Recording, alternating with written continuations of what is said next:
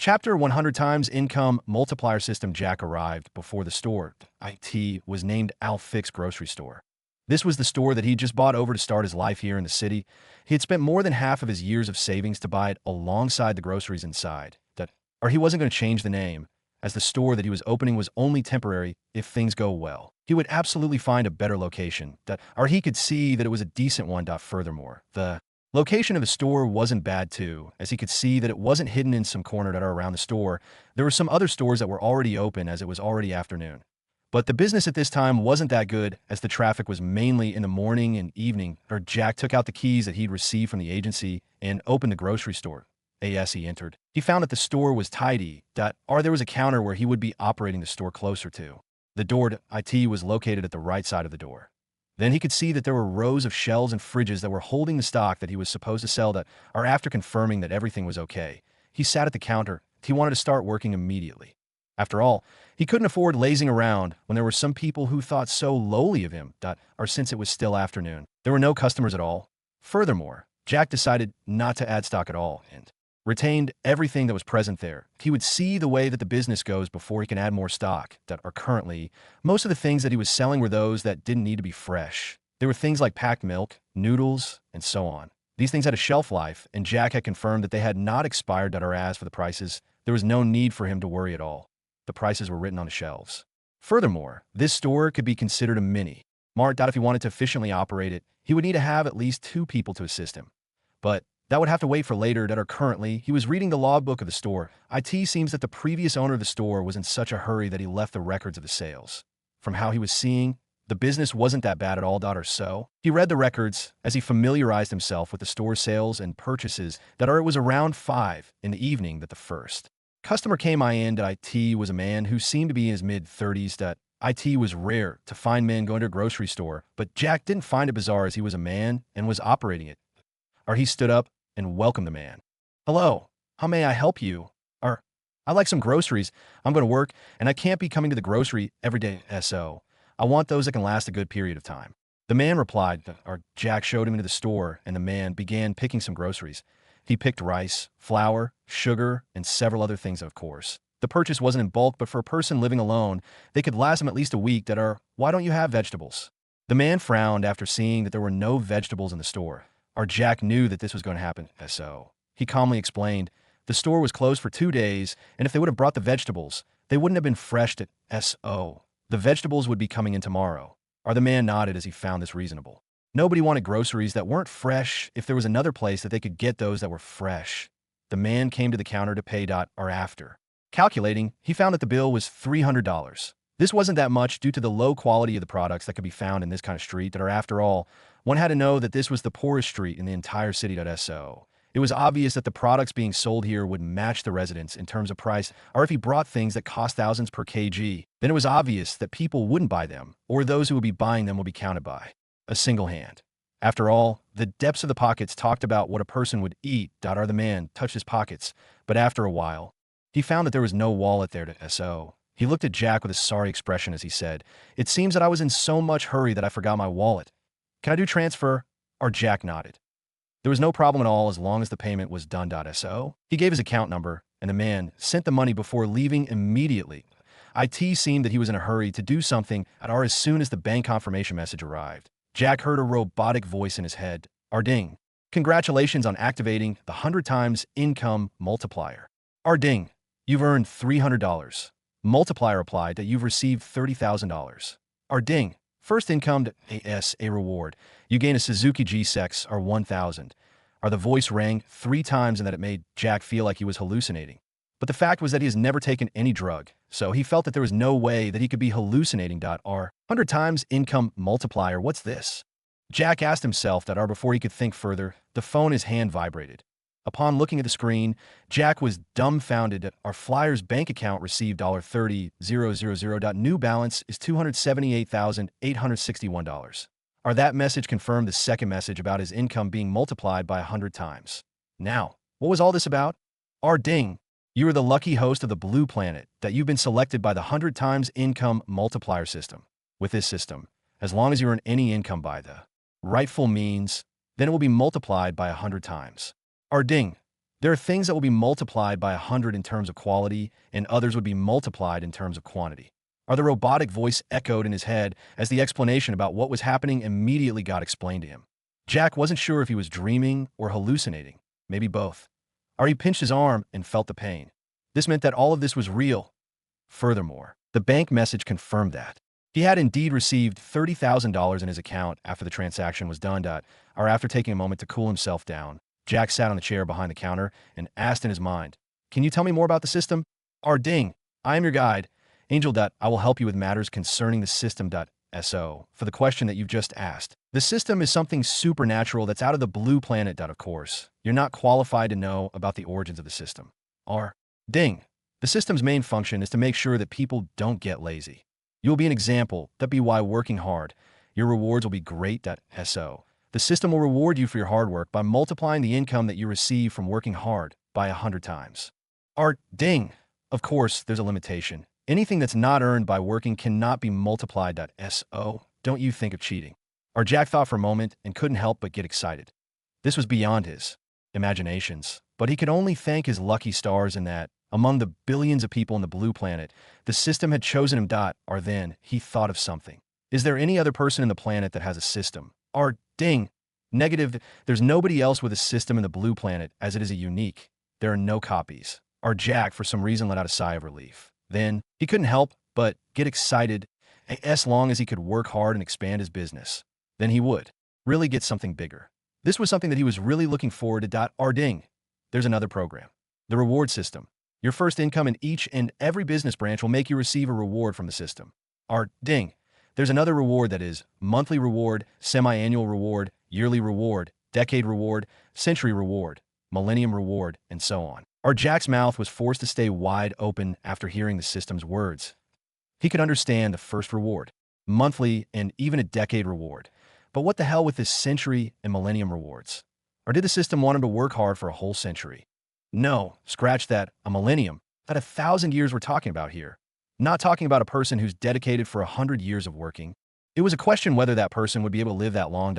And what's more, according to the current calendar, it had only been 2 millenniums since the first time that they started counting. Now, just how many generations had gone by in the 2 millenniums? Jack calmed himself down and asked, how on earth am I supposed to live for a millennium? Ding, with the system, as long as the host works hard, nothing is impossible. You mean that I can become an immortal, be able to fly? He couldn't help but start imagining. Ding. That's right. And the system confirmed this. Jack wanted to jump off his seat and run around shouting about his luck, but he still managed to calm himself down. By the way, where's my reward for the first income? Jack asked. Ding, the key is inside the drawer of the counter. The motorcycle is parked outside the store. Jack opened the drawer and found the key. He wide-eyed seemed that the system was right. But how on earth did the key get inside the drawer? Well, not like it matters. He'll just receive the reward. He was just about to go out of the store and take a look at the motorcycle when a person entered the store. That IT was a lady in her early 20s. Hello, I need some groceries, she said as soon as she saw Jack behind the counter. Since he was having a customer, then he would surely make sure to operate the store first before checking out the bike. How it all began. A/N. You can skip this chapter if you don't like flashbacks and jump directly to chapter 5. The following 3 chapters are mainly about how Jack became the way he was now. That morning, Jack walked slowly across the pathway. Although he was there, his mind was wandering around. He was completely ignoring the wonderful scenic view of flowers that were planted along the pathway that he was following. There were several colors that made this place look like the most decorated garden, but surprisingly, it wasn't on the sides, apart from the flowers of different colors and species. There were some of the rare trees that were planted there. There were several servants on the side, either doing cleaning or maybe going somewhere to carry out the errands that they had been assigned to. After a few more moments, he arrived in front of a majestic mansion that stood tall and proud. This mansion was exuding both beauty and majesty at the same time. That IT was so huge, not only in terms of length and width, but it had 7 floors. The mansion was painted turquoise. There were some areas that were painted white as well, but the turquoise color dominated the mansion. As he got at the door, those servants at the door didn't even bother to open the door for him. Without bothering that much, he pushed the double doors open by himself as he entered the mansion. Humph, that useless boy is here again. He knows that they don't love him, but he keeps on trying his luck. It's not like he can do anything anyway. He has never been given a company to manage. What company can he manage? He's never going to get a chance in this family. Well, you're right, his mother is gone. Now, there's nobody in the family that cares about him because of his behavior. As soon as he entered, he could clearly hear the two servants at the entrance of the mansion talking about him with voices filled with contempt. "Oh, look at who's back. I thought that you wouldn't dare to come back here." As he was ignoring those that were speaking of him, he heard an arrogant voice coming from his front. He raised his lowered head and directly stared into the eyes of the young man in front of him. The person could be said to be handsome, but not by a great deal. He had short blonde hair that was well kempt. His green eyes filled with both arrogance and contempt as they stared at him. He was currently wearing a green shirt with a black blazer on top of as for pants. He was wearing a black trouser. Since they were inside the mansion, he was wearing his sandals. "You mean that Jack is back? That I also thought that he wouldn't come back at all." Before he could say a single word in reply, a female voice sounded from the living room. Then, followed by the sound of footsteps, a girl of height of 1.70 m approached them. Just like the blonde before him, she had blonde hair, a beautiful face with a rating of at least 85. Her eyes were green as well. Currently, she was wearing a knee-length beige dress that outlined her features. Unlike his eyes filled with arrogance, her eyes were filled with slyness like that of a fox. Although she looked cute, Jack clearly knew that she was anything but cute. Amongst the two, she could be said to be the worst. "I thought that you said that you were going to look for a way to fend for yourself. Why are you back now?" she asked as soon as she arrived before the two. Jack looked at her before he looked at her brother, whose name was Steve.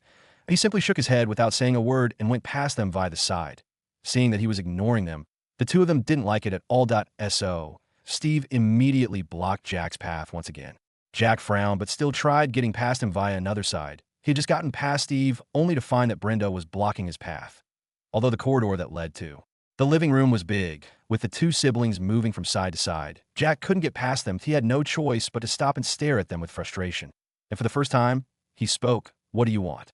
His voice wasn't loud, and neither was it low, but it contained a kind of male charm. "You know what we want from you. Just tell us. Why are you back? Didn't you boldly say that you would go and fend for yourself?"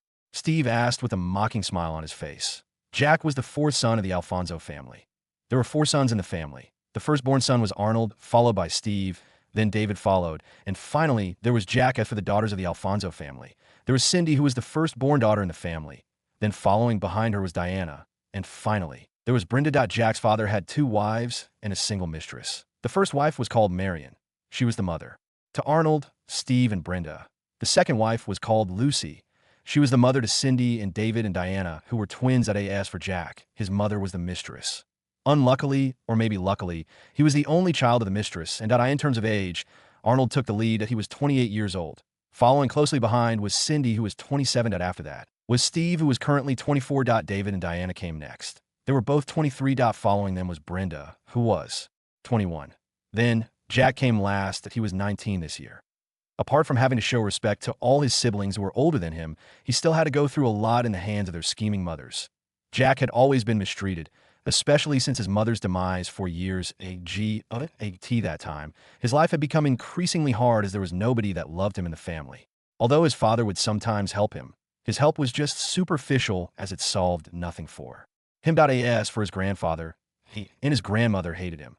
According to what he heard, they didn't like the fact that his father was keeping a mistress. They said that this was tarnishing the reputation of the family. They never loved her offspring, as well as he was a sign of that black spot on the clean family reputation. For his uncles and aunts, there were some that were like his siblings or his grandparents. Of course, there were those that didn't care about what was happening at all. There were cousins too, but just like his half-siblings, there were many of them that didn't like him at all. After all, Alfonso family wasn't a small family. Alfonso family was one that had assets that were worth at least $700 million. They were the biggest family that was the overlord of Crystal City. Here in Crystal City, they were monopolizing almost every industry. They had spread their influence to another city called Volant City, but their influence there wasn't as great as it was in Crystal City. Jack had tried so much to endure all the things that they were putting him through, but the end result was that he couldn't take it anymore. After his mother passed away, he had began saving whatever little money he was receiving from the family. He had burned doing so since his mother was alive at that time. He was still 13. In other words, he had been saving money for at least 6 years now. And since he couldn't take this anymore, he decided that it was time for him to move on and try his luck and see if he could do something with the education level that he had. The previous day, he had left the mansion claiming that he was going to get independent. He had gone around Crystal City to look for an opportunity and see if there was a chance for him to start his life. But after going around the place, he found that the influence of the Alfonso family was too great. There was nowhere in Crystal City that they didn't have a hand in. Since his half-siblings didn't like him, he was sure that once he started anything here in Crystal City, they would make sure that he failed at us. Oh, the only solution that he came up with was to leave Crystal City and go to another city that had no influence of Alfonso family. And so, he had slept in a hotel room the previous night. Today, he was here so that he could take his belongings before leaving. I'm leaving today, so you don't have to worry about me, Jack said to the two who were blocking his path. Oh, I see, Oddiso. Where are you planning on going to? Steve raised his brows and asked. It's not like you have to know that. Jack replied, "At this time." Brenda pulled Steve to the side, opening a path for him. Although Steve didn't like the fact that Jack didn't reply to his inquiry, he decided to go alongside Brenda. He knew that although she was younger than him, she wasn't someone that he could mess with. She indeed had to have a plan. She then said, "Oh, no problem at all. We can help you packing." "No need. I can handle it," Jack said as he left and headed to his room that was located on the 3rd floor. Steve looked at Jack's back as it disappeared from the corridor. He then looked at Brenda for answers. Seeing his gaze, Brenda gave him a sly smile as she said, "No need to worry about where he's going to. This is Crystal City. There's nowhere he can hide for if he wants to get out of the city." Reaching this point, Brenda gave a shallow laugh that gave Steve chills on his back. After Jack got into his room, he immediately took his luggage that he had already packed the previous day before he left. He then looked at the room that was painted white. The color of almost everything inside the room was either white or silver. This was the color that he had chosen in memory of his mother, he can remember till this time. His mother had silver hair and blue eyes. She was a beauty, and one thing was for sure. She was more beautiful than the 2 wives that his father had married, that he had inherited his mother's features. If there was a part that resembled his father, that would be the way that his jaw was shaped. All the other features were like his mother's. This is what made Jack a handsome young man. With his rare features, he was a dream guy for most of the girls in Crystal City that, of course, as soon as they met Jack's siblings or cousins, they would immediately give up on him. After all, they didn't want to get on the bad sides of these nouveau riche kids. He looked around the room for a little while. Before he let out a sigh, he then murmured, "Mother, I'm not sure whether you would have wanted me to leave this place or not, but I'm going to go out and prove myself. Although I won't be proving to them, at least, I would like them to know that your son wasn't useless at all." With that, he stepped out of his room and headed to the room that his mother had been using previously before she died. He entered the room that could be said to be a match to his in terms of colors. He stared around for a while. Then he took a step forward and looked at the bedside cabinet. He opened it and took a big envelope. This was something that his mother told him to take it with him as long as he was sure that he wouldn't be coming back to the room again. Since he was leaving, he had no intention of coming back to this place. Alfonso family had wealth, but had no moral values at all. After all, he had the blood of the Alfonsos running in his veins, but he was still being mistreated. He put the envelope into his bag. He was carrying a backpack. He didn't have many things as he was mainly saving money, and he had bought nothing luxurious over the years. In the bag, there were only the few documents that were important to him, a few pairs of clothes, and the envelope that he'd just taken. Without looking back, Jack left the room and left the mansion. He didn't find any of his half-siblings on his way out, and he heaved a sigh of relief. Those siblings of his were a headache to him, and he wasn't ready to face them when he was about to leave. So he could say that it seemed that Lady Luck was on his side this time. As he left through the main gate, he reached the road that led to the main road. This was an exclusive road for the Alfonso family that had been built for them by the governor of the city. This was a show of appreciation and, of course, to curry favor with the Alfonso family. It seemed that he had celebrated too early. After he got out of the gate, he found that Steve and Brenda were waiting for him. They had even called a taxi for him. That he shook his head as he thought to himself, "Seems that they can't wait to get rid of me. Jack, here, we called a taxi for you, and we're even paying for you. No need to thank us. We're family after all." At this time, Brenda strode towards him as she spoke. Her voice was laced with both slyness and mischief. Jack could tell that something was wrong, but he couldn't point it out. For Brenda to do something like this, it wouldn't be as simple as getting him to leave faster. She must be having another plan. But since he couldn't see through her and he wanted to leave faster, he decided to use the taxi that she had called for him. "Thanks," he said indifferently before he got into the cab. Then, the driver immediately started the vehicle and left for the main road. As they watched as the cab disappeared into the distance, Steve couldn't hold himself anymore and asked, "So, what are you planning this time? You didn't pay for him at all, but you told him that you did so." Why would I waste my money on someone like him? For what I'm planning. It's simple. I told the taxi driver to tell me where he's going to take Jack. From there, we can see what we're going to do. I'm going to make sure that he comes back while begging on his knees to be taken back into the family," Brenda said with a cold smile. Steve felt a chill running down his spine as he looked at her smile. He couldn't help but think to himself, what a demon, I better not get on her bad side, or things wouldn't be so good. Inside the cab, the driver drove the taxi as he looked at Jack via the rearview mirror. He was wondering why this handsome young man was leaving the family mansion where all the riches were. He could see that this young man was wearing some simple clothing. This way, he could guess that this young man's life wasn't good in there. But still, he thought that he shouldn't have left the family. Yes, soon as they got to the main road, he asked, "Where are we going, sir?" "In Coet City." Jack replied calmly. He looked out of the window as he let his mind wander around. The driver nodded before taking the road that led out of the city. Before long, they had already left the city on their way to Inchoate City. It would take at least 5 hours to get there. Seeing that Jack wasn't paying attention to him, he immediately took out his phone and sent a text message to Brenda. She had given him $5,000 so that he could give her the location that Jack was going. He saw no reason to refuse such easy money and thus accepted. Furthermore, he knew that if he didn't accept, he would surely have a hard time in the city. Why would he die for a person whom even his family didn't value at all? As soon as he sent the message, he received a reply. "Tell me the exact location that you'll be dropping him." He immediately agreed and put his mind back to driving. That he was also thinking about the fact that, since he was having the contact of the young lady at the Alfonso family, maybe in the future he could use his connection with her to make his life in the city easier. Jack had no idea that where he was heading to had already exposed. He just sat on the back seat of the cab as he thought about what he was going to do once he reached Inchoate City. That he decided that he would open a small store with the money that he had been saving during the years. This way, he could have a source of income. Then, after the business expands, he would be able to get a footing in the city. Although he knew that he wouldn't be able to become a millionaire without getting an opportunity, he decided to be optimistic. Nobody knew what would occur in the future. He took his backpack and opened it. He then took the huge envelope that he had gotten from his mother's room. He had an urge to open and see what was inside it, but he forced down the urge. This envelope had been staying inside his mother's room throughout the years. He was the one that was making sure that his mother's room was tidy. Furthermore, those arrogant members of the Alfonso family thought that it was beneath them to enter a mistress's room. Thus, nobody had ever entered his mother's room since she died other than the servants that were doing the cleaning.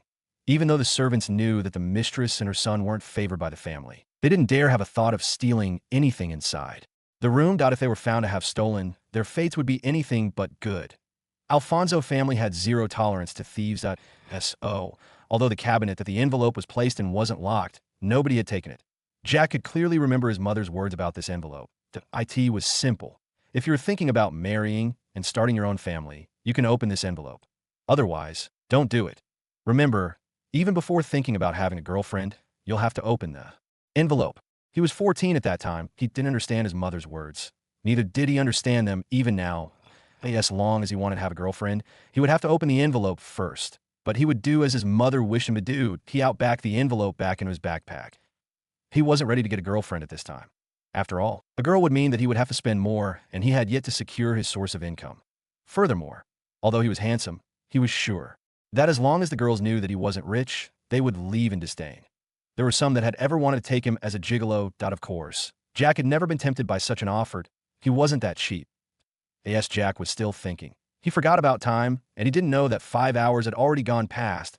It was already 12, and at this time, a visage of a city could be seen from afar.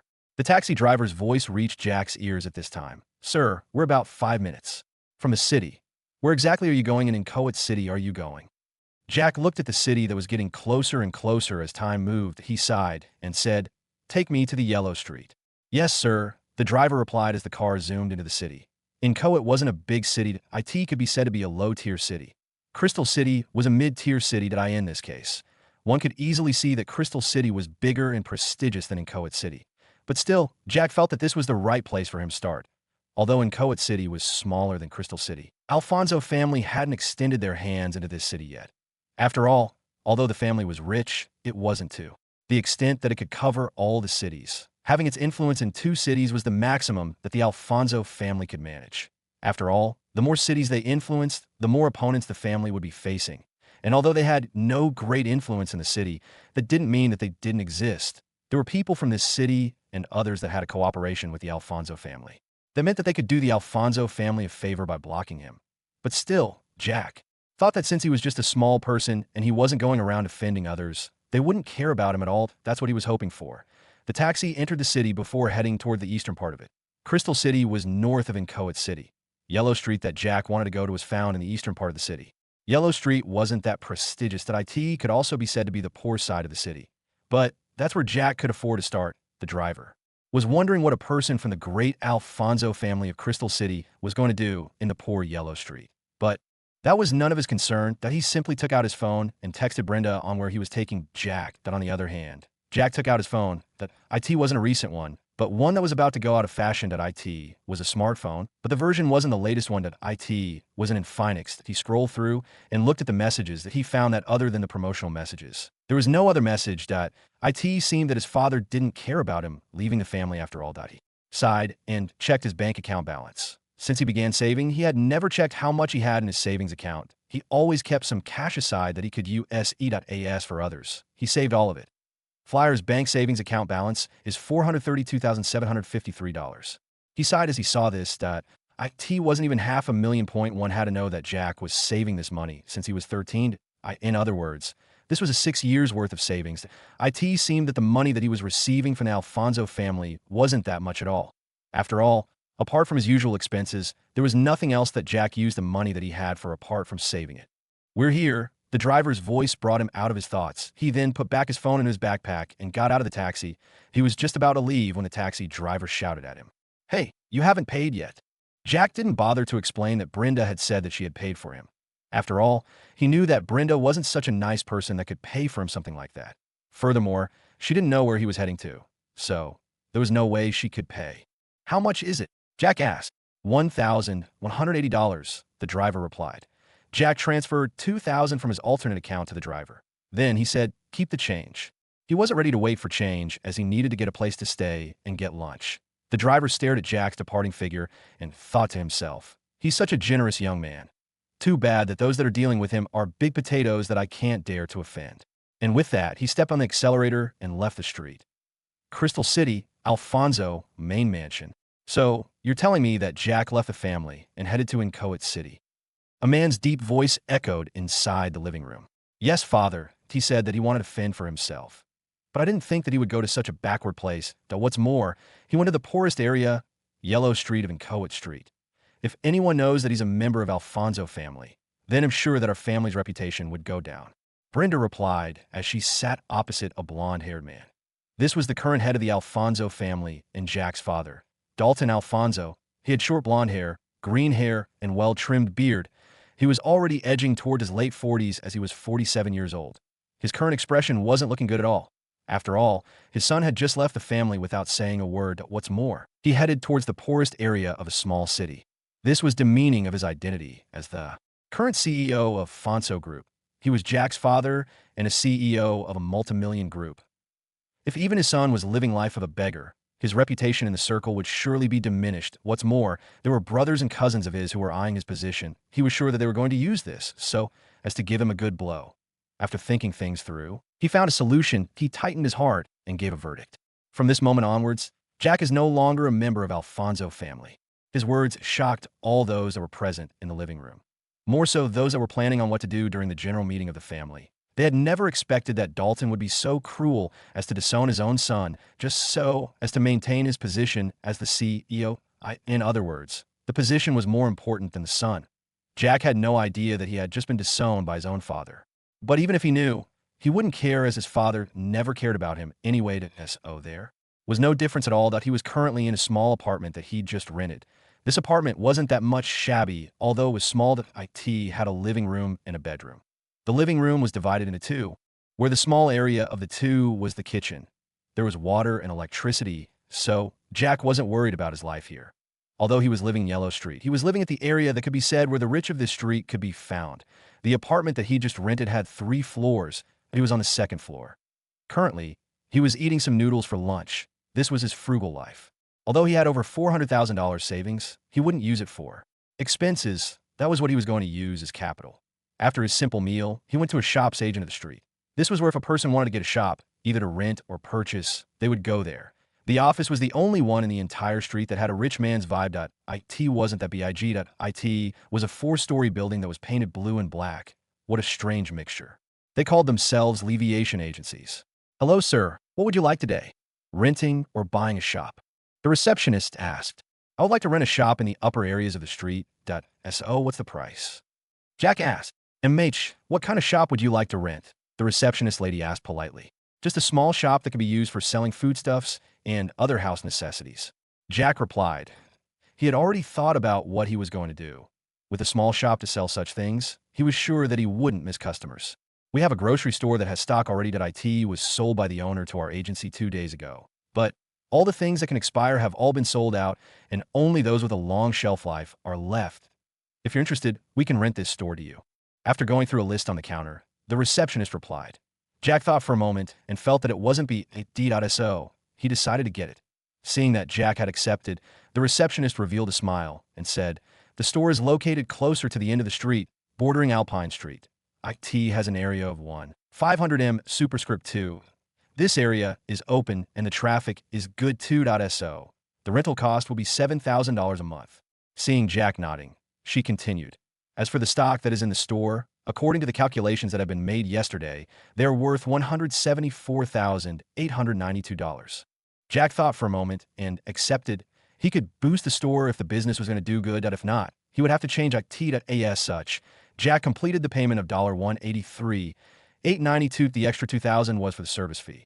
The store had a license already, which was included in the stock. Currently, Jack was left with $248,861. With this, if the business failed, he could start another one. With that, Jack left the store with the documents that showed that he was the current tenant of the store. The store wasn't that far from the agency office. It was just a 5-minute walk, and Jack was there. Present time, he was just about to go out of the store and take a look at the motorcycle when a person entered the store. It was a lady in her early 20s. Hello, I need some groceries, she said as soon as she saw Jack behind the counter. Since he was having a customer, then he would surely make sure to operate the store first before checking out the bike.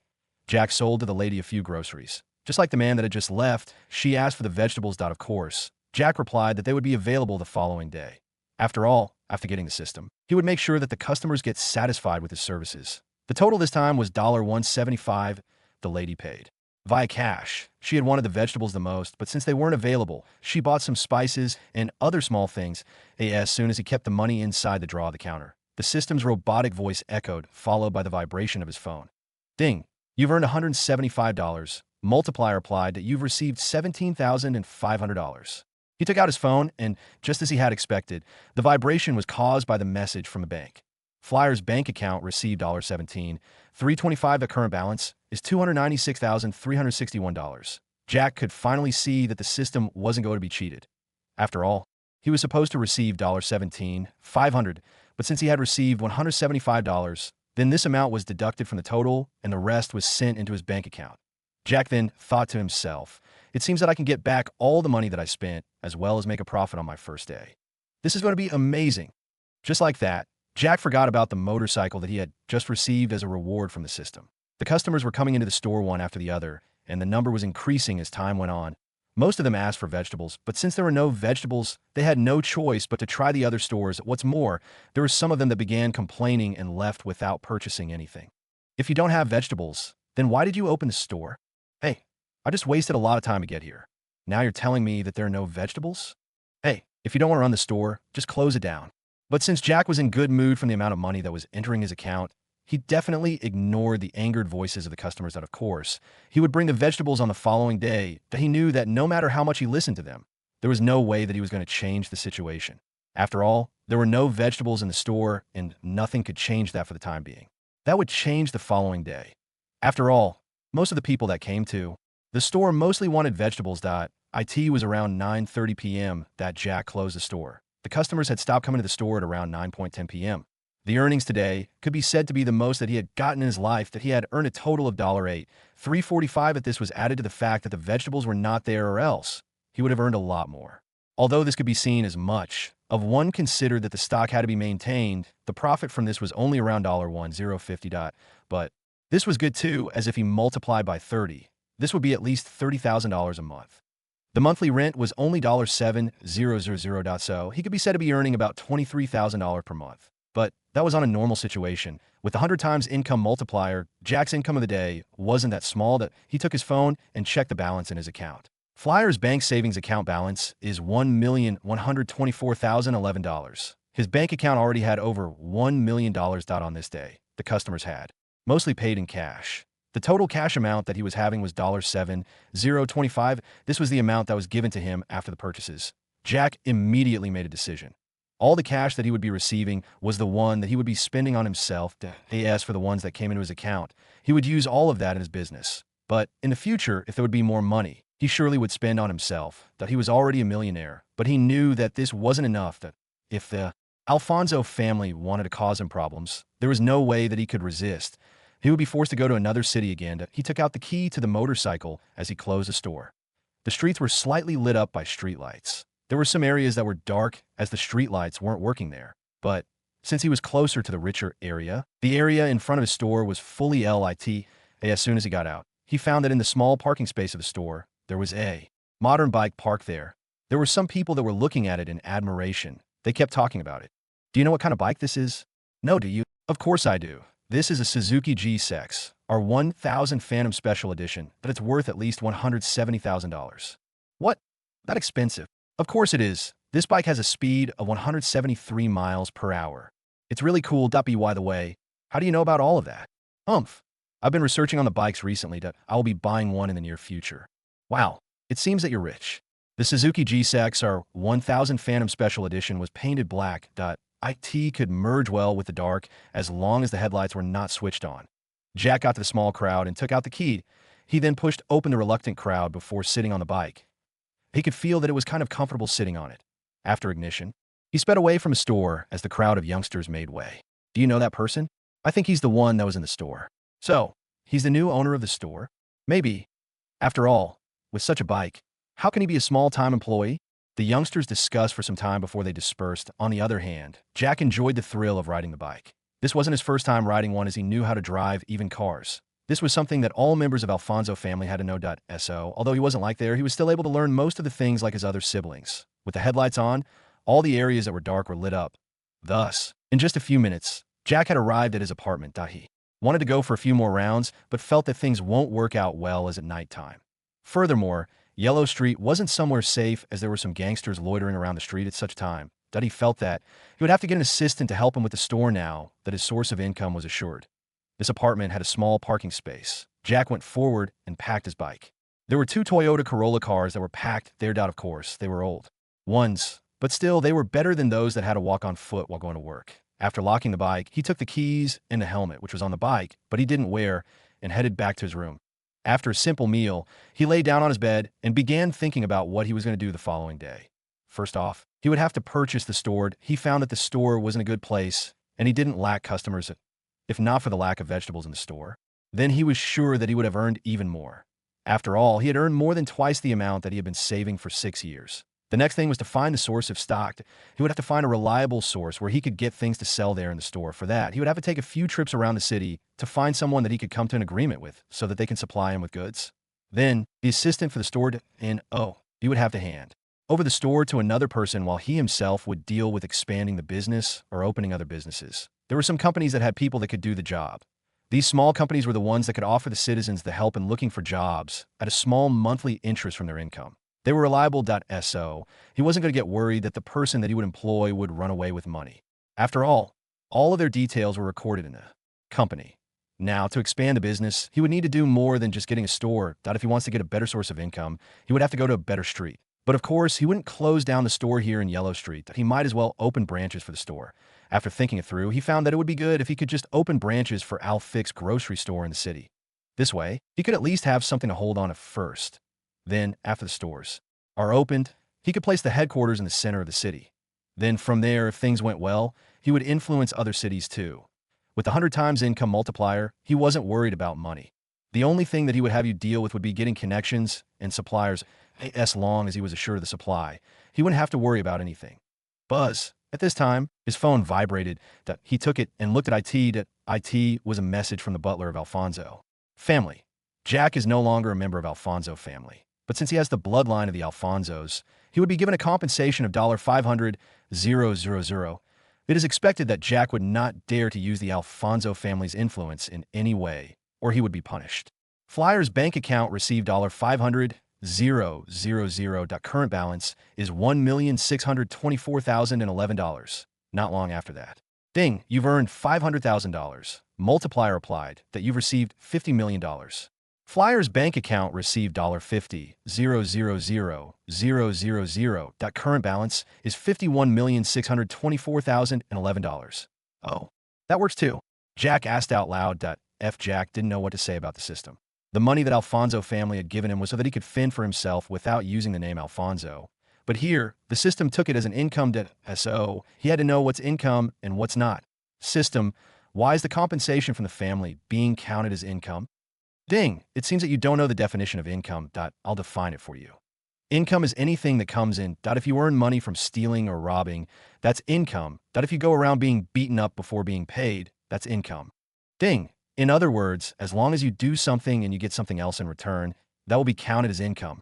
Ding, of course, the system limits what income will be multiplied. If you steal from a person, that will not be multiplied. If you receive bribes, that will not be multiplied. Ding, you have just received $500,000 from your family. That's as the income from defecting from Alfonso family. Since it's not counted as illegal as nobody is going to suffer, it has been multiplied. Jack was led in silence for a long period of time by the lengthy system explanation. He was trying to think of other sources of income that could be counted as illegal by the system. Why is a bribe considered illegal? It doesn't hurt a person, does it? After thinking for a moment, he asked, Ding, bribes are going to hurt a person. After all, if a person bribes you, it's either that the person has done a mistake and doesn't want to be punished, or he's incompetent and has tried to buy his way in. Ding. For the first one, if he did a mistake like hitting another person, that is considered hurting someone. Hey, that's too direct. There are other things, you know. Jack couldn't help but complain at the system's deduction of a mistake. Ding. Okay, he might have accidentally hit another person with a car. That's hurting others. Jack. Ding. He might have accidentally poured hot tea on another person's face, thus causing this person to be admitted in the hospital. This is considered hurting a person. You're helpless, Jack sighed.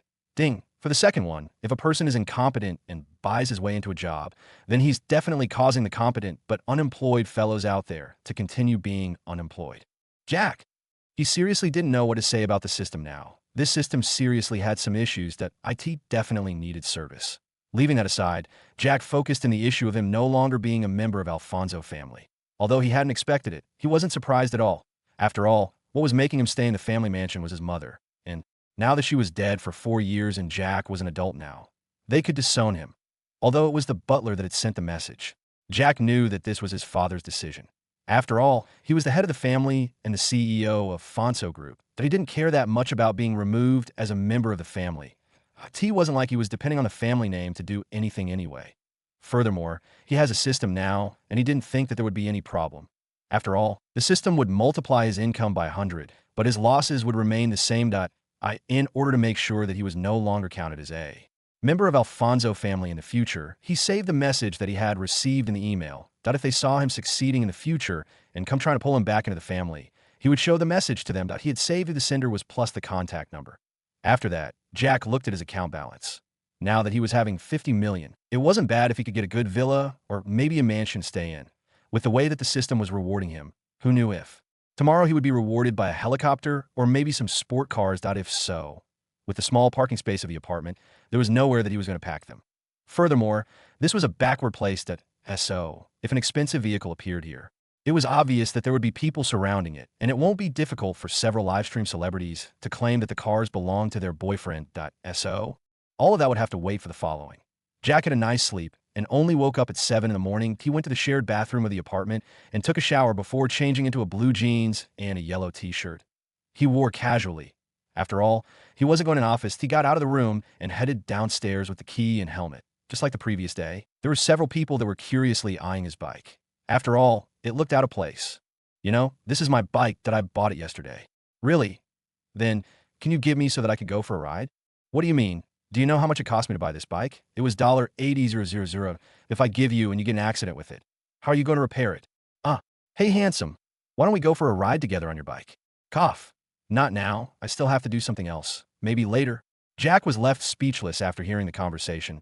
As he pushed through the crowd, he found a guy who seemed to be in his mid-20s leaning on his bike. See, this was what I was talking about. This was just a bike that cost about $170,000. Yet here, there's someone already claiming to own it that even said that it cost only $80,000. What a shameless guy. Furthermore, he even found an excuse to evade riding the bike. But if you have somewhere to go, then why are you still leaning on the bike? instead of hurrying on your way, Jack sighed before he approached the bike. As soon as the young man saw Jack approaching, he frowned and waved his hand impatiently. Hey, buddy, you might not have heard, but I own this bike, and am about to go somewhere, and am not lending it to anyone. Jack was left speechless once again. Who the hell said that he wanted to borrow the bike? That's my bike, all right? He simply shook his head as he took out the key and shook it in front of the guy's eyes. He then patted the helmet that he was holding in his left hand.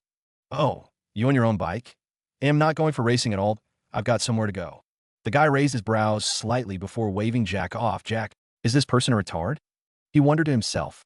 Ahem, I mean I own the bike. Jack coughed slightly and pointed at the bike that the man was leaning on. The guy looked behind him before he looked at Jack with a face that was full of question marks. I don't see any bike behind me. Jax twitched as he heard this. He sighed and said, I mean, I own the bike that you're leaning on. As he said this, he shook the key in front of the guy once again. The guy frowned for a moment before his face revealed, as if he had just gotten an epiphany. He coughed embarrassedly and moved to the side. Jack just shook his head, got on the bike, put on his helmet before he accelerated away from the apartment area. It was only after he left that the crowd reacted. Wait a second, didn't that guy just now claim that the bike was his? Yeah, right. Where's this guy? He shamelessly claimed that he had bought it yesterday. He was so smug. Turns out that it wasn't even his. So, that's why he was just leaning there and didn't dare to give the bike to someone for a ride. I knew it. I didn't see a key on him. Shameless. You're also bragging. Wait a second. Where's that guy? Yeah, he was here a second ago. I swear I saw him standing next to him, and I didn't see him leave. That guy sure is fast. The crowd was left speechless once again. It turned out that as they were still understanding the situation, the guy had already fled. What was surprising was that in the crowd of about 20 people, nobody saw him getting away. Jack knew nothing of this, but he was still reminding himself that he had to get a house on this very day. Otherwise, it won't be long before a person says that she was his girlfriend. Speaking of a girlfriend, he wondered what was contained in the envelope that his mother had left him. Still, he put that thought aside as he headed towards the company that had people that were looking for employment. With the bike speed, he got there in slightly over 30 minutes. It was located in another street that could be said to be better than Yellow Street. Not only was it cleaner, but the buildings here were also better. This was the Anson Street. It could be said to be where people came to look for job. Or it could be said that this was the headquarters for those non-employed from several streets that were like Yellow Street. He arrived in front of Dan's Brokers. After parking his bike, he headed straight for the entrance of the building. That IT was bigger than the shop's agency back in Yellow Street. As he entered, he found that inside was crowded. Although it was crowded, he could see that it was organized well. After all, although the ground floor was an open space, there were plaques hanging in several areas showing the different divisions of professions. There were sales department where he wanted to go to, cleaning department, security department, delivery department, and so on. As soon as they saw him entering, those that were in charge of several departments ran to him. Hello, sir. What department would you like to visit? One of them, who was a beauty, asked with a charming smile. Jack was somehow startled when he saw them rushing towards him, but calmed down after hearing the question. I mainly want the sales department, but I could use the cleaning and delivery department as well, he said after a moment contemplation. After hearing what Jack said, those from the other departments that Jack hadn't mentioned left while feeling dejected. Of course, they didn't forget to throw envious gazes at the three that had stayed behind. This place was competition. If people of your department were given a job, then your salary would increase. It's just like how commission was earned. If many people of your department get employed, then you would get much income from the interest that the company would be cutting from the income of those employed through the company. This way, sir. The lady showed Jack to her department. Since Jack had said that he wanted those from the sales department, but he could also use those from the cleaning and delivery department, it meant that he was prioritizing the sales department. After taking a seat, the lady asked, "What kind of employee do you want?" A charming girl, a mature lady, a youngster, an able-bodied man. Jack was rendered speechless by this person on charge. It was as if the people here were clothes, and she was talking about the clothing styles. Anyway, he still answered, I want someone capable. I don't want a person that would be needing my supervision every moment. And it should be someone that can work in a grocery store. Hearing Jack's description of what he wanted, the lady nodded her head. Then, she turned towards the people who were looking for a job and called out, Agnes, come over. A lady who could be said to be a beauty of 89 stood up from the crowd under the envious gazes of her fellows. She walked hurriedly towards the counter. According to what he saw, she had to be in her late 20s if not her early 30s. The way that she was walking was filled with both determination and confidence. Jack nodded as he saw this. It seemed that this wasn't a person that was going to be shy in front of customers. He just hoped that she was a person that could work under minimal or no supervision at all. Soon as she arrived at the counter, the lady who was in charge of the sales department did the introduction. This is Agnes. She has worked in a grocery store for 3 years, and the store was closed due to the owner of the store leaving the city. She hasn't been on duty for a week now, so her skills haven't gotten rusty yet. Jack nodded. This was what he was looking for. Since she had experience in running a grocery store, then she could advise him on what he would be needed to do in terms of stock and prices. Point one had to know that although Jack had studied, he wasn't proficient in running a store. Furthermore, a grocery store was different from a bakery.so. Everything had their own way that needed to be followed for the profits to be maximized. He nodded his head to show his acceptance to AS for the details and whatever. This broker's company could deal with it. If there were any problems that were going to occur, then he would be sure to come back to this company to demand for compensation. Well, with $50 million in his account, the store could be said not to be worth that much. But still, there was no harm in making sure that his first business didn't fail.so. After he was done with the sales department, he immediately headed to the delivery department. This was another area that needed trustworthy people. IT wouldn't be good if the person that was supposed to deliver goods suddenly runs away with the goods. The one in charge here was a middle-aged man. Here, after giving the terms such as knowing the city well, and that person must have done several grocery deliveries, knows how to drive and so on, he got a person. His name was George. Although he was only 23 years old, he had been working as a delivery person for 5 years, and none of his previous employers had a complaint. Jack nodded. This was what he wanted at AS for the cleaning department. There were not that many conditions other than being able to work with others in the store. After he was done selecting, it was time to discuss about payment and contract. Jack wanted long-term employees, not those that would work for 3 days and then disappear or quit.so. The sales department would be taking $3,000 a month. The delivery $2,500 and cleaning would be $2,000 a month. The term that they had signed was that they would be paid the first month in advance, but the working period would be 6 months. After 6 months, if they wanted to continue working for him, they would sign another contract to extend their working period.as for the service fee. It was just $1,000 which Jack paid without much thought. In total, he had spent $8,500 on this trip. But even so, the amount in his account didn't even budge. With the issues done, Jack left the broker's company with 3 employees. Agnes, the confident lady, George, the resolute young man, and finally Charles, a reserved young man. Since he didn't have a car that could carry the 3 of them, they had to take a taxi, but they were not going to the store immediately. They were going to Delight Mall. The reason for that was simple. He had to get a pair uniform for his employees. After that, he would see if there were things that they needed to make their work efficient. Seeing that they had arrived in front of one of the most popular malls in the city, the 3 couldn't help but wonder if the grocery store was located here. Of course, this thought was fleeting as it was eliminated the next second. After all those that opened their business inside Delight Mall were super rich and wouldn't need a small company like Dan's Brokers to help them get employees. As long as they posted that there was vacancy, it was a sure bet that there would be a long line of graduates looking for an opportunity to be employed. The reason as to why they were here, Jack told them, we have to get you some uniform for the store. The store is unique, so you'll get several pairs of uniform that we're here because the uniforms are going to be custom made.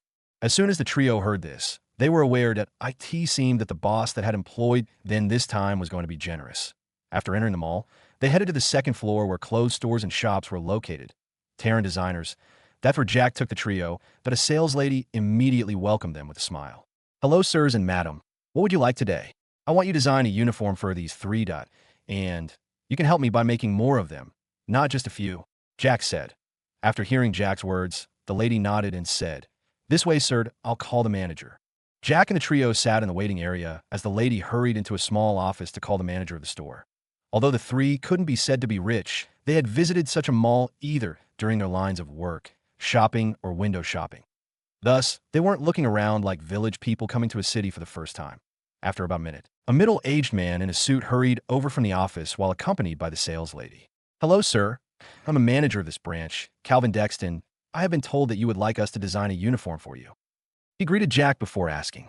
That's right, I want a good uniform. Point one that has been designed well by top designers. For men, a shirt, a trouser, shoes, and a blazer. As for women, it would be a blouse, a skirt, shoes, and a blazer.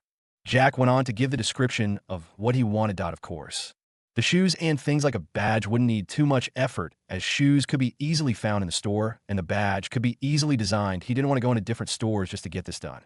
That was the reason as to why he wanted everything to be done by Terran Designers. They were a top clothing company in the country. Seeing that Jack was a big client, the manager treated him even better and with more respect.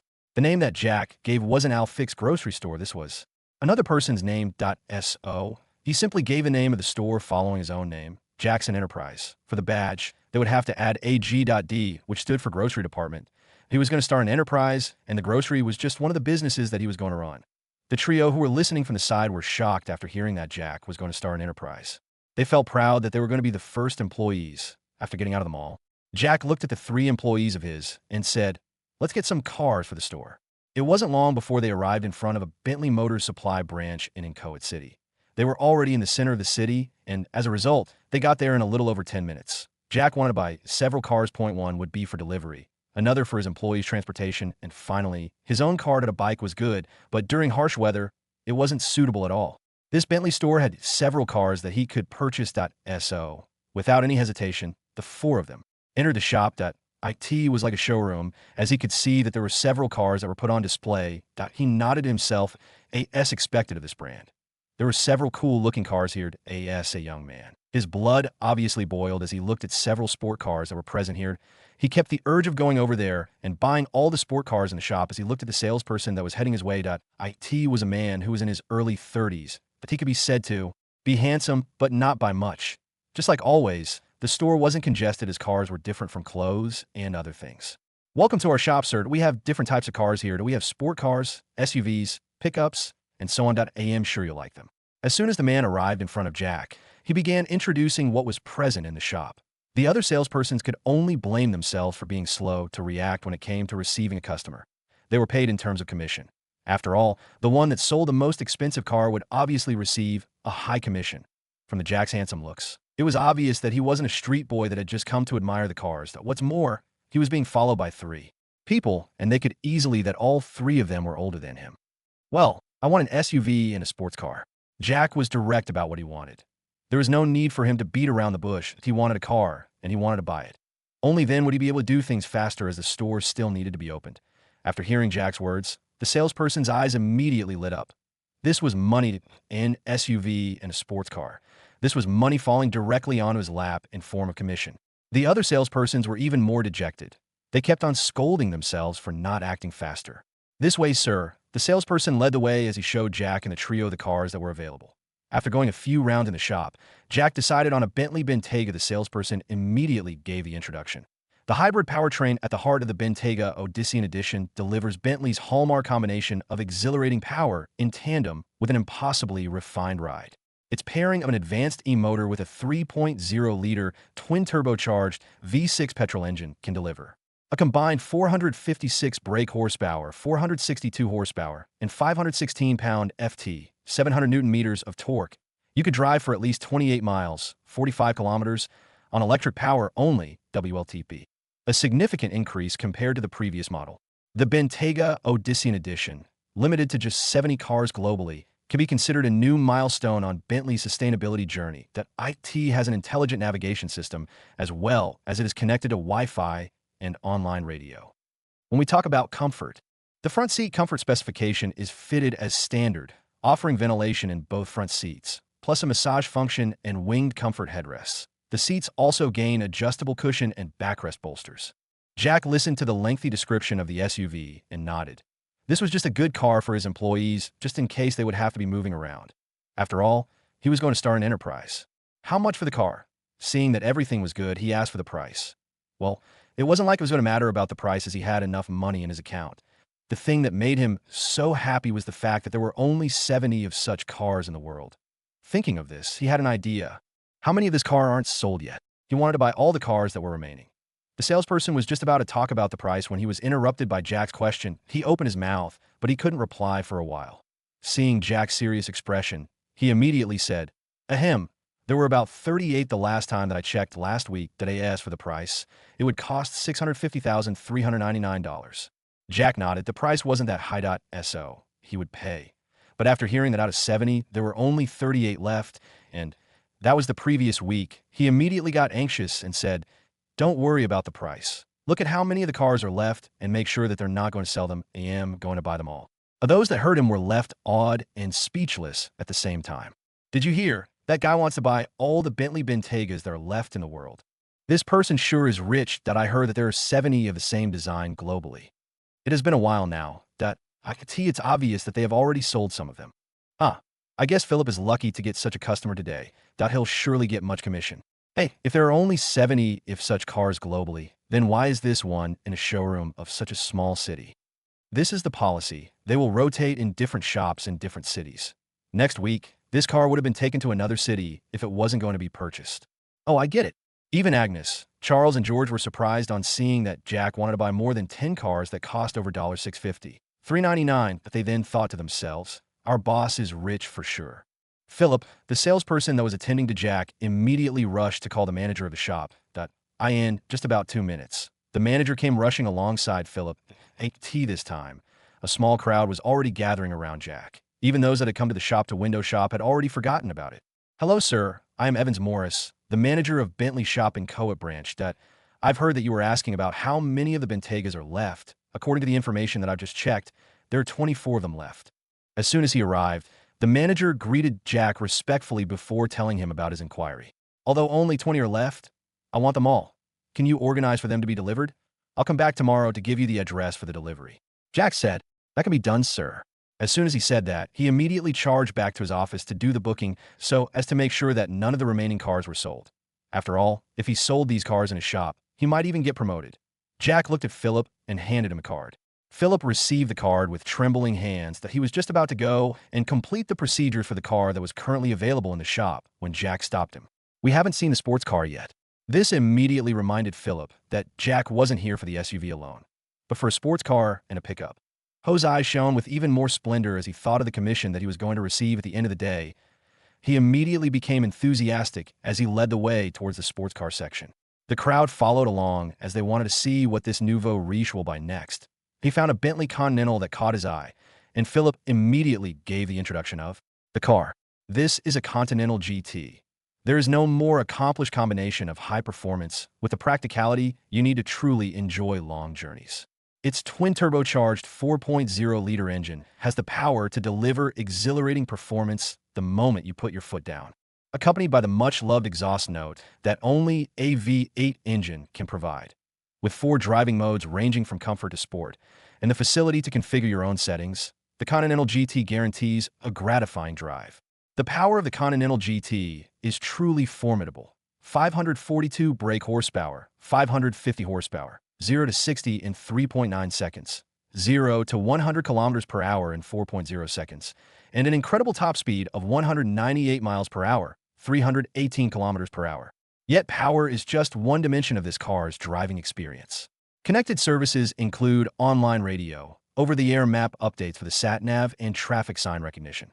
The My Bentley smartphone app adds features such as Perimeter Alert Dash, informing you if your car leaves a predefined area, alongside the facility to preheat the cabin to an optimum temperature.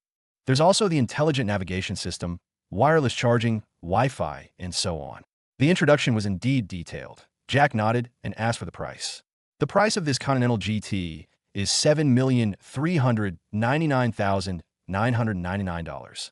Philip said with his eyes shining that it was obvious that after this, the amount of commission that he would receive would make his life have a qualitative leap. Okay, I'll get one now for the pickup. Jack nodded as he made his decision before turning his attention to the pickup section. Author's note. Hello guys. Thank you for supporting this book so far that I hope that we'll keep on doing so. Note, am not good when it comes to cars.so. I just Googled the descriptions of the cars on Google. Hope you won't mind that I asked for the prices. What I'm writing aren't the real market prices, so please, don't take them back to real life. Thanks. After looking at the pickups present in the shop, he found that they were mostly luxury pickups and not those that matched the work of carrying a grocery supplies at SO. He decided to do the payment for what he was going to buy first. He was buying 24 Bentley Bentegas. The total price was $15, $609, $576. Plus, he was buying a sports car, Continental GT, whose price was $7, $399, $999 for the shipping fee, a number plate, insurance, and so on. Jack paid $27,000. This was to make sure that it was going to be fast. Then there came the issue of customization. He wanted 5 of the Bentley Bentegas to have the logo for his new enterprise. Of course, since the 5 vehicles would be in the grocery department, they would have a G.D added below the name Jackson Enterprise, AS for the others. Jack decided that they should have a logo for his brand, and of course, the logo wasn't out yet, and he was going to look for a designer for it. Then, it would be sent to the clothing shop and the Bentley shop.as for his sport car. There was nothing that needed to be. added that he felt that it was okay the way that it was. For the customization, it cost him a total of $149,500. This was for all the 24 cars out, of course, since he was going to use the one that was present in the shop currently. The customization would be done after the others were delivered. It took more than an hour for all the procedures to be carried out. Immediately after that, Jack got out of the shop with the manager, Evans Morris, and the gleeful Philip under the envious and awed gazes of the other salespersons and those that were visiting the shop. Jack had just spent a total of $23, $186,075. This brought his balance to $28 for 29 for 36. This was just enough to ensure that the store was fully supplied with stock. Now, his Jackson grocery department would only be left with the issue of getting the stock and expansion. Since there was no vehicle present in the shop that could be used for the grocery delivery, he changed his destination to the available truck shop. It was a Freightliner shop. He decided to leave his sports car and the bike at the Bentley shop as they left on the SUV. Since George was a delivery person before, he drove while Jack sat on the passenger's seat. Charles and Agnes both sat on the back seats. After getting inside this car, he felt that there was no exaggeration when they talked about comfort in this Bentayga. He nodded in appreciation. George's driving skills were good as he had gone to the driving school, and he used to participate in racing before he became a deliverman. Of course, it was only for a year and a half that he participated in racing. It didn't take them that long to reach the shop that had trucks. The trucks were displayed in the showroom for people to admire. He didn't want to wander around so much as it was already getting close to lunchtime. He had to complete things faster so that he could open the store on this very day. He found a Cascadia Freightliner. This truck was considered somehow big and at the same time not big. Well, it could be said to be the appropriate size for a city. It wasn't like those cargo trucks that moved very long distances. It had refrigeration system, just what was needed. With this, he wouldn't have to worry about grocery items going bad. He asked George if he could drive it, and he said that there were only a few cars that he couldn't drive, and a truck wasn't among them. With a total cost of $419,350. He left the shop claiming that the truck would be taken later on or would be delivered to the address that he would give if there would be a need for it to. After they left the shop, Jack asked George for the place where they could get a supplier. George immediately drove the SUV to the outskirts of the city. Of course, the area that they headed towards wasn't like Yellow Street. Although this part of the city wasn't congested by office buildings, he could see that the area was clean. This was the industrial side of the city. It wasn't long before they arrived in front of a 7-story building that had a large base area. There were several trucks and pickups that were going to and fro here. After entering the gate, they were invited politely into the waiting area. After all, the Bentayga was a high-profile vehicle, and as a result, they were treated with respect. Since George had been here before, he was familiar with the procedures. Before long, they met with the manager in charge of the sales department, Kevin. "Welcome, Mr. Jack." Since he was told not to use the Alfonso name, Jack decided not to use it at all. "I would like to have a cooperation with your company. Of course. The cooperation is for the supply of the grocery products." Jack went straight to the point. The amount of stock that you want is what will determine the cooperation." Kevin replied, "The amount of stock hasn't been fully determined, but what you can be sure of is that it cannot decrease, but it will keep on increasing." Jack said he hadn't thought of this point when he came. But still, he was going to expand the business further, and there was no need for him to worry about the stock that he would be getting being excess. Now, that's a problem. To sign a contract, we will need to get a figure on which we can both agree on. Kevin frowned after seeing that Jack hadn't even prepared anything. "Well, this can be said to be the preparation. During this week, the stores that I am intending on starting will be opened. So that's the reason as to why the stock isn't determined yet." Jack then went on to explain that he was opening grocery stores all over the city. After hearing this, Kevin's tense brows slightly relaxed. He then asked, "So, what amount of stock would you like to start with?" "I want to start with $500,000. Probably if there's any in your warehouse, I can take it now. As for the others, I will inform you on when they're needed." Jack replied. After hearing that the initial amount of stock that Jack wanted was going to cost $500,000, and this was the initial stock, Kevin was relieved. It seems that he's not here to joke, he thought to himself. After they came to an agreement, the contract was drafted. The contract to supply was that the maximum stock that would be supplied would be worth $30 million in 3 months. This was the time that Jack was going to starting, and could be said that it would be a testing period. Of course, Jack wasn't worried about losses at all. After all, with the 100 times income multiplier system, the income would definitely be higher than the losses, but he wasn't ready to run a business at a loss. After they were done with the contract, Jack brought them to the store that he'd purchased the previous day. The three raised their brows. They were wondering to themselves, this guy is so rich. Why would he need to open a store in such a backward place? But they didn't dare to ask the question out loud. So they followed Jack into the store. Although the store wasn't that big, it was decent in the street that they were in. Jack turned and looked at them. Then he said, "If you guys work well, then I might make you the leaders of the branches of the surrounding streets. This is the benefit of being my first employees. As for the salary, don't worry about it. The better you perform, the better your salary.so. Don't worry about the figures that are written on the contracts." Jack ignored their astonished gazes and added fuel to the already burning flame. "Thank you, boss." The three thanked him in unison.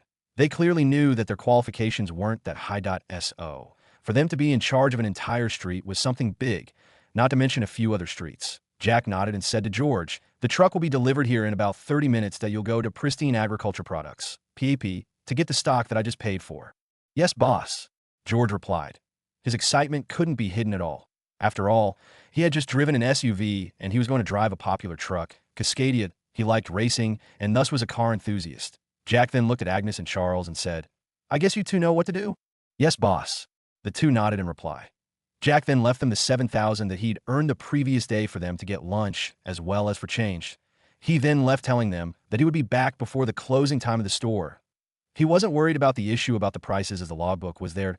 He had told the truck shop manager that George was the one that would receive the Cascadia Freightliner. Now, he was going to take his meal before going to the real estate agencies to get himself a good house that he left with the Bentayga. After all, his bike and sport car were left at the Bentley shop. Jack ate in an ordinary street stall. Of course, the car attracted attention of the crowd, but Jack wasn't in the mood to discuss with them. Immediately after he was done with the meal, he immediately headed back towards the center of the city. The mansion that he wanted to buy wasn't found in the streets like Yellow Street.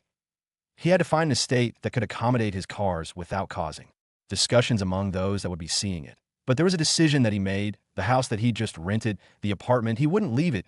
He would be staying there in case he came to Yellow Street to supervise the stores. IT didn't take more than 30 minutes before he arrived in front of a real estate agency.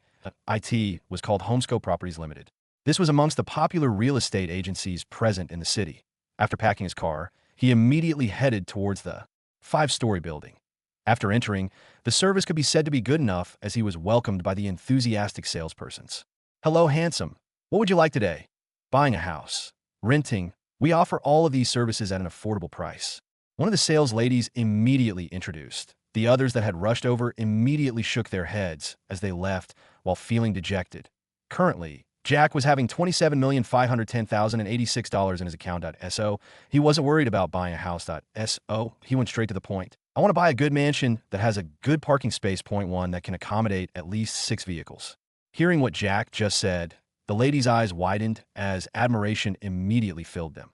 This was obviously a rich person. He wanted a mansion that had a parking space of at least 6 vehicles. This implied that he had at least 6 cars.so. She straightened her posture and made sure that her clothes were okay. Okay. I mean that she made sure that the top was revealing a little skin. Obviously trying to honey trap Jack. But who was Jack? He had been a member of Alfonso family for 19 years of his life. It was obvious that he had experienced such situations before.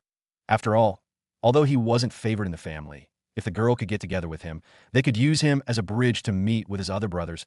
But he was experienced, and this wasn't moved at all if he ignored this and asked, "Do you have a mansion that matches my taste?" "Yes, we do have IT. IT is in the most popular and suitable place for people with a high status. There are actually 2 mansions there, and they're named Prince and Princess Palace, or PPP. The location of these 2 mansions the north of the city, not too far from the center. The area is free from traffic, and thus there would be no problems like noise. The security there is top-notch. What's more, the environment is relaxing. There's an artificial lake that is at the center of the 2 mansions separating them. They're connected by a bridge that is made by the most popular designer in the country. There's a garden where there are several rare and almost extinct species of trees are planted. IT can be said to be the most luxurious place for a person to stay.as for the parking. There's a huge parking space that can accommodate at least 10 cars. Jack was impressed by the mansion. IT seems that this was what he wanted. But he knew one thing for sure. The price of the mansion wasn't going to be low at all. The sales lady had mentioned these 2 mansions on purpose that if they're sold, not only would she get higher commission, but she would get promoted. She made sure to give a description of the mansions well so that Jack could get the image of it. Just to make sure that Jack was convinced, she brought him to the highest floor where there were several models of the mansions and villas that they were selling. Jack looked at the model and felt that the lady's words were no exaggeration at all. This place was indeed a palace. What's more, it was surrounded by a high 15 meters perimeter wall. This in itself was a show of the security. After looking at it for a while, he looked at the lady and asked, "So, how much for this mansion?" "The mansion is priced at $38. $0.00000. Of course, it was this price that has made it not to be sold for a while now. After all, Inchoate City is a small city, but the designer of the mansion had the intention of attracting the big shots here. The lady was quite honest with her words. Even she knew that the price was high, and most people would back down immediately after hearing the price. So, what is the payment plan? Jack had expected that the price would be high. He could see that the level of the Prince and Princess Palace was higher than the one that Alfonso family owned. You can pay 50% deposit and the rest have to be paid within a year. As for things like renovation, you'll not have to worry about them. The mansions are ready and one can move in immediately, the lady replied. Her eyes were already shining with the dollar sign. She could see that money was just getting closer. After thinking for a moment, his balance was only $27,510,086.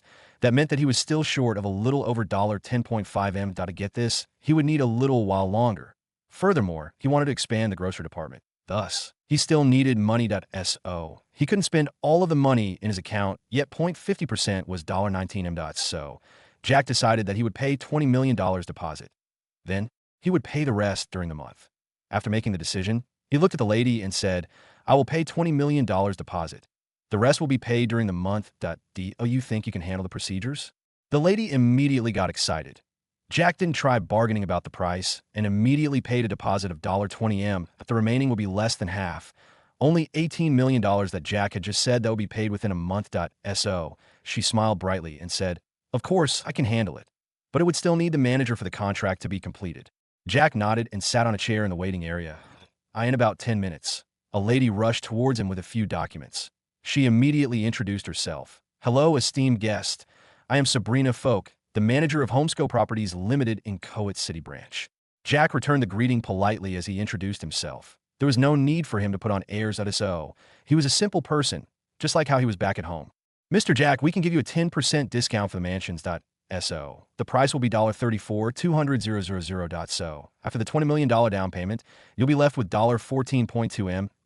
As for the duration of the payment of the balance, it's always supposed to be paid within a year. So, you can take your time. During this 1 year, you will have the certificates of ownership for the mansions. But if the 1 year period passes without the payment being completed, the certificate will be revoked and you'll be refunded with 85% of your payment. I don't know if you can agree with these terms. Sabrina asked after she talked about the terms of the contract that had to be signed. Jack nodded. He was going to finish the payment within a month. He didn't like having debts hanging over his head. After the duo came to an agreement, Jack signed the contract, and the procedures for handing over the ownership of the mansions was completed after half an hour. After Jack did the payment, he was left with $7,510,086. This was enough for the expansion of the grocery department. With more stores, he would be able to get more money, and the income would be multiplied by 100 that way. His account wouldn't be left empty.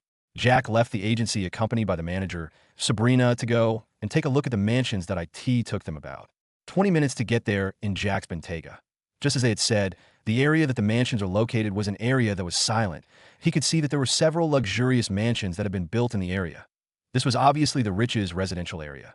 This residential area was known as Windhill Residential Area. This was where the leaders of the city and other bigwigs stayed when they visited the city. One thing that interested Jack the most was the fact that Prince and Princess Palace was located the heart of the residential area. This meant that this was the most expensive mansion in the entire city.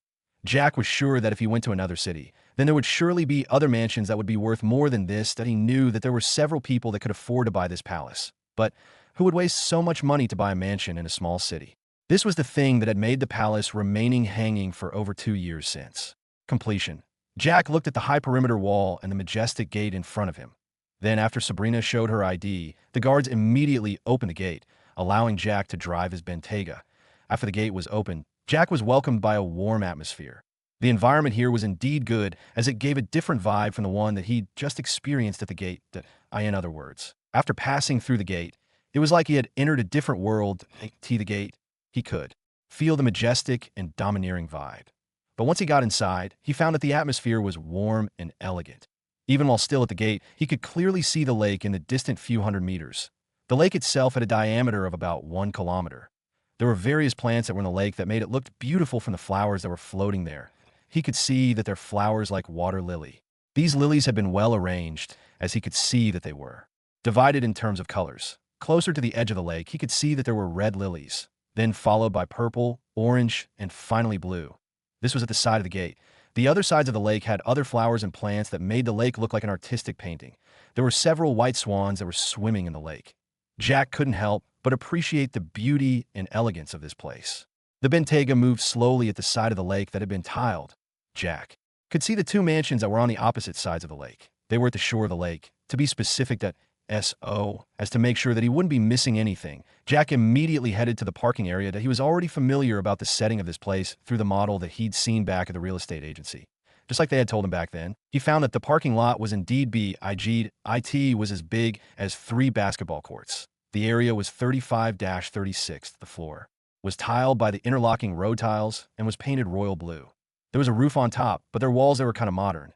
They could rise and fall that if they rose, then the parking area would immediately become an enclosed space. Once they were taken down, it would be an open space with a roof. The walls were controlled by a remote. Furthermore, these walls were quite sturdy.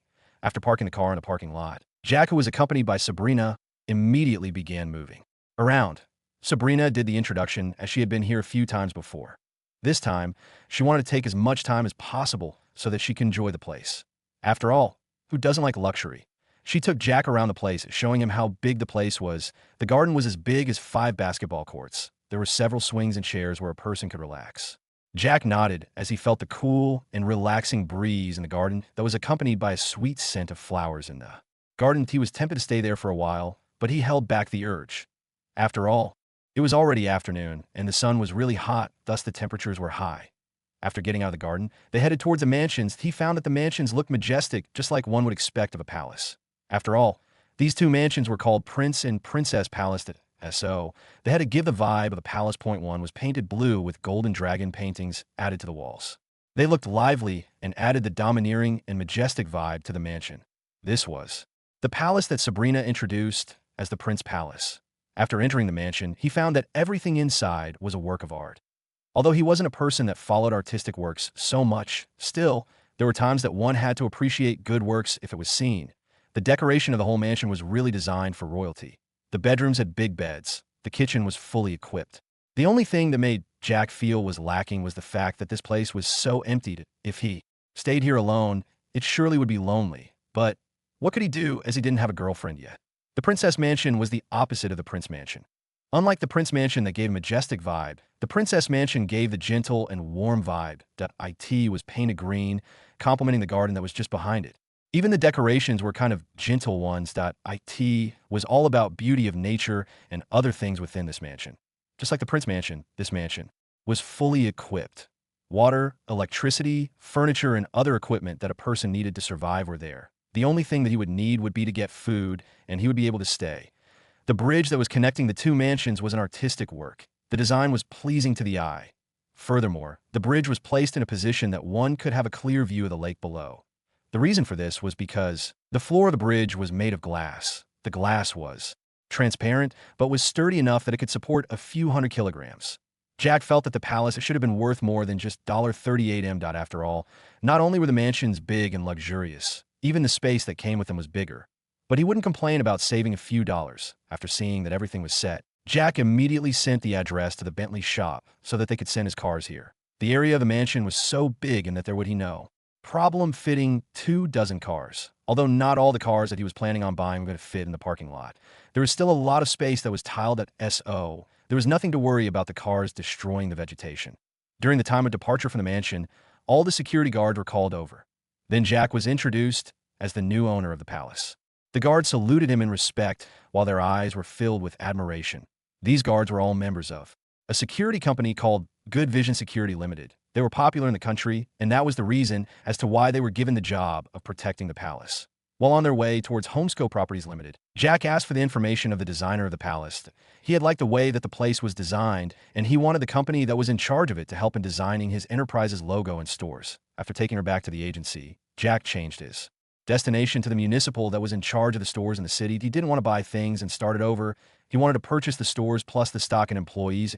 If there were any changes that needed to be carried out, that would happen later, at least for now. The most important thing to do was to get more groceries. As he thought of this, he asked the system, by the way, system, I don't want to believe that the grocery store hasn't yet earned $1. Why is it that till? This time there's nothing about the income being multiplied. Ding. The income will be multiplied immediately if you're present.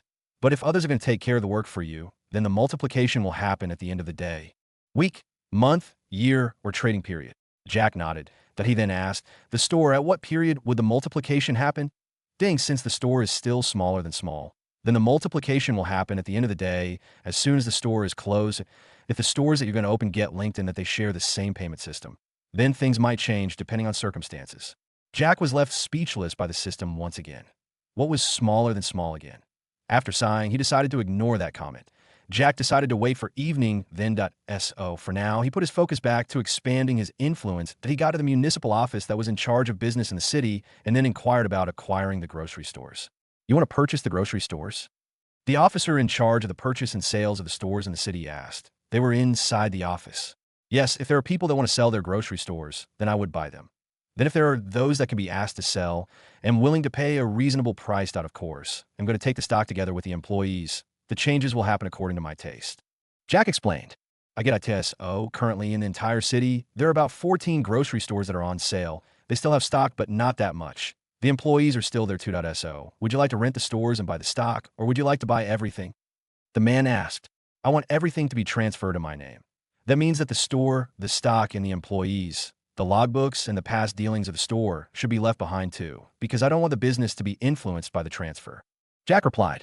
If that's the case, then it will take some time for us to complete the procedures. The man said, is there any that can be completed today? If there's, then I'd like to prioritize them. Jack said after a moment of thought. Currently, those whose procedures can be completed on this day are 7. They're all located closer to the heart of the city, but not the center. Their location is good for business, and there isn't that much competition. After looking through some documents, the man said, so, how much would it cost to get the procedures done as fast as possible? Jack asked. He was willing to spend to earn. The total cost of the stores together with the current stock would be at least $5,700,000. We will need to do further calculations according to what they have now. The man said as he looked through the records on the computer. It doesn't matter. You help me complete the procedure with the amount that you've stated as the base price. Jack waved his hand. He had been moving around the whole day, and he wanted to get a rest, so he wanted to complete the procedures faster. Immediately, Mr. Jack.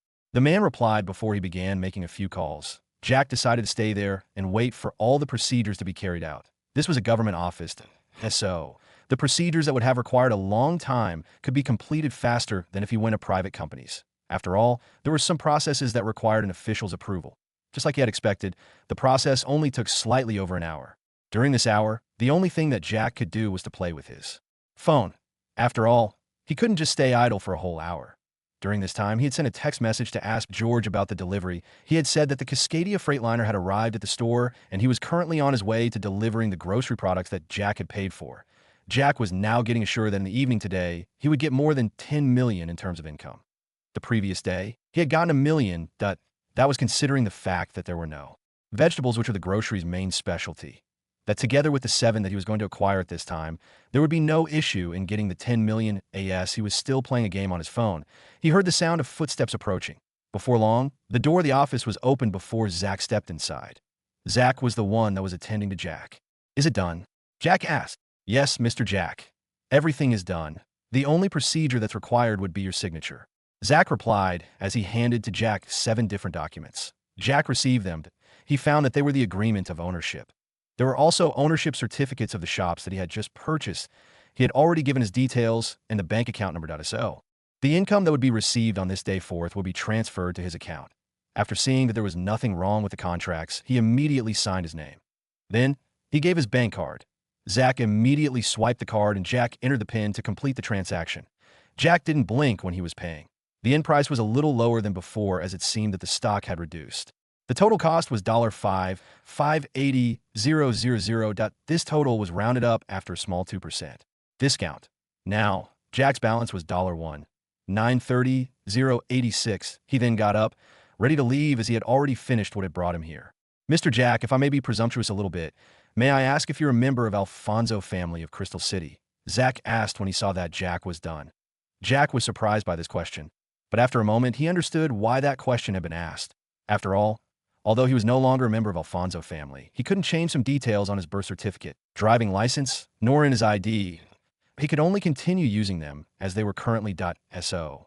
On his ID, Zach had seen That Jack's full name was Jack Alfonso. During the introduction, Jack only said that Zach could call him Jack, and he didn't mention his surname. That was why Zach decided to call him Mr. Jack, as a show of courtesy. According to what he knew, Jack was supposed to be called Mr. Alfonso, but since Jack didn't seem to want to use the name, then Zach couldn't force it. Not really, Jack replied before exiting the office. Oh, I see, Zach said, more to himself than Jack. Since Jack said that he wasn't a member of Alfonso family from Crystal City, then it might be another Alfonso family. After getting out of the office, Jack wanted to visit the shops and see the changes that would need to happen. But upon seeing that it was already close to 5 in the evening, he decided that he would be visiting the stores the following morning. After all, when it reached 5 in the evening, that would be the business peak hours. He wasn't ready to disturb the business at all. So, the only change that had occurred in these 7 stores was the account number that would be receiving the income.as for the contracts like the supply contract or purchase contract. They would need to negotiate once again. After all, the terms of the previously signed contract was according to the previous owners, so he would have to state his own terms.as. He was thinking of these things. He failed to pay attention to where he was going for a moment and ran into someone. It seemed that this person was in some kind of a hurry as she was rushing toward the office while almost jogging. Just as she was going to fall, Jack stretched his hand and held her by her waist. Then, the gazes of the two it seemed that time had frozen at this moment. What a beautiful girl! Jack thought to himself as he stared at the emerald green eyes that were staring at him in both confusion and surprise. The face with a thin layer of makeup of the girl in his hands was like a well-carved sculpture. Big eyes, long eyelashes, small nose, thin red lips, an oval chin, long black hair that was shining in from the reflection of the lightning in the building. In terms of beauty rating, she would be rated at 98. That this was a great beauty. For some strange reason, Jack's heart that had never been moved began beating in a strange rhythm. There was a kind of special feeling that was attracting him to this girl, and for some reason he didn't hate the feeling but strangely wanted to embrace it. What a handsome man! The girl exclaimed in her mind. She was having something urgent to take care of in this government office. She was rushing in that she forgot that she wasn't the only person that could be moving in the building and ended up in a man's arms. After a moment of confusion, she focused her gaze at his blue eyes that were staring at her with some kind of emotion that she couldn't read. The handsome face, well-curved cheekbones, sharp eyebrows, the determined and stubborn aura, the special silver hair. This made the man that was holding her look like a handsome work of art. She was drowned in the eyes that were staring at her in that she forgot to get out of his hands. She could feel his strong hands wrapped around her waist. If this was another time, she would have definitely slapped him for touching her. But this time, she was lost and had lost her composure. And to make it worse, for the first time since she could remember, she was feeling shy. This was exactly against what she was during a normal situation or when facing other men. Ahem! At this time, a gentle cough woke the two out of their daze. The two then separated from each other, but their eyes still stared into the other's eyes. Seeing that the two were still staring at each other, the lady that had just coughed spoke. Madam, we're getting late. Oh! Only then did the lady snap out of it, as she threw Jack a last glance and left with her personal assistant. Jack also got back to his senses at this time. He then stared as the lady left. Although there were 2 of them, for some reason, he could only see one as she left, in her female official business suit. Her bold and confident steps gave the vibe of a boss lady. Jack stared at her till she disappeared from his vision. It was only then that he came back to his thoughts of what he was supposed to do today. As he walked out of the government building, he thought to himself, that's really strange. This strange feeling, I don't know why she gave me this somehow familiar feeling, but I guess I can forget about it for now. If we meet in the future, I'll see what this is all about. He got into his Bentayga and drove towards one of the grocery stores. He wanted to purchase some foodstuffs so that he could get food in the mansion. He was going to spend the night there. After all that, in about 10 minutes. He arrived in front of a grocery store. It was called Comes Grocers. It was far bigger than Alfik's grocery store that Jack had bought the previous day. Jack didn't come here for business. He entered the store alongside the customers that had began increasing in number as it was. Time for people to get back from home. He picked rice, flour, eggs, sugar, salt, a kilogram of beef, garlic, pepper, tomatoes, and other things. The good thing about this store was the fact that it was like a mini supermarket that dealt with grocery products. There were shopping baskets that Jack used to carry all the things that he'd chosen. He then went to the counter to make the payment. He could see that there were 3 counters where the payment could be done. This was truly a bigger scale as compared to Alfik's, so the income had to be higher. When it was his turn, Jack immediately paid for his products. None of the workers here knew that he was the boss, so they never gave him any special treatment. But overall, Jack could see that the service quality here was good enough. He paid via his card as he had no cash on him. The IT cost $1 too. 700. He had bought a good number of things here. They were packed in a bag that he was just about to leave the store when his phone rang that he found that it was a new number that he hadn't saved it, so he didn't know who the caller was that he received. Immediately after, a male voice came through. Good evening, Mr. Alfonso. I am the manager of Comes Grocers, Daniel Urich, that I've just gotten the information that you've purchased our store. The voice was filled with respect and uncertainty. Oh, you can just call me Jack and not Alfonso, Jack corrected. Since he was supposed to stop using the family influence, then he wouldn't accept a person calling him with the name Alfonso. Daniel was at first surprised by the young voice, followed by the words. Well, not that it mattered. He was at first uncertain whether Jack was a member of Alfonso family from Crystal City, but now that he was being corrected, maybe he wasn't. Okay, Mr. Jack, that I would like to ask if there are any instructions or changes that you would like to be made. Daniel asked. I am currently at the grocery on Falcon Street. Jack replied. Comes Grocers had 2 branches and 1 main store at SO. Jack was in one of the branches. I do happen to be there too. I'll be down in a minute. Daniel replied before Jack hung up the call. I in about 2 minutes. A middle-aged man on a suit rushed down from the upper floor. He then rushed towards the exit of the store, ignoring the confused gazes of the customers and the workers. When he arrived, he called Jack. He heard a phone ringing closer. He then looked in that direction and saw that Jack was busy packing the things that he just bought from the grocery. Daniel immediately rushed over after hanging up. He then stretched his hand forward to greet Jack once again. Hello, Mr. Jack. I am Daniel Urich. Jack shook his hand as he nodded. Then he went straight to the point. There's no need to worry about the changes that I've been in there, and I can see that things are good enough SO, in case there are any changes in the staff members, that will have to wait. Daniel nodded in both appreciation and agreement. Changing the staff at such a time would definitely cause problems, of course. This is about major changes and not 1 or 2 people in lower positions. As for the income, you can transfer it into the account that has been given to you, I presume. Jack asked. Yes, I've received the account. Daniel nodded. Although Jack looked younger, he didn't behave like those second-generation kids who only knew how to spend money and not to earn. Okay then, I'll be seeing the staff tomorrow. You can tell me at what time there are not that many customers so that I can come. Jack instructed. I got AT most. It's always around 10 in the morning to AT that time. The number of customers is always the least. Daniel replied. Then I'll leave everything to you, Jack said before getting into the Bentayga, as he headed towards the newly bought Prince and Princess Palace. Daniel watched as Jack left before turning around and heading back to the store. He then called to the person that was in charge of this branch. The new boss will be here to see the working staff tomorrow. I hope that you'll be prepared by 10 in the morning. The person in charge, Wycliffe replied. Okay, you can leave now.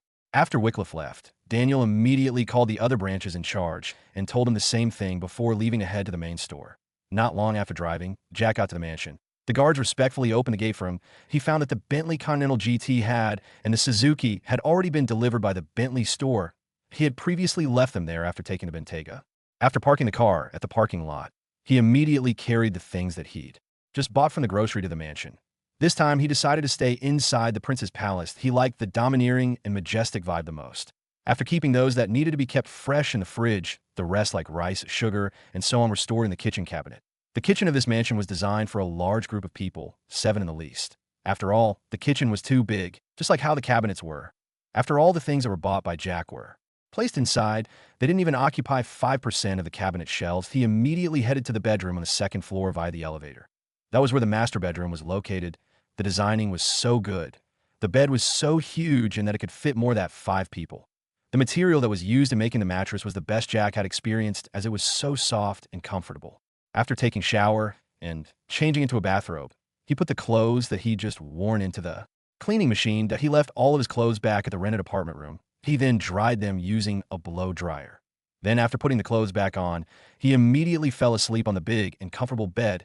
He didn't wake up till it was 8:30. He got down so that he could prepare food. After all, he was hungry as he hadn't taken dinner after such a busy day. This time, he decided to make himself a decent meal. That he took the meat that he'd just bought and cut it into smaller pieces. That he was going to make beef fried rice. This was something that he'd learned from the internet while he was still at the Alfonso family mansion. The ingredients were cooking oil, shallots, minced garlic, sliced scallions, raisins, cooked rice. Took him a few minutes to cook, soy sauce, fish sauce, ketchup, juice of 1 lime. Then, the cooking procedure followed. Heating the cooking oil in a wok or frying pan, he sautéed the shallots, garlic, and scallions until aromatic. He then added the raisins and tossed around until heated through. Turning up the heat, He dumped in the rice and stirred to break up lumps. He seasoned the rice with soy sauce, fish sauce, and ketchup before stir-frying until the rice was heated through. Finally, he drizzled in lime juice before stirring. He then tasted it as he adjusted the seasonings. Seeing that it was okay, he immediately served after it had cooled down a little bit. He made sure that the warmth of the food was just good enough for him to eat without worrying about burning his tongue. After this satisfactory meal, he went upstairs where the bedrooms were. Going back a little bit, I'll give the setting of the mansion. The one that occupied the largest space on the ground floor was the main hall, which would be the living room. There was a large LG 65-inch OLED smart TV CS series. That was where, just in case there was a gathering, people could watch the news. The custom leather sofas occupied the most of the living room. There were twin throne chairs. These were obviously for the prince and the wife. The sofas and the throne chairs surrounded the big rectangular glass table.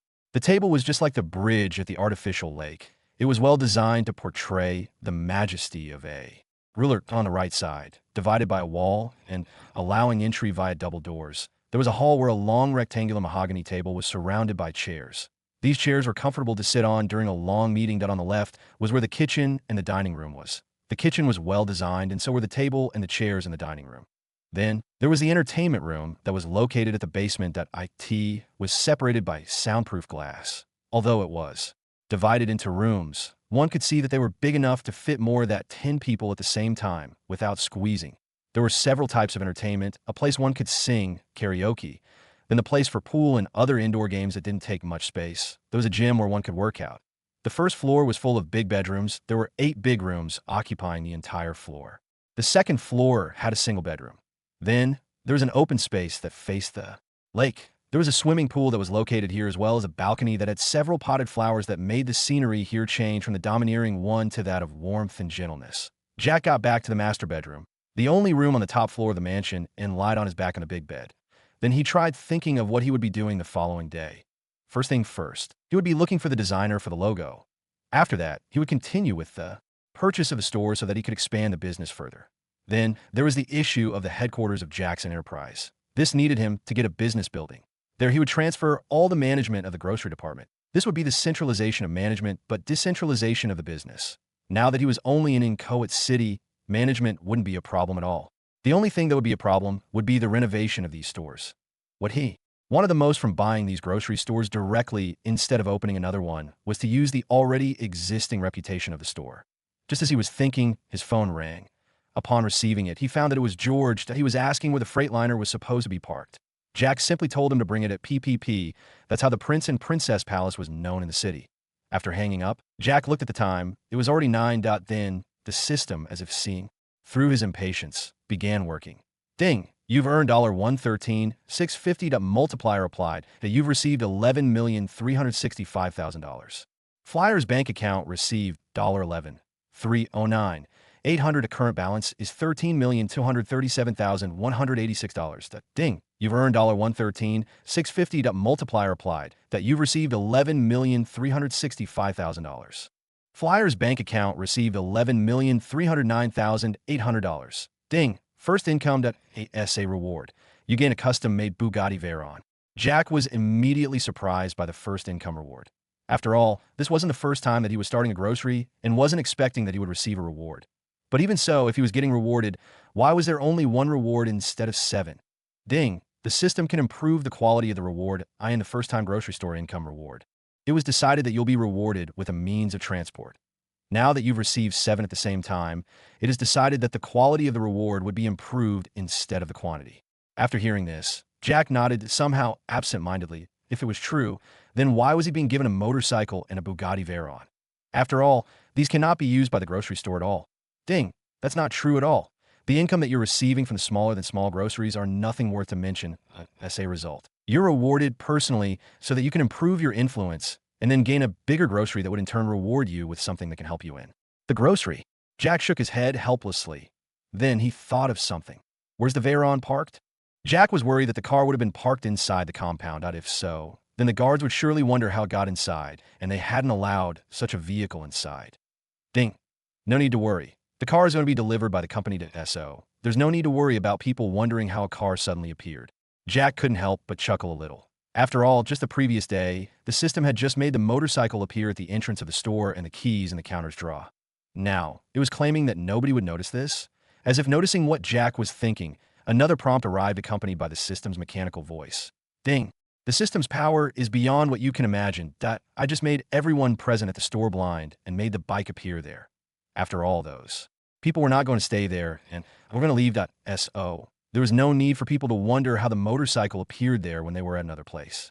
Then why not do the same thing with the Bugatti Veyron? Jack asked curiously. Ding.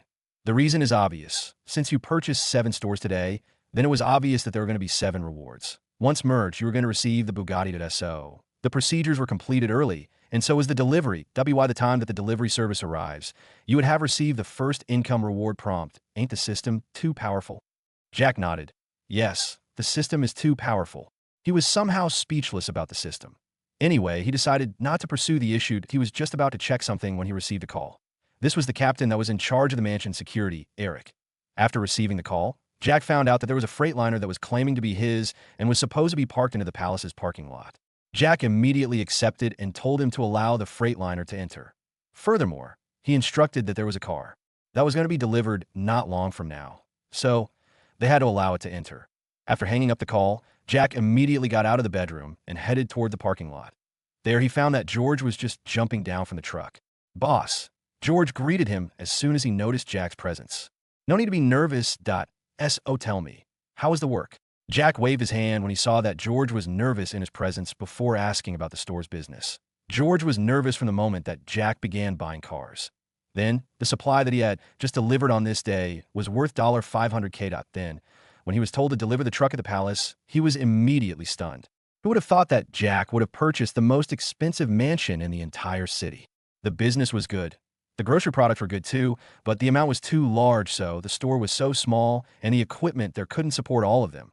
Thus, Agnes decided to rent a warehouse where we stored all the products that needed certain conditions for them not to go bad. George responded to Jack's question. Look at me now. I forgot something important as a warehouse. But don't worry. You can deliver all the excess stock to Comes Grocers. This way, there'll be nothing to worry about losses. As for a warehouse, I guess I have to get one. Jack slapped his forehead as he said this. He had forgotten that the grocery store was just a small one. As a result, there were things that couldn't fit in, or there were no suitable equipment that could be used to ensure that they don't go bad. Got it, boss. George replied happily. It seems that his boss had acquired another grocery. Although Comes Grocers weren't that much popular to those big shots of the city, they were well known to those from lower streets. He knew that Alfik's grocery store was nothing on front of Comes.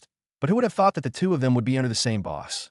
Jack was just about to talk about the development of the store in Yellow Street when he saw a large security truck heading towards the parking lot. It arrived in front of them in a short period of time. Then, 3 bulky men wearing security uniform alighted from the truck. Then a familiar person also alighted from the truck. When he saw Jack, he immediately hurried to where he was and said, "Nice to meet you again, Mr. Jack. I am sorry that we're late in our delivery, so I hope that you don't mind." This was Evans Morris, the manager of the Bentley 4-Foot shop in Inchoate City. They had just met during the day when Jack was buying cars, and one of the orders that he'd made was yet to be completed. Evans was at first excited and surprised when Jack decided to buy 25 cars at the same time. Furthermore, 24 out of them had to be repainted and so on. Then, when he was told to deliver a Bugatti Veyron to Jack, he couldn't help it. He kept on wondering, what the heck was Jack thinking? After all, he was buying so many cars. Was he going to start something with him, or what? Normally, the cars are delivered during the day, but the order to deliver the car on this day was given from the Bentley's headquarters in the country. So he decided to deliver the car even if it was nighttime. The car that Jack had just purchased was a customized version, and thus was the only one in the world. When he saw the receipts, even he was frightened. That was the reason as to why he brought over security with guns. The Bugatti Veyron was worth $73M. This was a big amount to spend on the car, but the features of the car were top-notch too. After all, the maximum speed of the Bugatti Veyron was 600 mph. It was bulletproof. Then there was a fact that it was luxurious. The number plate had Jack's name at AS for comfort. Although it was a sports car, they had made sure that whoever drives it was comfortable. I don't mind at all, Jack replied, while at the same time, he thought, system, you see, even the one delivering the car know that they're late. Ding, business doesn't know about what time is. IT only cares about the period that the business must be carried out. After all, if you're given 7 hours to complete a task, then you won't care if it's day or night. You'll have to complete it within the given time. Jack, can we unload it? Evans asked. Just go ahead, then I want to see how it looks. Jack nodded. George, who was behind Jack, was also curious about the vehicle that was delivered at night. After all, what he knew was that the delivery was always done during the day, that if one ordered a car online at night, even if the store that he had ordered the car from was closer, the delivery would only happen the following day. The only solution to getting a car at night would be to go to the store that operates throughout. The truck doors were opened, and soon, an exquisite car that was a definition of recherche. The car was painted a mix of blue, red, and yellow. The colors were mixed in such a way that it was not a mess, but a show of beauty. Jack nodded in satisfaction after seeing the outer appearance of the Bugatti. He could see that the number plate of the car was inched at 8.888, then right above the plate number, there was a name written in capital letters, Jack. This word was a work of art too. Then, he immediately got into the car. The interior of the Bugatti Veyron was really something that it showed both luxury and comfort. Evans began introducing the car to Jack. Jack was also surprised by the properties of the car. He hadn't expected that the system knew his character so well. After the introduction, Evans then asked Alex to test the car out, but there was only one problem. Jack wasn't that good when it came to driving sports cars, although he could drive them. He wasn't at the level that he could handle the Bugatti well. This was unlike the Bentley Continental GT. After all, the Bugatti had many buttons like that of a plane that S.O. Jack wasn't sure about what to do. Ding! The system can assist you that you'll be rewarded with the professional driving skills, but you'll have to complete a task given to you at the specified period of time that if the task isn't completed, then not only would you lose the skill, you'll also be punished by the system. Ding! The system can assist you that you'll be rewarded with the professional driving skills, but you'll have to complete a task given to you at the specified period of time that if the task isn't completed, then not only would you lose the skill, you'll also be punished by the system. Jack wasn't expecting that there would be something like this. After all, when the introduction of the system was being made, he wasn't told that there was anything called missions, but it seems that it exists. What is this mission thingy? Jack asked. Ding! This is an emergency mission program. In the situation where the host has no way out, the system can provide what is needed, but it's like you're purchasing it and you'll pay later at a given period of time. The payment method would be for you to complete the task that the system will assign you, and the task must be completed within the given period of time. Otherwise, you'll be punished after the reward is taken away from you. Jack was left stunned for a while. Then he thought to himself, it seems that the system won't let me be embarrassed. After a moment of thought, he asked expectantly, what is the mission? Ding! The mission that you'll have to complete so that you can permanently have the skill is as follows. Task. Earn money by participating and winning a race. Time limit, 3 days. Jack thought for a moment and felt that the mission wasn't that difficult. There were several rich second-generation kids racing at the mountains. All he needed to do was to get there and sign up for the competition. The time limit that he had been given by the system was 3 days, that he can complete all the things that need his urgent attention within 2 days. Then, on the 3rd day, he would be able to complete the mission given to him by the system. Anyway, he was wondering why the system would give him a mission like win a race to earn money. Seriously? But he decided not to pursue the issue as he could see that the people outside were giving him strange gazes. After all, he had gotten into the car for about 3 minutes, but there was no activity yet. They were thinking to themselves, why isn't he driving already? Or he doesn't know how to drive it. If so, then why did he buy it? Of course, they wouldn't dare to say this out loud. The first reason was that they didn't know Jack's character, if he would be offended by that statement and retaliate or not. The second reason was because none of them knew of Jack's background. If the background was too big, then it was better to try to get on his good side than trying to anger him. This time, Jack stretched his head out of the window and called George. I know you like cars so much. Come in here and experience it. Maybe in the future, if you work well, I'll reward you with a sports car. George, who was still speculating the reason as to why Jack wasn't driving, yet immediately became flustered after hearing Jack's words. Point one had to know that this Bugatti Veyron was worth $73M. He himself had never been in a sports car worth several $100,000, let alone one that cost several tens of millions, of course. He was happy that his boss wanted him to try the car with him. After all, this was the first time that the boss was going to drive it. Then, what made him even happy was the promise that the boss had just made he would receive a sports car of his own as long as he performed his duties well. But of course, he knew that the most important thing was loyalty. If he proved his loyalty, his boss would surely treat him better. Thinking of this, he immediately rushed to the car while ignoring Evans's envious gazes. After all, although Evans was selling the cars, that didn't mean that he could afford them even with his high salary. There were cars that were absolutely out of his league, and the Bugatti Veyron was one of them. After reaching the car, George immediately got in after Jack opened the door for him. After George got in, Jack immediately made a decision to accept the system mission. I'll take it. Ding! Advance reward claimed. Professional driving skills acquired. merging the skill with the host. 10%, 50%, 80%, 100%. Merging completed. Task assigned. The host will have to complete it within 3 days, or he would receive system punishment. As soon as he said that he accepted the task in exchange for the reward, he felt warmth washing over his body, more so his head.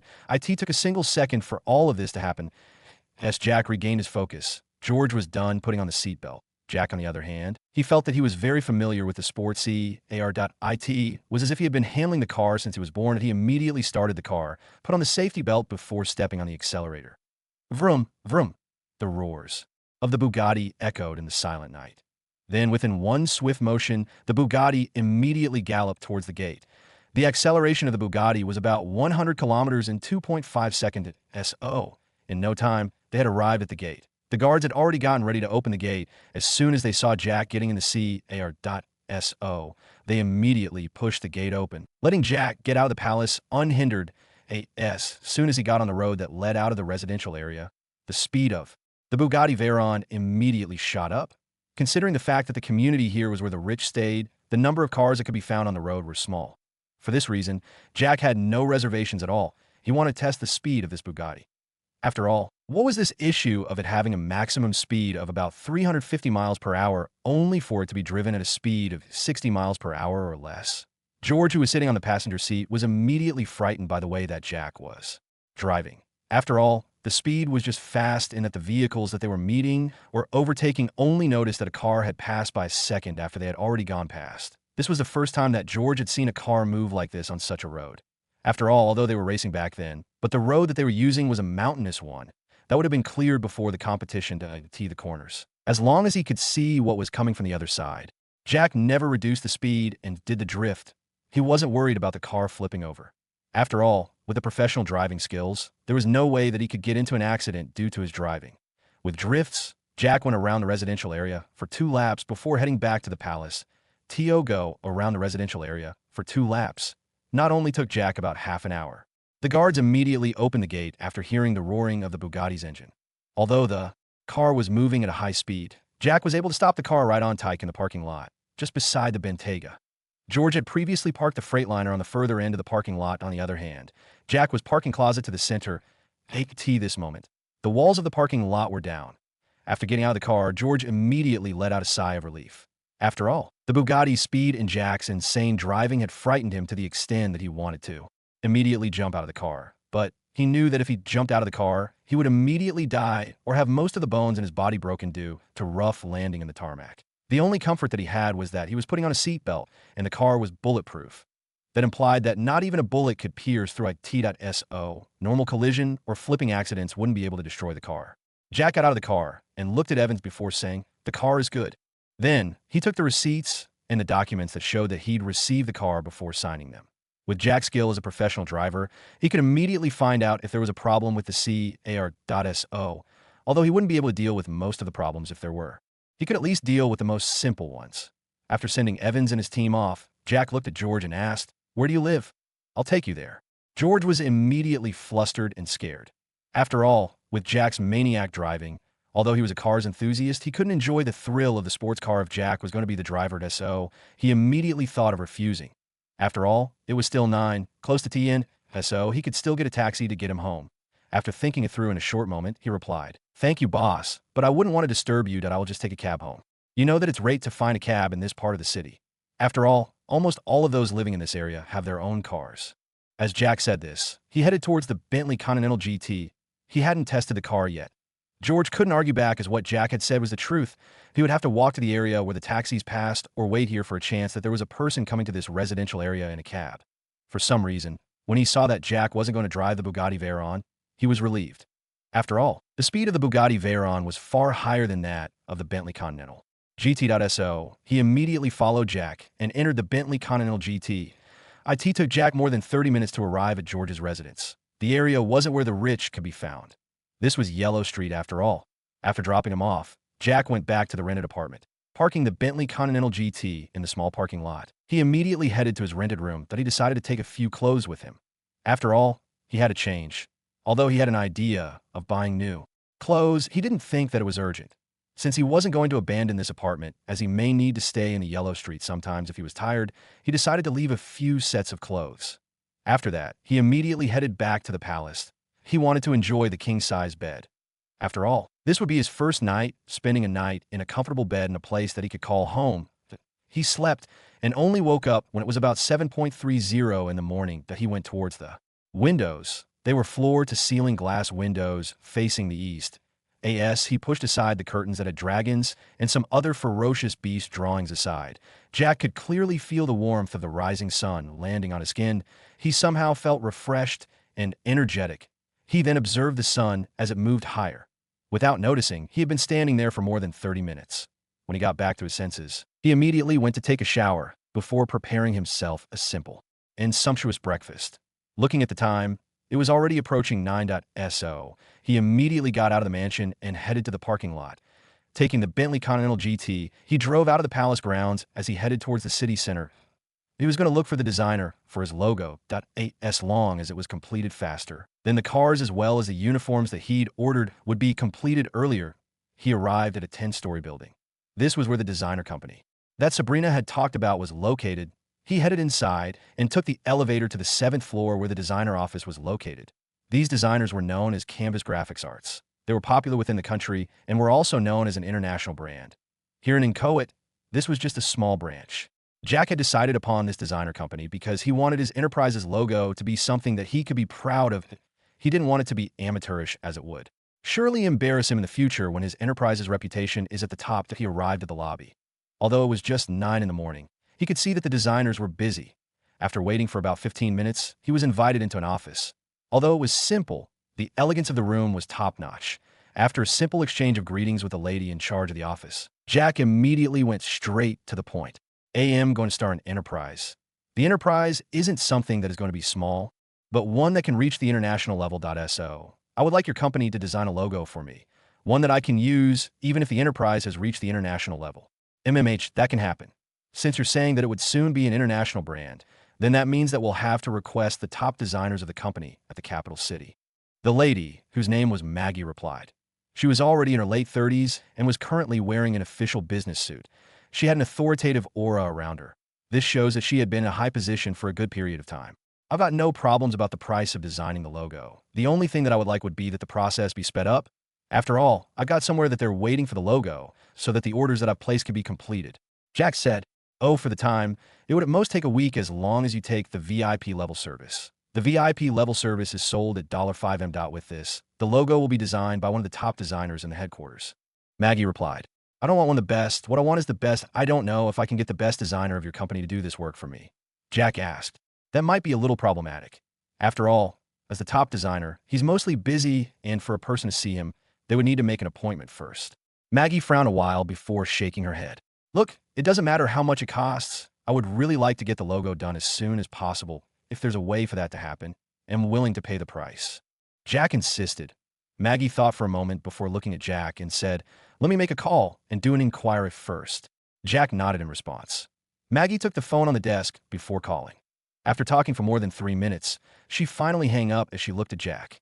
I guess that you're lucky. There was a person that had made an appointment with him tomorrow, but he's just withdrawn. If you want, you can acquire this spot at a cost of $10 million. Maggie said.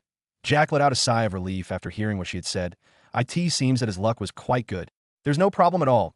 I'll pay $5 million first before paying the rest tomorrow morning. Is that okay?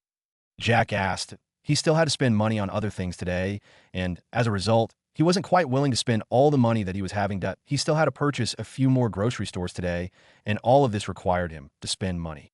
There's no problem at all. Maggie was at first surprised that Jack didn't even bargaining. And what's more, he was going to pay 50% of the cost on the spot, and the rest would be paid the following day. But after thinking for a moment, she felt that it wasn't strange.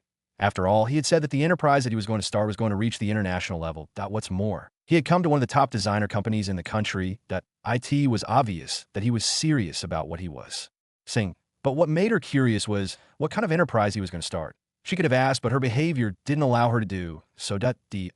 She simply accepted Jack's payment and the details of the enterprise. The details were like the name, what the enterprise would be engaging in, and so on. When Maggie heard that the enterprise that Jack was going to start had no majors and minors, she was surprised once again. What Jack meant was that he would be in all the industries: the clothing, medicine, food, transport, and others. She then thought to herself, would this brand really reach the international level if it goes to all the areas at once? Maggie's thoughts weren't unfounded. After all, if a person wants to take a piece of every industry, then the capital that was needed was not only high, but the enterprise would surely have many enemies that would try to suppress it.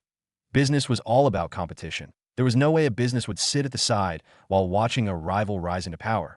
They would definitely try to look for ways to stop the rise, of course. These thoughts were only there because she didn't know that Jack had the 100 times income multiplier system. And no matter what, Jack could never suffer a loss. And why was that? He was sure that there was no way that the losses that the business would have incurred would reach 100 times the income that he'd earned. For example, if he was doing a business during the process, he earned $1 million, he was sure that there was no way that the business would lose $100 million, right? With the system, the million would be multiplied to 100 million, which would be enough to cover for the losses that he would have suffered. After making sure that there was nothing wrong with the information that he'd submitted, Jack immediately drove to the Comes Grocers branch that he'd been to the previous day. He was going to meet the staff on this day. He'd already left the guards the message that George was allowed to enter the palace to get the Freightliner.so. He was sure that all the goods that were stored in the warehouse would be taken to the grocery stores as soon as he arrived. He found that all the staff were ready to receive him. Daniel was present too, as he was the manager in charge of the stores. "Welcome, boss." As soon as they saw Jack getting out of the Bentley Continental GT, the working staff immediately shouted in unison. The faces of some of the younger female working staff were already getting red from agitation and admiration. Not only was Jack handsome, he was also rich. Just the car that he was driving had already attracted them. There were some of them that were already planning on how to get closer to him. They knew that the chances were low, but they were ready to try. "Good morning, everyone." As soon as Jack got in front of them, he immediately greeted them. His expression wasn't that cold, but his temperament was outspoken. Every of his steps and moves showed his dominating presence. This was a trait of all those that had been raised in a big family like Alfonso family. Jack hadn't engaged in the family business, but how he handled himself since young was still imprinted in his bones. After the greetings were out of the way, Daniel glanced at the slightly over 10 people and began the introduction. After the brief introduction, Jack got to know the names of his employees in this branch. Then he thought for a moment and said, "You guys don't need to be stiff in my presence at all. All you need to do is work hard for the grocery store. As long as you guys work hard, there would be subsequent rewards for you." All of them immediately cheated after they heard that there would be rewards as long as they worked hard. As for the changes for the time being, there will be no changes in the way that the business was operating, but if there are any changes that I'd like to make, that'll take a little while longer, Jack said after the staffs calmed down. After that was done, he went with Daniel to the only office available in case Daniel was at the headquarters of the grocery store. The one that would be using the office would be the person that was in charge of this branch, Wycliffe. Now that Jack was here, it was obvious that he would sit on the boss's chair. As soon as Daniel sat down, Jack spoke. "I've got several grocery stores in the city, and I'm going to start a brand so I hope that you'll cooperate with others. I'll introduce them today for now. There's one that's called George. He'll be delivering some products here later today." As Jack said this, he immediately gave Daniel George's contact information. "By the way, the supply of the stock and the methods of delivery, is there a problem?" Jack asked. "Currently, the contract that we had signed for the supplies is about to expire. So there's a need for the renewal. Then for the issue of deliveries, we always hire a vehicle with a freezer to do that." Daniel replied, "Okay, the issue of the contract, there's no need to worry about it. I've already signed a supply contract, so the stock wouldn't go down. Delivery, you can ask George. He's in charge of delivery. And if there's a problem of lack of enough vehicles, then you can just contact me and I'll get them." Jack nodded and replied. Daniel was surprised that there was an exclusive car that could be used to transport the grocery products. This would not only reduce the costs, it would also reduce the risks, such as the driver running away with the goods or being careless and causing great losses. After he was done, Jack immediately got out of there together with Daniel as he visited the other branch and the main store. After that, he went and visited the other 4 stores that he'd just purchased. He left them with instructions before heading towards Yellow Street. He was thinking of buying a bigger shop so that he could transfer the current Alfix grocery store. This way, there would be no problems about the storage issues. After arriving at the store, he found both Agnes and Charles. Charles had thoroughly cleaned the store, and it looked better. There were a few customers coming in and out of the store as Jack parked the Bentley Continental GT, of course. This was a car that was worth millions as a result. There was a sensation as soon as Jack parked the Bentley outside the store. Although this wasn't the first time that such an expensive vehicle was coming to Yellow Street, it was rare to see one, not to mention one that was worth millions. "Wow, what a handsome guy. I wish I could get a boyfriend like him." Hey, stop dreaming that you think that you're worth a person like him. He does look handsome and is rich. Is he some kind of second generation in the city or from outside? Hey, are you an idiot?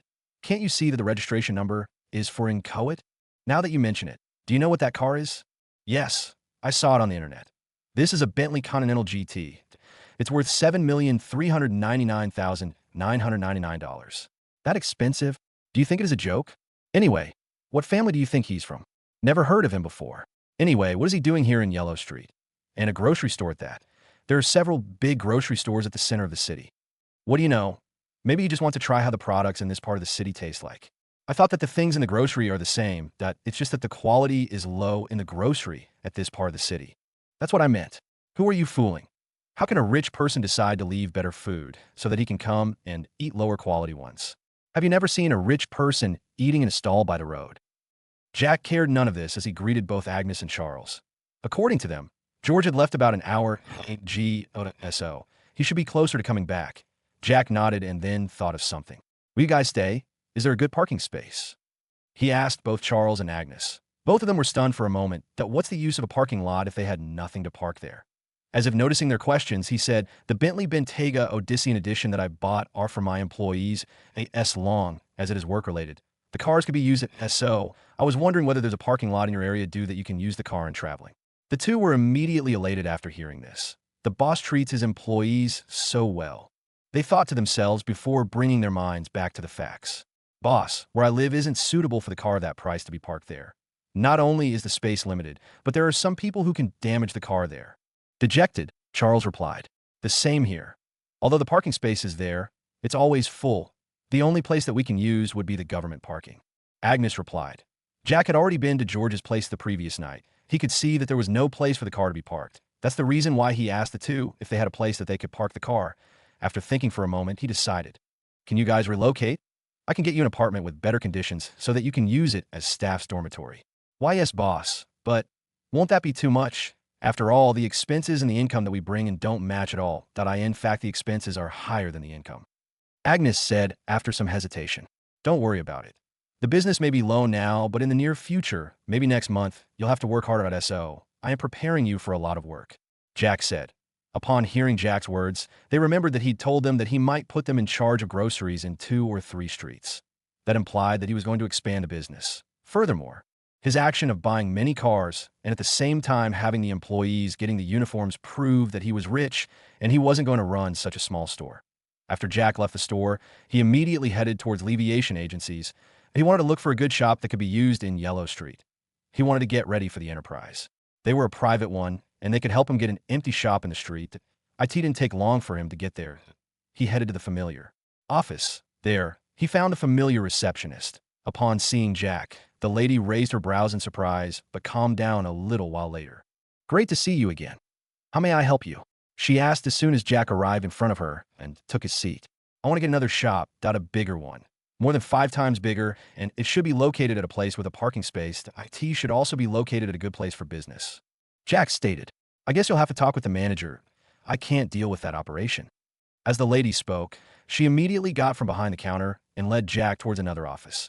There, he found that there was a middle-aged woman. She was busy with something on her computer, as she didn't even raise her head when she asked the receptionist and Jack to enter. After about a minute, she raised her head and looked at Jack and the lady. Seeing that she was paying attention, the lady spoke. Mr. Jack here wants to buy a shop in Yellow Street. The lady then went on to describe what Jack needed. After listening for a while, the woman looked at Jack in surprise as she spoke. Oh, we do have that shop. It's been a little while since the last time that person asked about it. After all, the price of the shop is higher, but the location of the shop is Yellow Street, which is a small place. Jack nodded. This was the truth. After all, who would dare to spend a lot of money to purchase a shop, and the spendings of the customers in the area wouldn't be able to bring back the money spent out, of course? Only Jack would do that. So, after going through the price and the image of the shop, Jack immediately agreed and paid the price for the shop. It cost him a total of $832, $579. He took the certificates and headed to the shop. Then he immediately headed to the shop's location. The shop's position was good. The size was good as well. It was just a little bigger than Comas Grocers.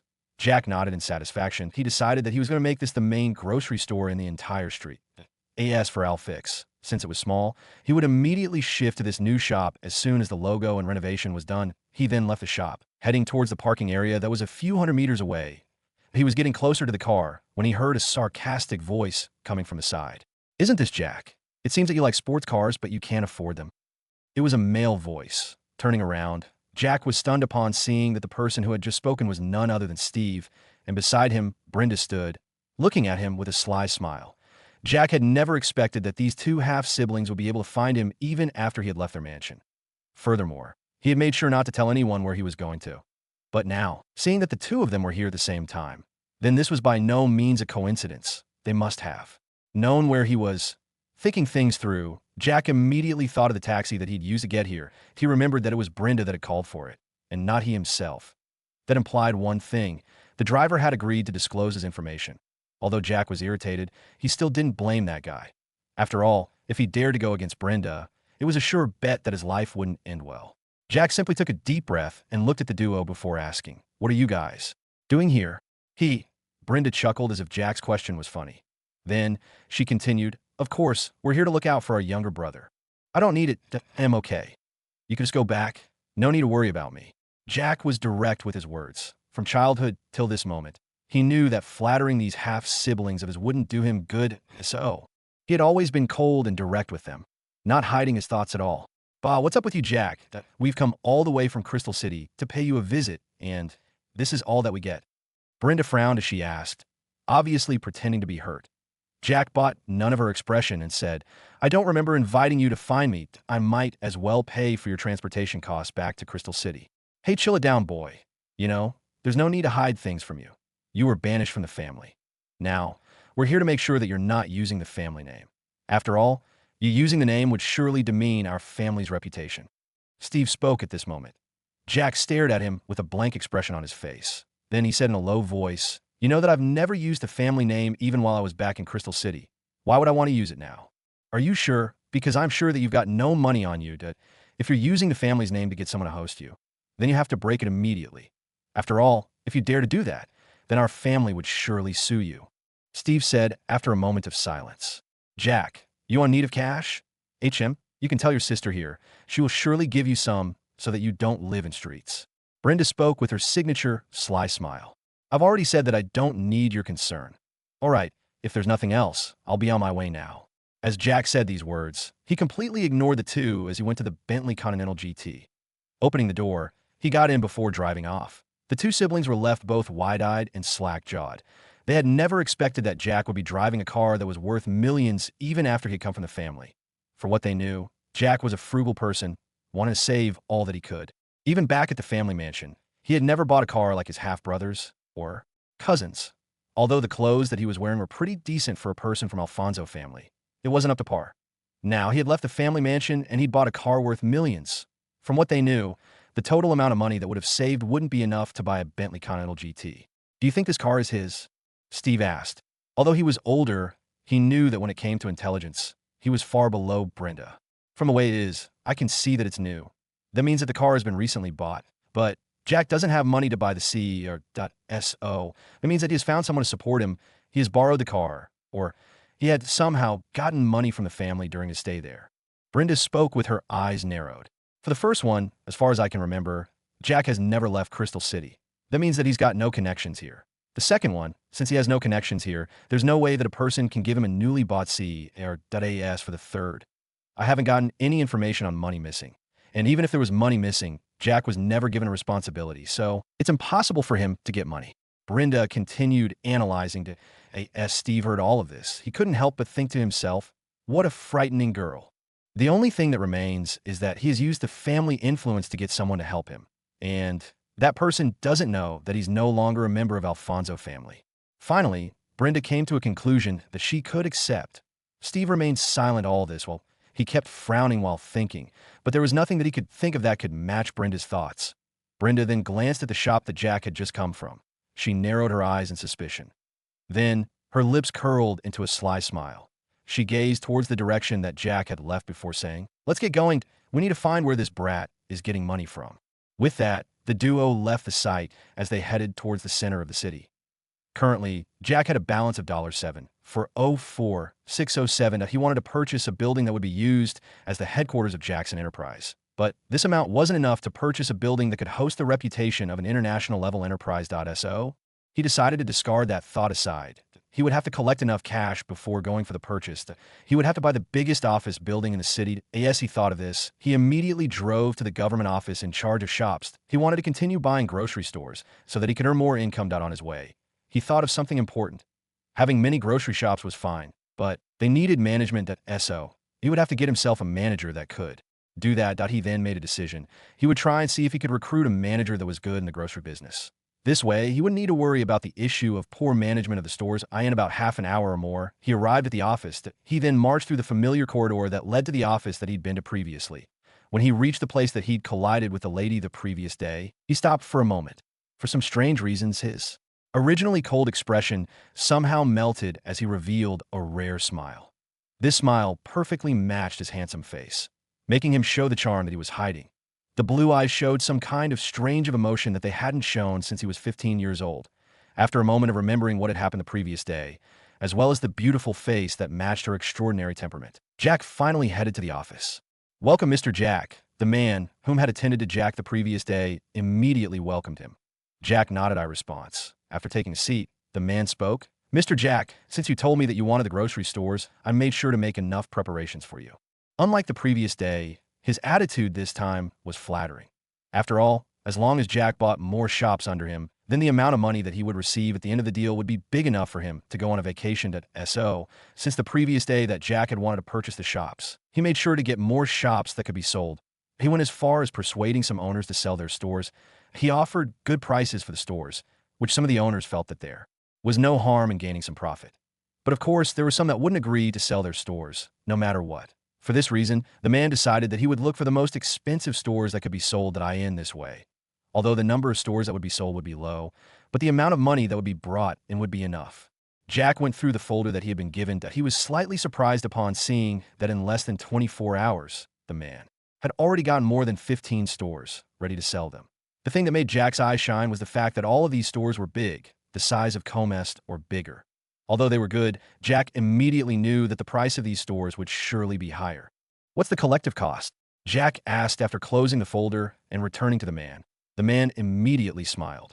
"The total price of those 15 stores plus the stock and the employee salary is $14,653,000.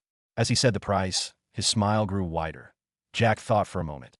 Although the price was high, he could see that the conditions of the stores were good. They were making profits, and good ones at that. Furthermore, they were located in different places of the city. That meant that Jack's influence was already around the city, that if they were located in the same place, he would obviously buy one and ignore the other one. That how could he make his two stores compete instead of using the money to buy another store dealing in another area? "I'll give you $5 million now. Tomorrow at around 10 in the morning, I'll send a remaining balance. I don't know if that's okay with you." Jack made his decision. One thing that he wanted to make sure of was that his card would never be empty, that he wanted to have money, just in case there was an emergency. "Of course, Mr. Jack, I'll immediately do that," the man said while laughing happily. In just 2 days, he had sold shops worth over $10 million. And what's more, there was tomorrow.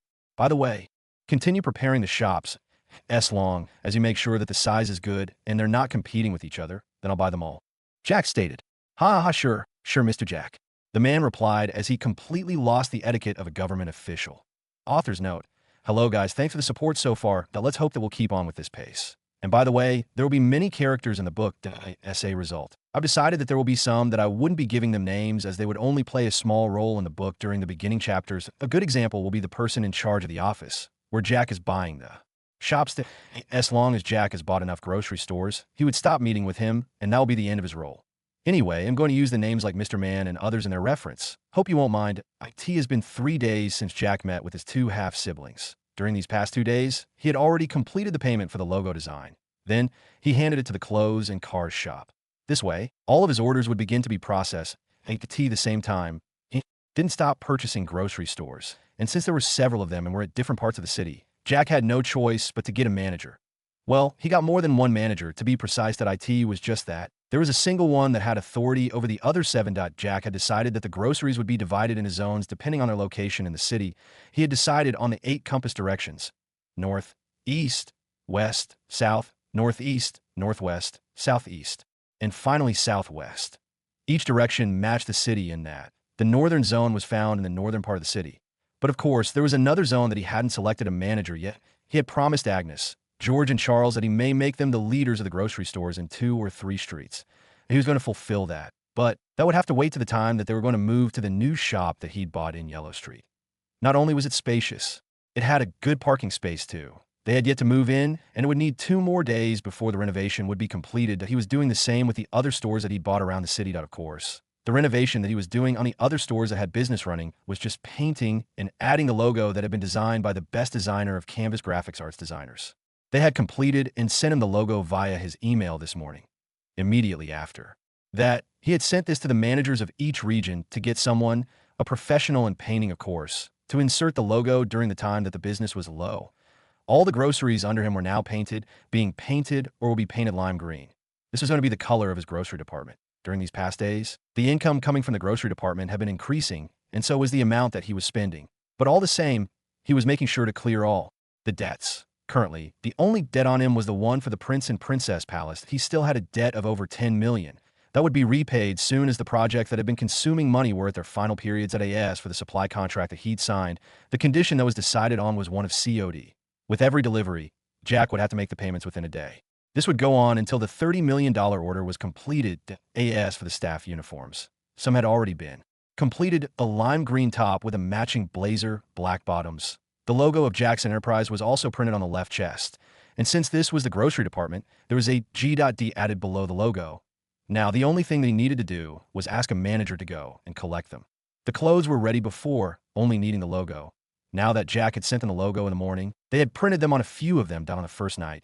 He received $301, $458 on the second night. He received $789, $532, and on this night. Jack wasn't sure how much he was going to receive as he had made further purchases of the stores. Now, if these two were multiplied by 100 times, it would bring a total of $109, $089, $000. With this amount of money, Jack had no problem in paying for the stores that he purchased the previous day and today. Then, there was the issue about the first income reward. Jack had been told by the system that he could save them and receive all of them at the same time in the form of a higher quality reward as a result. Since Jack didn't want so many sports cars or motorcycles, he agreed to this. Currently, there were a total of 47 stores that Jack owned. He was going to make the final purchase the following day, and he would be closing the chapter about purchasing grocery stores in Inchoate City. The total expenses till this moment was approximately $72M. This included the payment for the uniform, buying 8 more Freightliners, paying for renovation of stores, buying an apartment. For Agnes, Charles, and George, buying a few pairs of clothes, and paying for the stock purchase. He had also bought a total of 8 Freightliners. All of them were still undergoing repainting at this time before they get delivered, so that the stores in the 8 zones can start using them. As for the one that he'd bought before, that would be used by the Central Zone, located at the center of the city. Of course, there were no stores that he'd purchased there just yet. That he would do so after buying an office building for Jackson Enterprise. Currently, there was no store under his name that lacked stock. The only things that would need refreshing would be those that were needed fresh. But for those that had a long shelf life, there were enough for a month or 2. Flyer's bank account balance is $29,840,607. Jack was currently standing on the bridge while looking at the setting sun. The horizon was already painted orange as the sun had already sunk, but its hue was still being displayed. As the orange color of the horizon reflected on his blue eyes.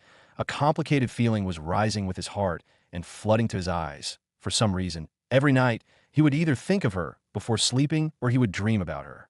This was the first time that a stranger had occupied his mind in such a manner. He didn't know what to do about the strange feelings. He was getting an urge to go out and meet her, to at least see her face again, so that his heart that had begun beating out of rhythm could calm down. He let out a slightly frustrated sigh. He was wondering what was going on with him. He knew well that the city was big, and there was no way that he could find her unless he had connections. But still, the connections that he'd built far were just smaller ones and couldn't do much. He took a look at his newly bought watch and saw that it was already 10 minutes past 5 in the evening. This was the last day of the time that the system had given him to complete the task. Since today was July 17th, the temperatures were already at 19 degrees C. It was summer after all. He had previously asked George where there could be some rich young masters of Inchoate City that liked racing. George had told him that most nighttime car racing occurred at a mountainous called Mount Bright. This mountain was mainly made of bare rocks and had little vegetation on it. But still, the roads that were made below the mountain or on some of the lower parts of the mountain were good. After looking at it in Google, Jack had seen that it was true.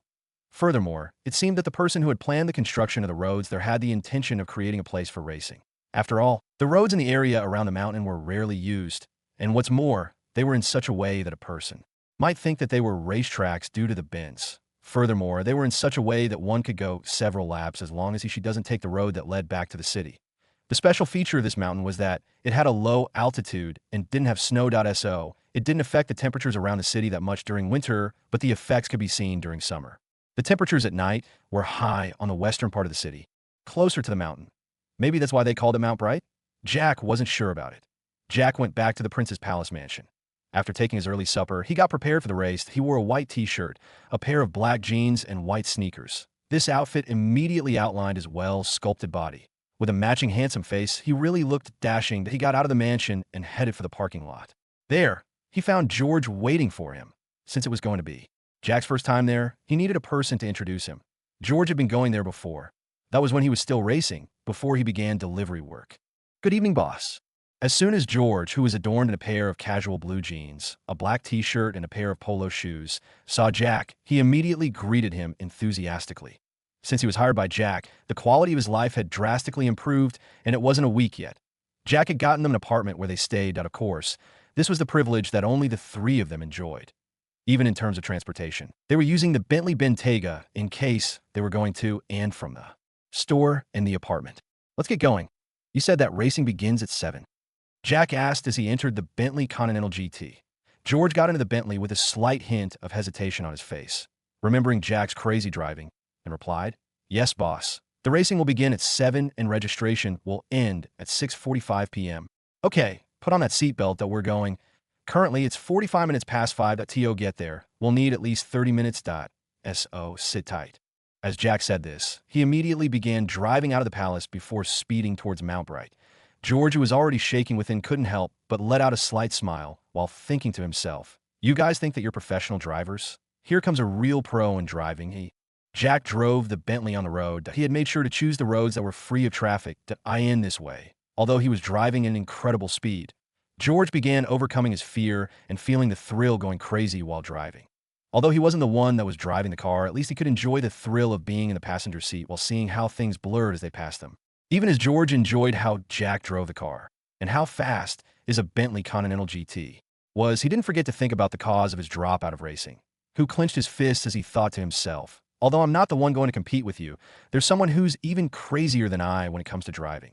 Let me see how you're going to deal with this now." Even he thought of this, who shifted his attention to Jack, who was driving the car like it was something simple. Point one had to know that a Bentley Continental GT was a sportsy, or T can't be driven like all the other normal cars. In other terms, one had to be very experienced in driving so that he or she could drive the car at such a high speed on the highways. Jack don't drink too much of his driving skills, as he was now going to complete the task that he was assigned to by the system, so that he could get the professional driving skill fully. True to Jack's estimation, they arrived at Mount Bright after 30 minutes of driving. In other words, they had arrived at the scene when it was already 6:15 p.m. George showed Jack the way to the parking area of those who were going to participate in the racing competition. After all, not all those that came to Mount Bright were going to participate in the competition. There were those who came just for fun, or those who came for betting.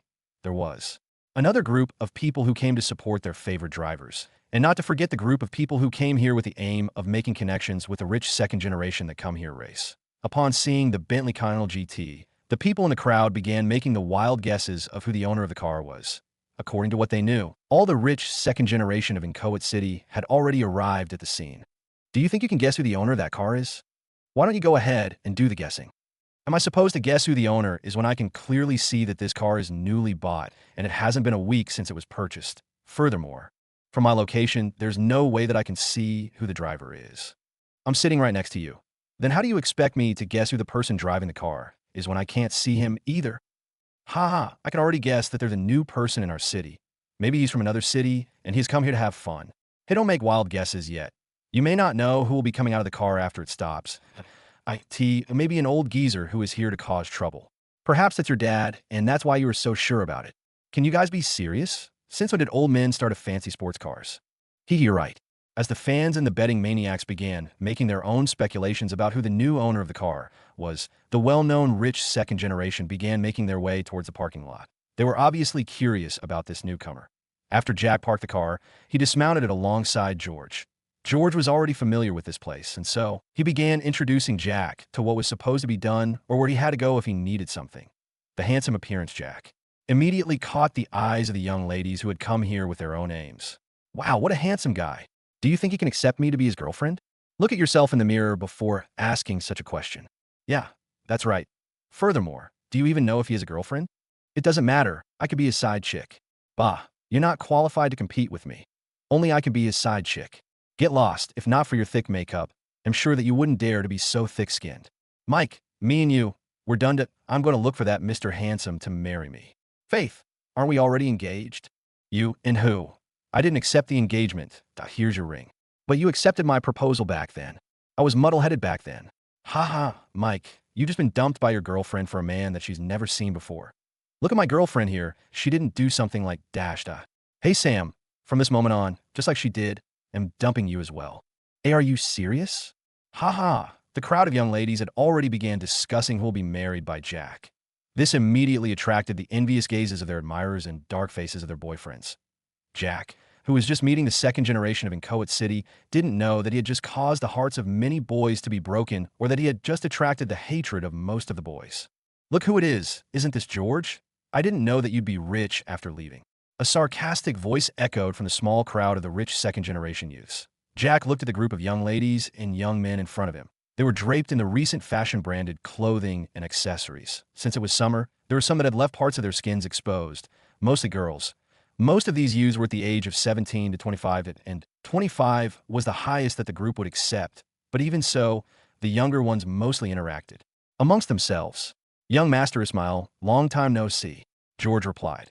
Although he tried to keep calm, Jack could see that George was angry. He wondered what was going on, but he could still link all of this to George's retirement from racing. Humph, I thought that you won't be participating in racing again. As he spoke, he got to the front from behind a small crowd. He had short hair that was dyed yellowed. He was wearing a branded trouser with a branded t-shirt. His handsomest rating would be at 87. With his bulky body, it was obvious that he was building it by visiting a gym.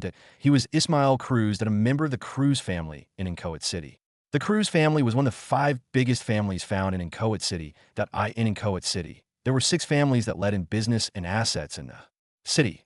The first 5 were Cruz, Radvon, Faro, Jeter, and Sapona. These 5 families had almost the same assets, and their competition was intense, of course. Although they were competing, it wasn't to the extent that they were enemies. Although they were competing, their younger generation were always hanging out together. Then there was a family that, just like Alfonso family in Crystal City, had the most influence in Inchoate City. It was the Raymond family. Most of the time, it was referred to as the overlord of Inchoate City. Currently, all the members of the 5 big families were present. There were others from smaller families as compared to the big 5, but they had assets worth at least $100 million. From how Jack could see, it seemed that George and this Ismail had a history, but he wasn't going to get involved as long as nothing overboard happened. AM, not here to race. It's my boss that's here to participate in the race, George replied with a proud voice. Even as he spoke, his nose was pointed to the sky subconsciously. The group of youths immediately stared at Jack and began scrutinizing him.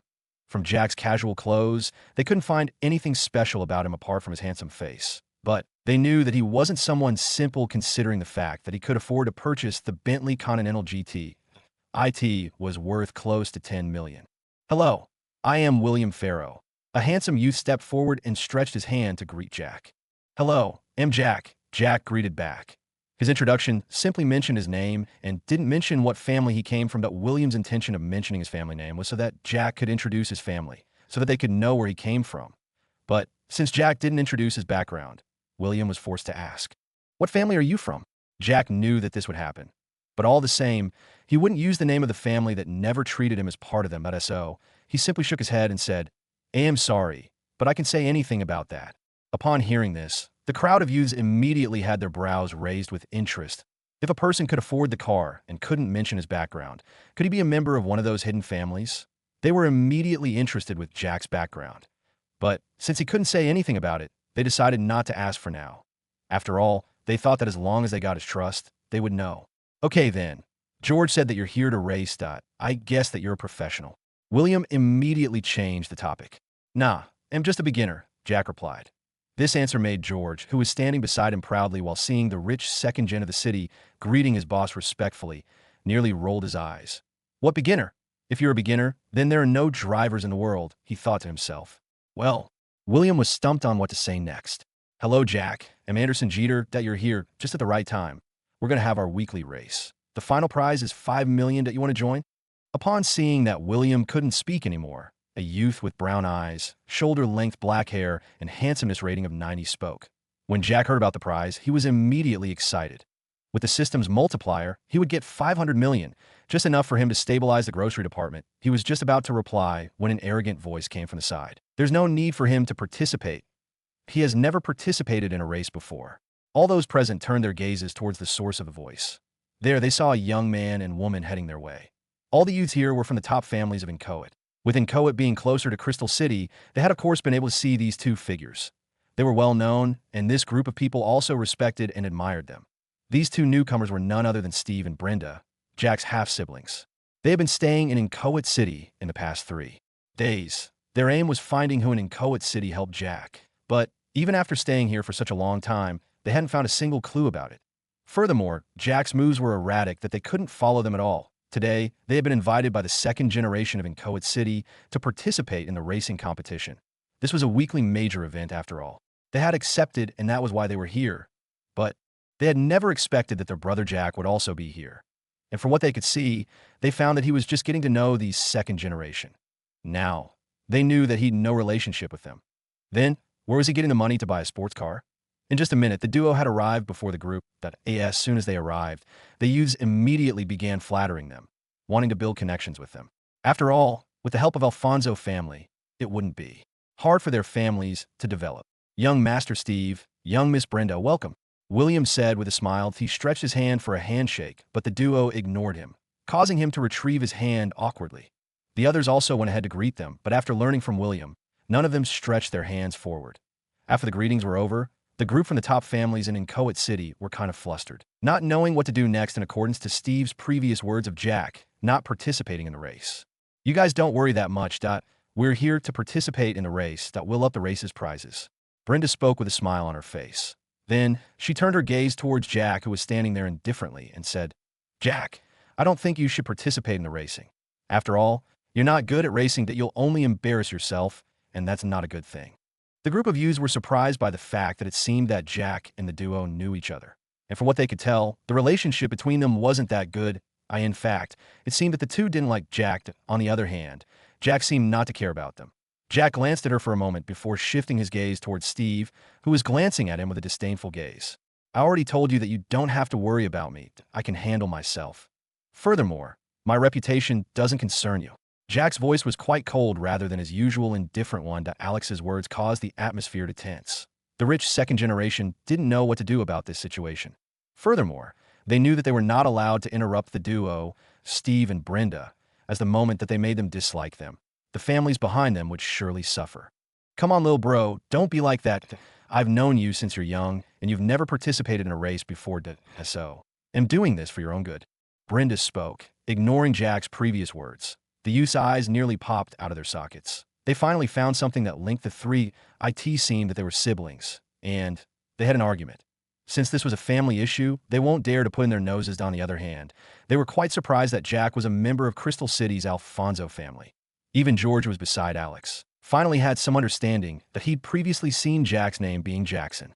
Alfonso, this was the name on his ID and the contract that they'd signed when he took him in as his new employee. Jack frowned. It seems that these two are here to cause trouble for me, but there's no way that I'm going to let that happen. I have to participate in the race, and I'll have to win. Otherwise, I won't have enough time to find another place to race before the time that I was given by the system ends. Jack, why don't you just get lost from here? Well, I'm not sure where you got this car from, but I think that you shouldn't participate in this race. Steve arrogantly spoke. Jack looked at him and said, why don't we make a bet? A bet? Why will we make a bet with a loser like you? Steve laughed out loud as he looked at Jack funnily.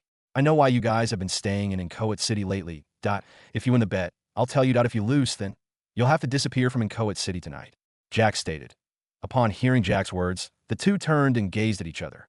Then, they saw the same glint in each other's eyes. They turned towards Jack and Steve said, it seems that your brain is still working well. But what do you want us to bet on? The stakes are already out. We're betting on the race. Whoever wins the race wins the bet," Jack said. After a moment of silence, Steve burst in a fit of laughter while Brenda chuckled coquettishly, causing the boys around to fix their gazes on her with their faces flushed. "Racing? I thought that you had something else that you wanted us to compete in. Never thought that you would choose the department that you're worse in." After laughing for a while, Steve finally couldn't hold it anymore as he mocked Jack. George frowned as he thought of Jack's superb driving skills. He then wondered to himself, if Jack's driving skills were said to be amateurish, then didn't that mean that this Steve guy was far better in driving? He couldn't help but wonder. "You betting on it or not?" Jack asked indifferently. He wasn't going to prove anything in words. Only his actions could prove his true capabilities. Okay, let's bet then." Steve laughed again before calming down to reply. After that, George took Jack to the registration area. Although the rich second generation of Inchoate City were sponsoring the race, they weren't the owners of the competition. Even they had to register to race. This was the rule. After registering, Jack then shifted his focus to his half-siblings. He knew them too well. Even if he won the bet, he was sure that they would go back in their words, and there was nothing that Jack would do them. Or so. They thought that, just in case, Jack made a proposal, why don't we sign a contract? In this way, none of us will go back on our words. The duo stared at him for a moment. Then, Brenda raised her brows and asked, "You don't trust your family?" "Oh no, I forgot that we're no longer a family." As soon as these words were spoken, the youths were surprised. They stared at Jack, wondering why he would be expelled from the family. But at the same time, they stared at Brenda, and the same thought ran through their minds. What a black-bellied lady. "I know you too well." Jack's reply was simple. Brenda could already guess that Jack was talking about the taxi fare. "Jack, you don't have to be that way. Maybe that guy wanted to have more money than I paid him, but he asked you for more. Furthermore, it's not like you cannot afford such a small amount of taxi fare, right?" As she spoke, she showed Jack the bank message that showed that she transferred $5,000 to the driver. Although Jack didn't know the driver's name from the date and time, he could already guess that what she said about transferring the money was true. But the purpose, he already knew that it was different than AS for her exposing that Jack couldn't afford such a small amount of fare. It was obvious that she was trying to make sure that he was embarrassed, but Jack wasn't going to be embarrassed at all. "I don't care about that. Let's just sign the contract. To be on the safe side. For me, of course," Jack said as he decisively headed towards the area where there was a printing machine. IT was a small office. This was the office that was in charge of registration and administration of the racing rewards. After telling them what he wanted, a staff member typed and printed a simple contract. The content of the contract was simple. The loser of tonight's race between the two sides will have to fulfill their end of their bet. If not, they would be banned from participating in a racing competition. For 3 years, the organizers of this racing competition had the ability to do that. After all, they were not just based in a single city, but multiple of them, Crystal City included. After signing the contract, it was time to increase the prizes of the race. Steve forked out $3 million while Brenda gave out $2 million, totaling it to $5 million. On the other hand, Jack gave $3 million as well. This made the duo frown, wondering just how much money Jack had in his pockets. But they didn't ask, as they knew that Jack wouldn't tell them even if they asked. They would have to wait till he lost the race. The first position would receive a total of $8 million. The second position would receive $5 million. The third place would get $2.5 million. Now that all the stakes have been placed, each and every one of them that wanted to participate in the racing competition got into their respective cars. Jack got into the driver's seat, and George took the co-driver's seat. Then, they waited for the last few minutes to pass so that the race could start. Inside the Bentley Continental GT, George looked at Jack with a serious expression. Although he didn't know what had brought Jack's siblings in Inchoate, it seemed important in that even after staying here with their influence, they could still figure nothing out. On the other hand, what Jack wanted was for them to scram and leave Inchoate City. Just from this, he could tell that the relationship between the siblings wasn't good at all. Steve had said that Jack's driving skills were at the amateur level. George himself had seen how well Jack was in driving. But if that was considered amateur, then that Steve was supposed to be a professional racer. If his boss lost, not only would his reputation be stained. After all, he was the one that had initiated the bet, but also the other second generation from Inchoate City would likely go against him to please Brenda and Steve. "Boss, are you sure about winning this race?" he asked when he saw that Jack's face didn't have any hint of nervousness at all. In fact, he'd only seen his boss smile twice, and that was just for an instant. AS for getting angry. He'd never seen him get angry at all. The only thing that was usually etched on his handsome face was indifference. "Don't worry about that. If I couldn't win, then why would I want to bet with them? I might as well tell them what they wanted to know, or I might as well say nothing and leave." Jack replied while his hands held the steering wheel. George nodded upon hearing this. After all, with the current law, there was absolutely no way that the duo could force Jack to say what he didn't want to say to the SO. He decided to keep quiet and wait for the time. Just like that, they stayed in the car playing with their phones for Jack and chatting for George. At exactly 6:45 p.m., the engines of the cars roared. And with the roars of the cars, the mountain area was lit up. The lights that had already been set up before were lit, illuminating the racing tracks, of course, just a normal tarmac mountain road. The spectators immediately began cheering for those that they were supporting. There were several discussions on who was going to win the race, and so on as the cars drove towards the starting line. The crowd cheered even louder. After all, that was a lineup of sports cars. There were Aston Martins, Nissan, McLaren, Bentleys, and other brands of sports cars. There were some that had a hobby of collecting the images of sports cars, and this was the right place. Jack drove his Bentley Continental GT to the starting line. He could see that all the cars present were worth at least $1 million and above. Furthermore, the Big Five all had cars worth at least $5 million. Coincidence or not, on Jack's left side of the starting line, Steve stopped there.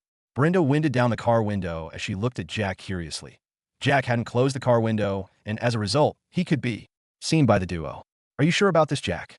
Brenda smiled as she asked. She was sitting on the co-driver's seat inside a Lamborghini Huracan. This was the most expensive car in the lineup present today. That IT was worth $11M. That included the costs of modification. Jack glanced at her before turning his gaze back to the road. He knew that she was just taunting him. Nothing much. After all, he knew that she was quite anxious about Jack's source of money. All of this was so that she could make sure that he didn't have a penny on him. Seeing that Jack had ignored her, Brenda was displeased as she pursed her lips tightly. "Just you wait.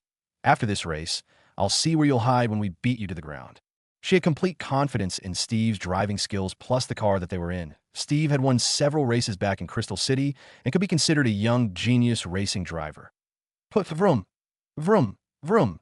As soon as this sound echoed in the air, all the engines of the cars present revved wildly. Their headlights shone more intensely, illuminating further the already lit path. The cheers from the crowds began echoing, although they couldn't be heard well due to the loud roaring of the engines. 8T this time, a large screen descended in front of the cars. On top of the pillar that was standing tall in front of the starting line, and on it were the names of the cars and their driver. At the very top of the screen, there was a countdown to the start of the race. As the 5 seconds countdown went down slowly, the engines roared even fiercely.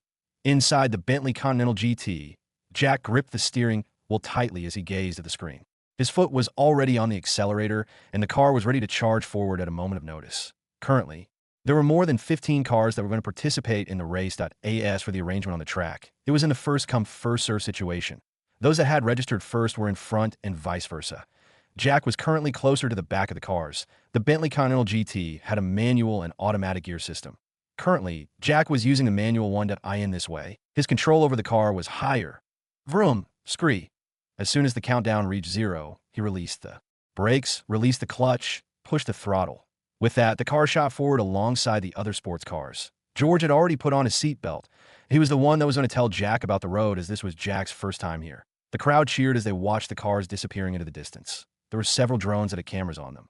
Then, there were several screens that showed the current situation of the cars that were racing. On the screens, they could see that the leading car was a Nissan GTR, but it wasn't long before it was overtaken by McLaren 720S.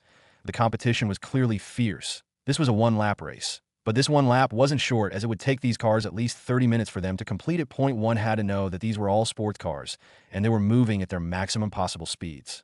The record that had been set so far was a car that had finished the lap in 00:31:52:66. Since 5 years ago, nobody had broken that record, not even the record holder, who was now a professional racer. Who do you think will win this race? William will definitely take it. Get lost that I know you have a crush on him. But this time, Kelly will definitely win. Wow, what a shameless GUI. Oh, you think that I didn't see you sneaking her a few glances? Humph. I bet $300 that Anderson will win this race. I bet $1,000 on that Lamborghini. Hey, so you think that just because it's fast it'll win? You don't know about racing at all. This only depends on the driver. Why do you care? It's not like him using your money to bet, right? I bet $5,000 on that new Bentley Continental GT.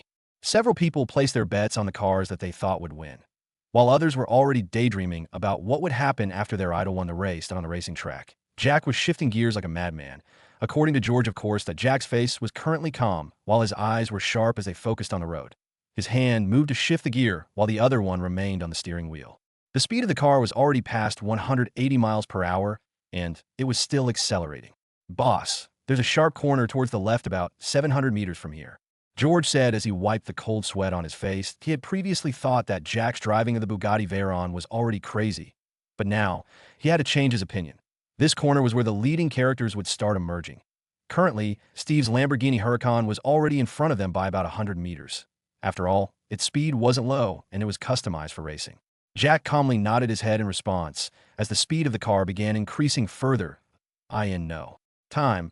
The speed was already past 200 mph. This immediately frightened George to the core. "Boss, did you hear me? There's a sharp corner ahead." George couldn't help but remind Jack about what he'd just said. "I know," Jack replied, but he had no intention of slowing down at all. This action immediately attracted the attention of the other drivers, as well as the spectators. "What the heck with him? Does he want to die? This guy is not slowing down at all. You think he's gone crazy? This car is new, and so is the driver. Maybe he doesn't know about the track. Haha. This fool that he dares to participate in the race without trying out the road." As the audience and drivers talked, the cars reached the corner. Many of them had already slowed down drastically as soon as they were a few hundred meters from the corner. On the other hand, Jack used this opportunity to surpass most of the cars until there were only 3 cars in front of him, Steve's Lamborghini Huracan being among them. They drifted at the corner at a slower speed before accelerating after getting past it. Jack could see that Steve's skills were indeed good, as he did a drift. Furthermore, he was the one that led the race after the corner. On the other hand, Jack didn't slow down at all. That he knew that his car had a disadvantage as it was not customized for racing. So he would be using these corners to his advantage so that he could win the race as soon as he was just tens of meters from the corners. Jack's professional driving skills kicked in. He stepped on the brake to transfer some weight to the front of the car and flicked the steering to initiate the drift. Maintaining the drift by lifting off the throttle to reduce drift angle, he added more throttle to increase it. He then transitioned the drift by slightly over-rotating the car towards the left just before changing the direction, and then lifted off the accelerator. The car slid on the track in such a way that people thought that it was going to turn over. But to their surprise, although the left side tires got off the ground, the car didn't flip. As soon as the car got past the corner, the tires landed onto the ground. Jack then released the throttle at the correct time and eased off the steering angle. Then he accelerated forward, easily surpassing one of the cars that was in front of him, inside which was the stunned female driver, Kelly. "Did you see that? Do you think that I am blind? I've fallen for him." Even Sir Isaac Newton's law of universal gravity can't allow you to do so. How can you fall for him?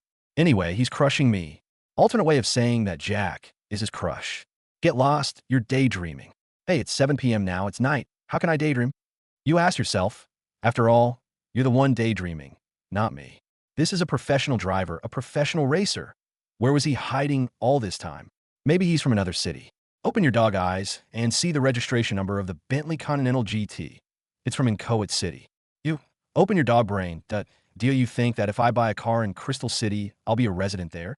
The commotion caused by Jack's driving skills wasn't small. Even those that were in charge of the racing competition were greatly impressed by his driving skills. On the other hand, Steve frowned the moment that he saw that Jack's car didn't flip over at such a sharp bend. He was wondering what was going on when Brenda, who was seated in the co-driver's seat, spoke. "It seems that our little brother has been hiding all these years." "What do you mean?" Steve asked with a frown as he turned his gaze back to the road. Since he had slowed down drastically, his speed was still accelerating. On the other hand, Jack's Bentley was catching up as it had only reduced its speed by a small amount at the corner. During the past 3 days, he's been going to the government building in charge of the stores found in the city. When we asked about it, we were told that he was purchasing a grocery store, a few of them to be precise. Brenda analyzed.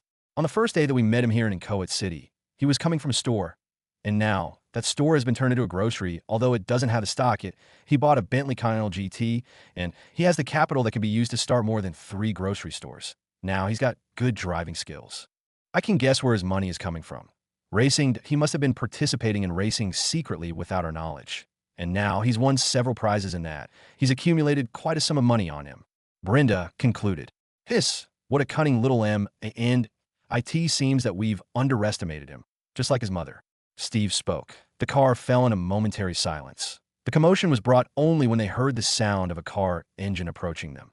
Looking at the side mirror, Steve could clearly see that currently, the gap between them had been reduced. Furthermore, Jack's Bentley was already closer to overtaking Williams' Porsche 911 that was currently in the second place, He stepped on the gas as the car accelerated furthermore. Upon noticing this, Brenda frowned and said, You better stop fooling around. There are several corners up ahead that if you keep up with this speed, there might be an accident. Worry not that I know my limits. Even as he said that, he accelerated further, using the speed of the Lamborghini Huracan to the maximum, increasing the gap between him and Jack and William, who were now at a tie. George took a deep breath as he tried calming down. He had almost been frightened to death when the car almost flipped over. Looking at Jack's calm and indifferent expression, he couldn't help but wonder to himself, was it just a coincidence that the car didn't flip over, or was this due to Jack's professional driving skills? Jack didn't say a word as he continued accelerating. He wanted to win this race well. And winning it well meant that he'd have to give the second place a considerable GAP.AS for the record. He would, of course, break it. Ding! It was a sound that came from the car's dashboard. Jack glanced at it and found that the download of the map had been completed. He had decided to completely download the map of Inchoate City so that he could use the car's special navigation system. Now that it was done, he pressed a button that zoomed the map. There it showed his current position, speed, as well as the road that he was on. So he marked the finishing line as the end location and navigated from his current position to in a short moment. A path was formed.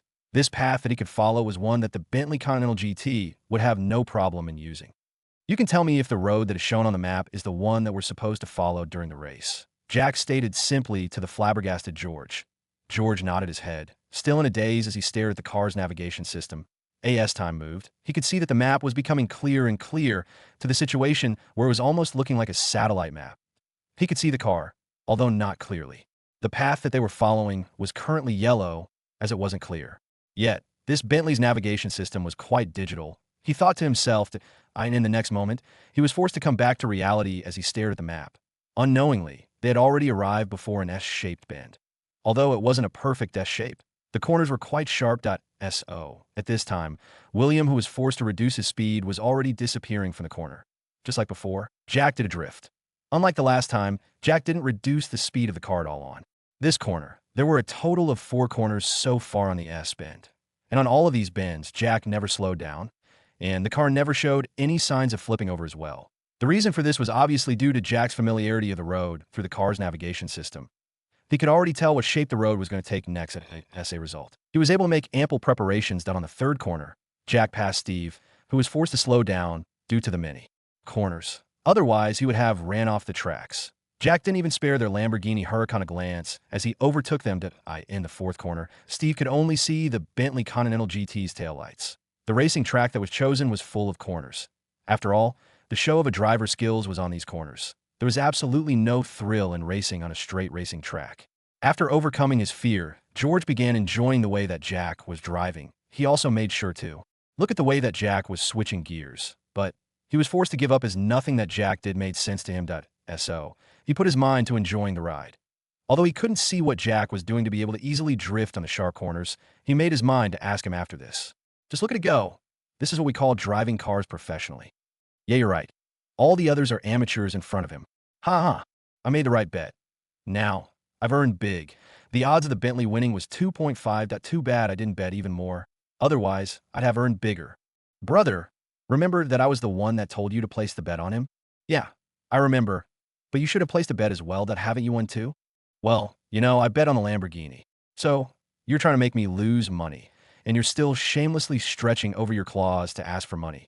Get lost, you evil creature. Although the race was only halfway, for the first person, of course, the spectators already knew who the winner of this race was. But that didn't make them lose their interest in the race as they focused all of their attention on how Jack tackled the corners. Currently, there was nobody who could see the Bentley Continental GT's taillight.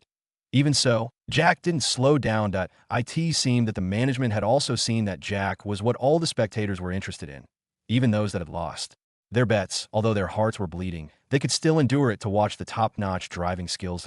So, all the screens but 2 were showing the Bentley Continental GT. The other 2 showed the Lamborghini Huracan and Williams Porsche 911. This was just to give them some face as they were in the 2nd and 3rd place. Vroom. The sound of a roaring engine made the eyes of the spectators to shift from the screen towards the source. And upon seeing the Bentley Continental GT, the crowd was at first stunned before they began cheering wildly. They'd been staring intently on the screen and that they forgot that the finishing line was the same as the starting line. So They had forgotten that the Bentley would still come to the starting point, and as the Bentley Continental GT crossed the finishing line, the crowd erupted in cheers in total. There were about 10,000 people gathered here to watch the race. In such a way, through loud cheers, shook the night, and traveled till they reached the city. This forced the people that were still outside to look towards Mount Bright at the same time. Those that were in their houses moved the curtains aside as they looked out of the window. The cause of such eruption wasn't just because Jack had won the race at it, was because he'd broken the record that had been set 5 years ago. He'd taken far less time to finish the race. Now, the new record read 00:24:39:98. Jack had finished the race in 24 minutes. This was mind-blowing. He'd broken the record by about 7 minutes. Minutes, not seconds. The crowd was cheering the name Jack crazily. The ladies, if not for the restrictions that prevented them from reaching the area where the participants were, they would have already rushed there to get his number. Driving Deity Jack. Driving Deity Jack. Driving Deity Jack. Driving Deity Jack. That was the slogan that was being shouted when the second place. Steve arrived almost 9 minutes later, followed by William, who was 10 minutes behind, and finally Kelly, who was just 30 seconds or so behind him. When William alighted from the car, he couldn't help but stare at the calm and composed Jack. He then muttered to himself, "He surely deserves this title. Driving Deity Jack." With a smile, he headed towards Jack to congratulate him.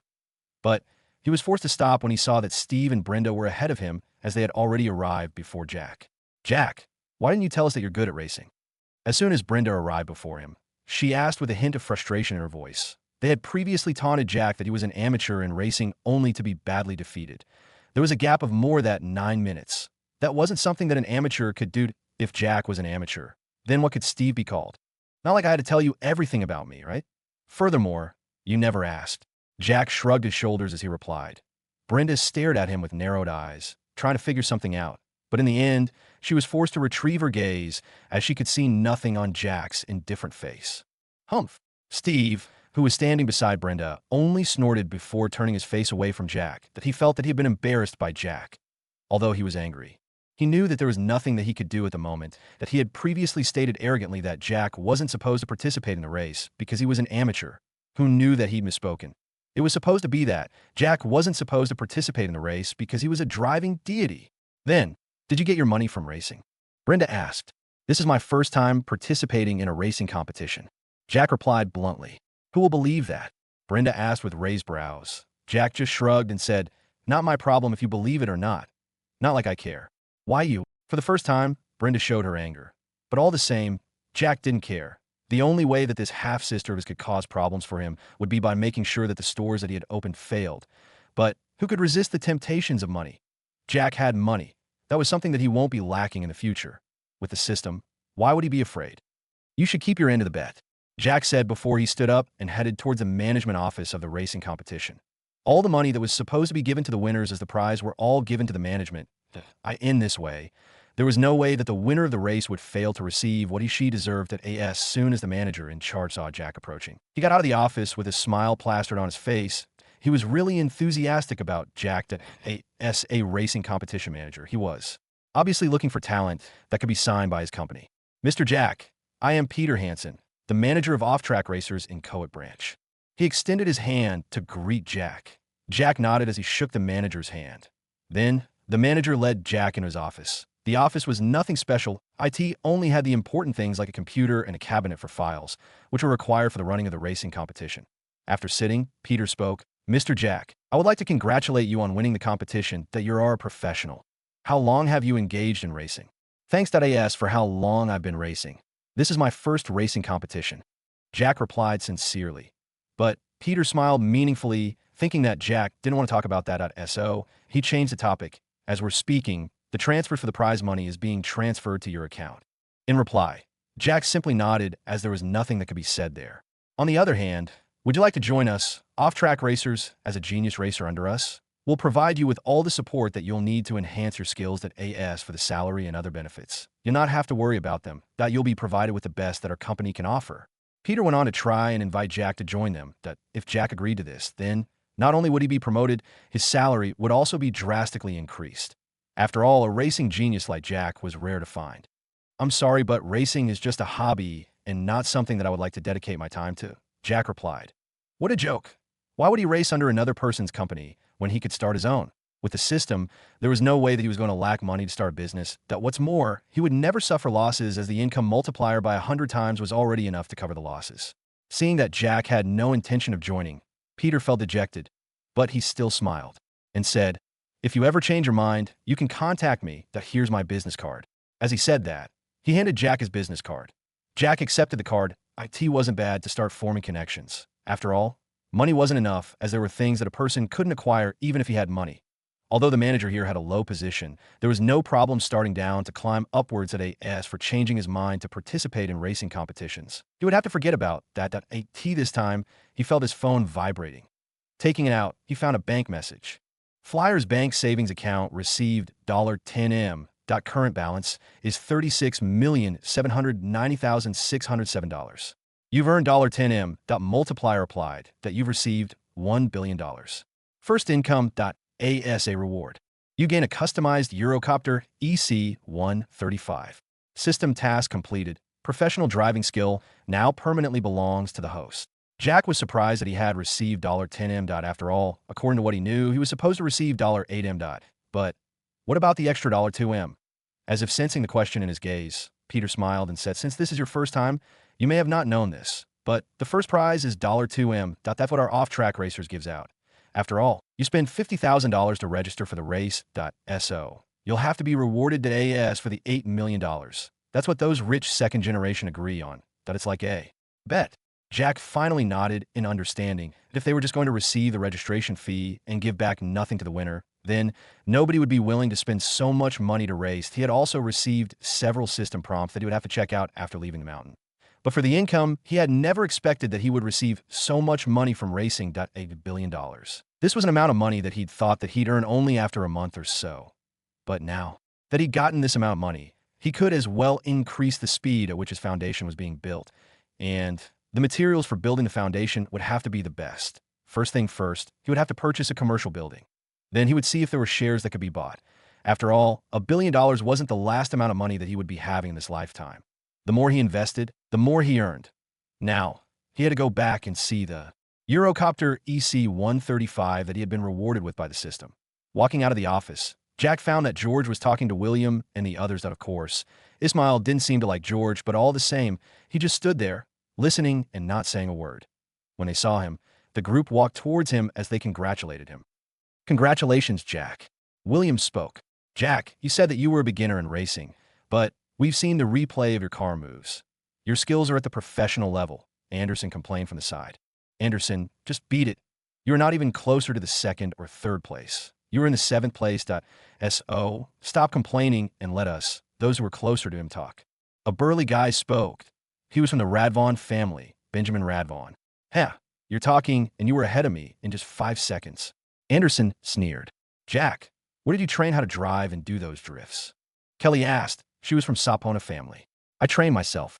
But Jack's reply made the group stare at him with strange gazes. Then they laughed at him before waving at him, telling him not to tell them if he didn't want to. What's more, they even claimed that he'd signed a confidential agreement. This made Jack puzzled. What's up with these guys?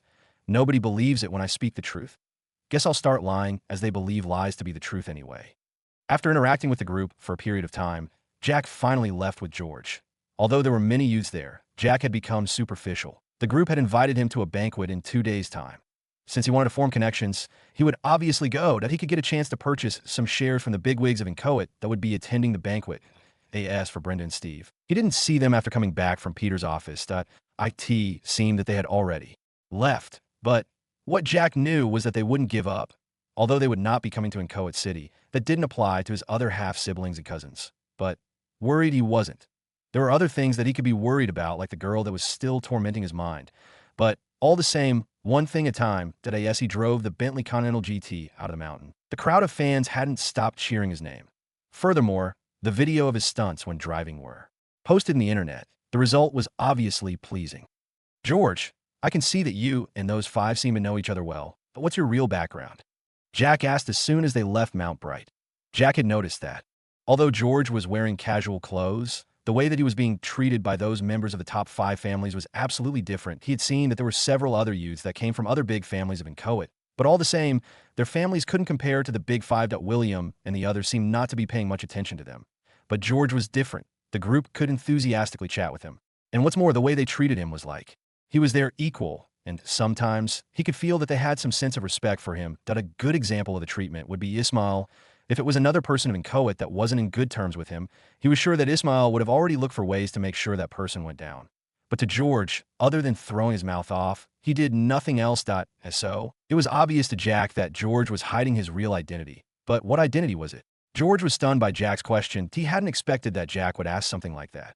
But after a moment, he smiled bitterly as he thought to himself, "Oh, how can I forget that someone like him isn't simple?" After a moment of silence, George finally spoke. "To tell you the truth, I'm a member of Dante family. That I'm the second son." George's reply was absolutely out of Jack's expectations. He had thought that George's identity wasn't small. Who knew that George was the second son of the largest family, the overlord of Inchoate City, Dante family, the owners of Dante Corporation? Although Jack was startled by the answer, the only reaction that was shown on his face was raising his brows a little. This reaction made George admire him more, as he kept wondering, what did Jack experience for him to have such a stable mentality? As for the reason as to why I'm out there, is to fulfill my end of a bet that I had bet with Ismail about 5 years ago, that the one that lost the bet would stop using their family's influence for 5 years, that I lost the race and was banned from racing for 5 years. Upon seeing that Jack was listening, George continued, "There's only a month before I can finish the price that I had to pay for losing the bet, to be exact. I only have 27 days till the end of it." George said all of this with some hint of dejection. Jack finally understood why the group could engage George. Furthermore, George was an easygoing person. He didn't put on the airs of a young master from the biggest family of a city at all. What made Jack admire him the most was the fact that he had been doing delivery work for almost 5 years, and he'd never gone back on his words. That he made sure to keep his end of the bet for his character at work. He was truly determined to complete all the duties that had been assigned to him. Jack finally understood why he saw the name Dante on George's name. George was a low-profile person.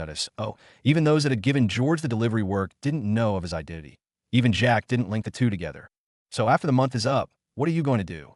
Jack asked. "I guess I'll stay with boss. That I need to learn from you how to drive like a professional. Before going back to the racing competition, I'll have to improve my skills," George stated after a moment of silence. Jack turned and gazed at him for a moment before nodding. "Okay then, if there's something that you need my assistance in, ask, and I'll help whenever I can." George smiled. He knew that Jack wasn't simple as a member of Dante family. He knew all too well about Brenda and Steve. He knew that all those that had gone against him in the past had suffered a considerable loss. But now, Jack was facing the two of them at the same time. But he didn't seem like a person that was getting overwhelmed. This implied that Jack had a way to deal with them.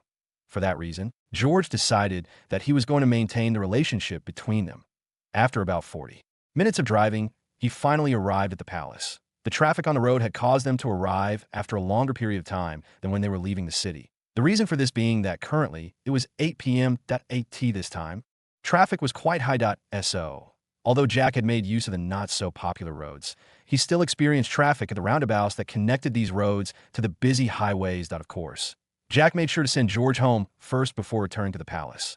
Although Jack knew that George was a member of the Dante family, he wasn't going to help him in going against the bet that he made that if George wanted to use his family influence to get to live a better life, he would have done so. And since he didn't, then Jack helping him because of his family influence was something that he wouldn't do. The guards opened the gate as soon as they saw the Bentley's familiar registration number. They bowed to him as they welcomed him. Jack nodded to them before he parked the car in the parking lot.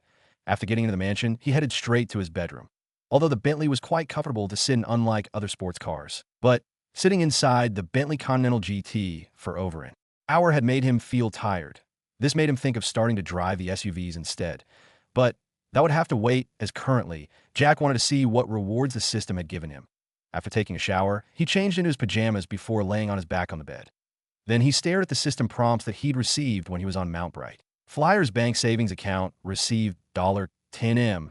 Current balance is $36,790,607. You've earned $10M. Multiplier applied that you've received $1 billion. First income. ASA reward. You gain a customized Eurocopter EC-135. System task completed. Professional driving skill now permanently belongs to the host. He then took out his phone. There he confirmed that he'd received another message. Flyer's bank savings account received $990,000,000. The current balance is $1,026,790,607. Looking at the huge balance, Jack decided that he needed to do something that IT would be good to see some strings of zero instead of seeing so many numbers. With that thought, he decided that he would open another account. This new account would be the one that would be used by the financial department of the grocery department. Since he was still in the starting phase, he still needed more money. But with over $1 billion, he could settle everything the following day. Then there was something that made him more excited. That was the fact that, with the completion of the system's task, the professional driving skill was now his permanently dot. In other words, he was going to remain as the driving deity Jack. He wondered when he would receive another mission with a reward of skills. If he got something like business management, he would be able to ensure that his enterprise was making enough money. It should be maximizing the enterprise's profits and reputation. But he didn't know when the system would give him such a reward again. But he didn't lose hope as the system was still there. He still had things that would be rewarded as the first income reward. Just like the stores that he'd recently bought, the rewards had yet to be given to him. As for the last reward, the Eurocopter EC-135. That was the reward for the first income that he'd received from racing, that he was wondering if he could participate in such races in different areas so that he could get even more rewards. But it seemed impossible. The first-time income can only be repeated on the business, where you work to earn a profit, not where you receive the rewards of winning in a hobby. Is there a difference between them? Aren't they income all the same? Jack couldn't help but ask. True, both of them are incomes, but one is a hobby and another needs skills, determination, courage, decisiveness, and connections. There are many risks involved in business that could lead to heavy losses. On the other hand, in racing competitions, other than the registration fee, nothing else is lost if you don't win the race. Jack simply sighed at the system's logic. Then he thought of something. What about the money that I can win after getting the first position in a race? The restriction is only applied on the first-time income reward, but the multiplier still applies on the money that is earned from racing. After all, this is income. Jack shook his head helplessly. Then he thought of the Eurocopter. Was it going to be delivered like the Bugatti Veyron was? As soon as this thought echoed in his mind, the system spoke. Since it's night and the system doesn't like to delay the rewards unless the host asks for it, the Eurocopter was delivered in the palace a long time ago, and the guards have already been dealt with it. And no worries. You can just fly your Eurocopter freely. Jack was surprised. After all, he thought that the system would deliver the Eurocopter the same way the Bugatti was. Who knew that the system listened to his advice? After all, who does car delivery at night if there's no emergency? Where is it? I don't think there's a helipad here. Jack asked. There's one on the roof of the parking garage. Where's a parking garage? Jack asked curiously. He'd never seen one here. Once the walls of the parking lot are raised, the parking lot would become a parking garage. Jack was surprised again. As for the helipad, he didn't know what to say about it. He wondered if Sabrina had forgotten about it, or she didn't know of its existence at all.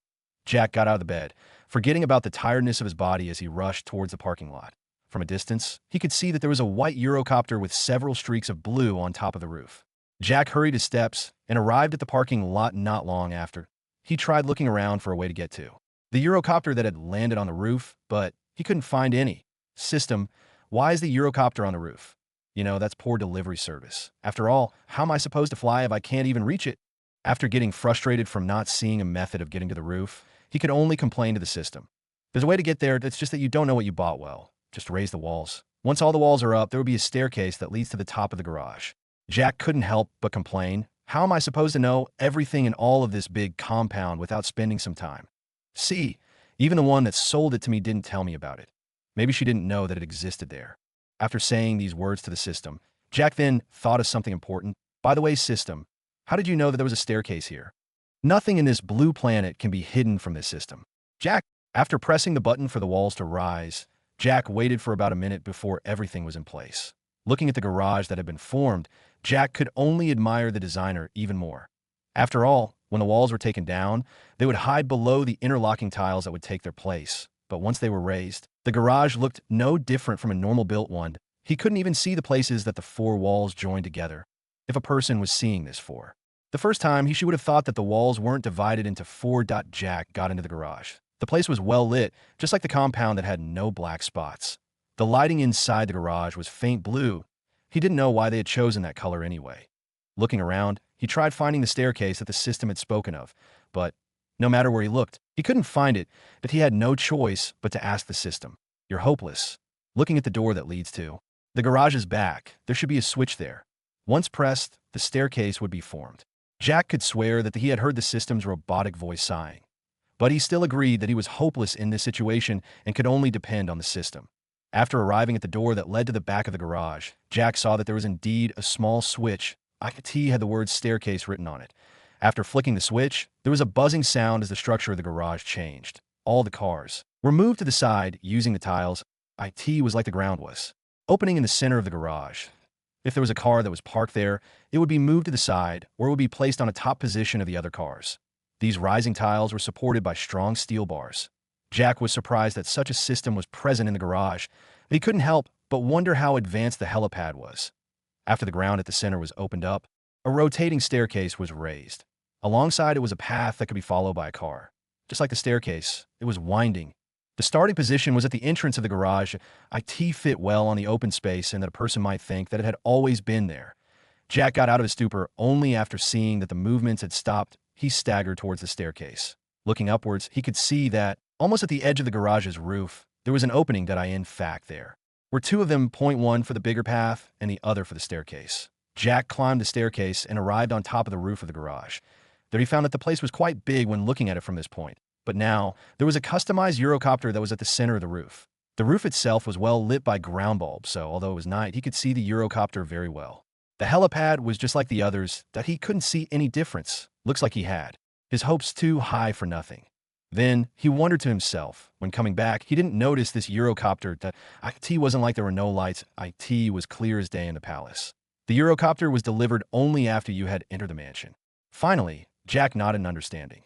Then he stared at the outward appearance of the Eurocopter. The EC-135 had at least a length of 16 m, width of 4 m, and a height of 8 m. The fuselage of the Eurocopter was at least 12 m long. The diameters of main and tail rotors were 11 m and 1 meter respectively at AS for the roof where the helipad was. It was 40-45.0. Although the Eurocopter was wide, it still fit well. The garage where the cars could be parked was only the size of 35-36. The extra space was obviously for the walls that could be raised and lowered at will. System, no introduction of the Eurocopter here? Jack asked curiously. This was his first time being closer to an aircraft. He'd left Crystal City for the first time in his life when he came here in Inchoate City. After a moment of silence, just when Jack thought that the system wouldn't reply, a pile of information was dumped into his mind while the system's voice echoed. EC-135 is a multi-mission twin-engine helicopter manufactured by Eurocopter. The helicopter offers extended range and payload capacities while delivering low noise. Operations. The EC-135 helicopter is widely operated by police forces, emergency medical services, EMS, and charter companies. The EC-135 can conduct homeland security, law enforcement, passenger and VIP transport, search and rescue, SAR, and EMS operations. The EC-135 has a length of 16.16 m, width of 4.65 m, and a height of 8.51 m. The fuselage of the helicopter is 12.2 m long. The diameters of main and tail rotors are 11.2 m and 1.4 m respectively. The helicopter can be equipped with a rescue hoist, searchlight, forward-looking infrared, FLIR, camera, and LO-jack tracker to support law enforcement missions. The spacious cabin has a volume of 12.9 m superscript 3. It has a single level and is provided with unobstructed flat floor, providing a very high load capability of 400 kg. The wide cabin also offers outstanding visibility for observation operations. The flat floor and rails ensure the users to install medical devices or mission-specific equipment. The two wide sliding doors and the two rear-hinged clamshell doors allow the entry and exit of occupants. The cabin can accommodate 9 to 10 passengers in its standard configuration. The EC-135 is provided with two engine options, including Turbomeca Arias 2B2 and the Pratt & Whitney Kaga PW206B2. The two engines are equipped with full authority digital engine control, FADEC, fire detectors, and an overspeed protection system. Each engine develops a maximum takeoff power of 953 kW. The EC-135 can fly at a maximum speed of 543 km/h. The maximum operating altitude is 25,000 feet. The helicopter can climb a rate of 5.6 m/s. Its maximum range with standard tanks is 1,700 km. The EC-135 is customized and performs better than others. IT has the name of the current owner, Jack, written on either side of the tail. IT has an advanced autopilot system. Accompanying this is an advanced AI that can take simple instructions from the owner. Furthermore, it can use the owner's biological data to ensure the Eurocopter's anti-theft security. Jack hadn't expected that the system would give him so much information at once. He almost felt that his head was going to burst from the overloaded information. After taking a deep breath, he felt that he was no longer feeling dizzy. Now, as he focused his gaze onto the Eurocopter, he could gain some understanding of it. Now that all that was out of the way, Jack wanted to see the interior. According to the system, this aircraft could carry 2 crew members and about 10 passengers. That he got closer to. The aircraft, as soon as he stretched his hand, touching the handleless door, it suddenly moved to the side before he heard a robotic voice. "Welcome, Master. I am Eco, the EC-135's AI. Here your service." Who knew that the AI was so advanced? Jack then stepped into the EC-135.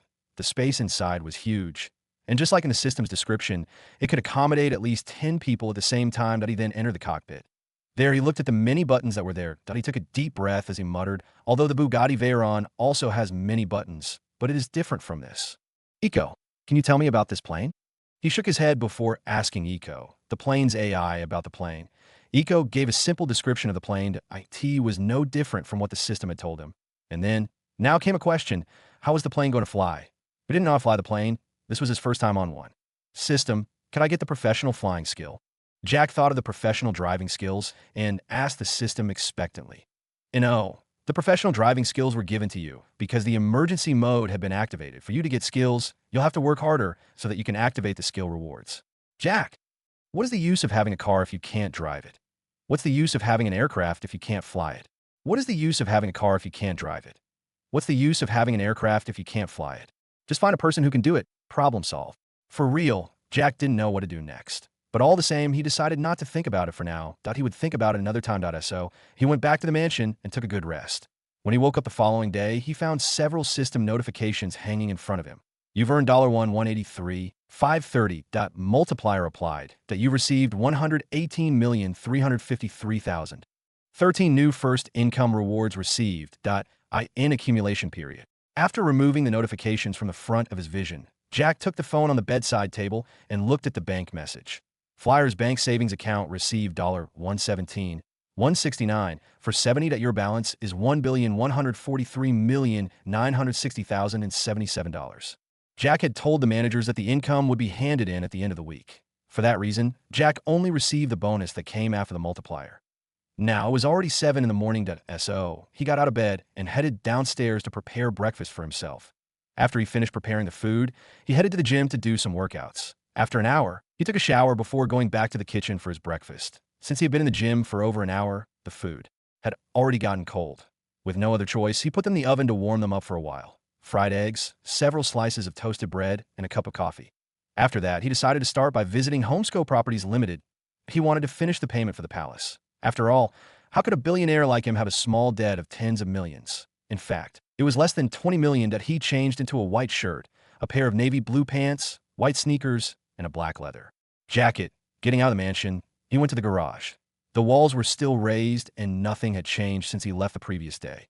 Going to the switch, he flicked it and everything went back to being normal as the staircase and pathway disappeared into the ground. In the garage, there was a Bentley Continental GT, a Suzuki, and a Bugatti Veyron. Currently, the Bentley Bentayga was being parked at the apartment that he'd gotten George, Agnes, and Charles. Even a Freightliner was there. He drove the Bentley out of the compound, heading straight towards Homesco Properties Limited. Within 30 minutes or so, he'd already gotten to the building where the Homesco Properties Limited was located. After parking the car, he headed straight in. Jack's current style, although not that much of a show of strength, showed that he could at least afford some properties, either renting or buying. So the moment that he entered, a lady went forward to greet him. "Hi, handsome. Would you like to buy a house?" The lady asked with a smile. "I'm sorry, but I'm here to complete the payment." Jack replied sincerely. He looked at the crowd and noticed that the lady that had attended to him previously wasn't present. So he couldn't depend on her to complete the procedures. "Can I get the manager?" he asked the lady. The lady wasn't happy at all. After all, she thought that Jack was here to buy a house. In that way, she could earn a commission. Who knew that he was here to pay the money for a house that he took on installments? "I'm sorry, but the manager is busy," the girl replied plainly.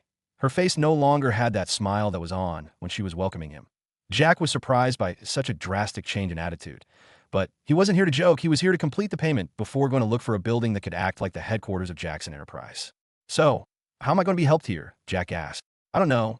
Maybe come back tomorrow." The lady answered, her tone getting slightly irritated. Jack raised his brows that it was currently close to 9 in the morning. How could the manager be busy as early in the morning in that she couldn't even attend to him? Can you let her know that I'm the one here? I'm sure that she'll let me see her. Jack asked. I'm sorry, but I can't do it. The lady shook her head vehemently. It seemed that the conversation between them had attracted the attention of other sales ladies. Currently, there were only a few clients present in the floor on which Jack was on point. 6 sales ladies came, and one of them asked, What's going on, Gloria? Humph. This guy over here came here to pay for a small house that he'd gotten through hire purchase. Now, he says that he wants to see the manager. Gloria said all of these with her expression filled with disdain. Jack was surprised. What the heck? When did he buy a small house? He'd purchased the biggest house that they had. And now he was being told that he had purchased a small one. Oh, handsome. What Gloria said is right. Currently, our manager is quite busy. So, you'll have to come back next week. After hearing Gloria's words, one of the ladies spoke. Jack was stunned, speechless, from a single day to a whole week. What a big difference. Just as he thought that this was it, another lady spoke. You should come back next month. Only then will you have a higher chance of meeting the manager. No, next year will be better. So, you should leave now. Right. You should leave now. No need to block the path. Yes, there's too much traffic here. Jack could only stare at them without having a word to say. Next month, what work was Sabrina doing that it would keep her busy for a whole week? Blocking the path. Aren't you the ones blocking the path? Traffic? You're the ones that are gathered around me. Furthermore, the whole floor is almost empty. What do you mean by saying that this place was getting congested? Seeing that their words were getting even more weird the more they spoke. Jack had no choice but to call Sabrina. Otherwise, he wasn't sure that he could handle all of this. Who are you calling? A lady asked curiously. The manager, Jack replied sincerely. The lady sneered and said, Do you think that the manager gives her phone number to anyone? Let me see you call her. You can't just brag in front of me. Jack simply shook his head as he saw that the other ladies were about to start talking. It seemed that these ladies who always fought each other for a client were quite united. Anyway, he called Sabrina. In 2 rings. The phone was received. Then Sabrina's surprised and excited voice came from the other side. Hello, Mr. Jack. Why are you calling me? She asked. Well, I came here to complete the payments, but your staff members are saying that you're busy and that I'll have to come back next year. Jack said the most recent time that he was told to come back. What? How dare they? I'm sorry, Mr. Jack. I'll be there in a minute. Sabrina shouted from the other end. Jack could hear the sound of things moving, and he could guess that Sabrina was rushing from her office. Jack then hung up the call. He decided not to say a word and wait for Sabrina to come down. What did she say? Right, did she say that she'll fire us? Did you get someone to pretend to be the manager? Jack wondered if these ladies had taken some medicine that made them irritated. So, he decided to keep his mouth shut, his face showing no changes in emotion, and at the same time, he ignored whatever they were saying. Upon seeing that Jack was ignoring them, these ladies were angered further. They began shouting and slandering him of causing trouble here, but a small crowd that wanted to watch the show had already gathered. So, the show had to continue. Otherwise, they wouldn't subscribe to the channel. But all the same, Jack didn't react. The ladies were getting more and more angry when they saw this. They were just about to forget about their manners and start cursing him when hurried footsteps approached them. Followed by, that was an angry shout. What do you think you're doing? It was Sabrina's voice. The ladies were surprised when they heard this voice. Their bodies trembled when they saw Sabrina approaching them with anger shown on her face. She shoved some of them aside and approached Jack. She then gave a slight bow and said, Mr. Jack, I'm sorry that I've shown you this embarrassing side. The ladies were stunned. Then, they began sweating even more while trying to find what Jack's identity was. If even their manager had to apologize by bowing, then who were they, just small-time salespersons, to dare and shout in front of him? Upon seeing how sincere she was, Jack had no intention of making things difficult for her. Oh, it's okay. Nothing bad happened. Sabrina heaved a sigh of relief upon seeing that Jack wasn't angry. She admired him even more as she had heard from afar how the ladies were slandering Jack and shouting at him. She then shifted her gaze towards the 6 ladies. Do you know what you've done? Do you know who he is? He's the one that bought the Prince and Princess Palace, Mr. Jack Alfonso. Sabrina's words were like bombs in the hearts of the 6 ladies. They could only stare blankly at Jack, not knowing what to do next. In this, they weren't alone as the fence-sitting fans were left wide-eyed. From this moment on, you're no longer part of the staff of Homesco Properties Limited. Pack up and leave at this moment. Sabrina's words were stern and decisive. She knew all too well that Jack wasn't someone that could be offended. After all, purchasing a mansion for over $30 million, although it wasn't the original price, show that he had to have assets worth $100 million in the least he'll be able to take out that liquid amount of money when most of their wealth was in terms of assets. He sure had to be a wealthy person. The ladies tried to beg for forgiveness, but Sabrina had none of it. They could only try asking Jack for forgiveness. After all, it wasn't something easy for them to get the job as salespersons in a big real estate agency like Homesco Properties Limited. But no matter how they begged, Jack ignored them. His reasoning was clear. Everyone had to bear the consequences of their actions.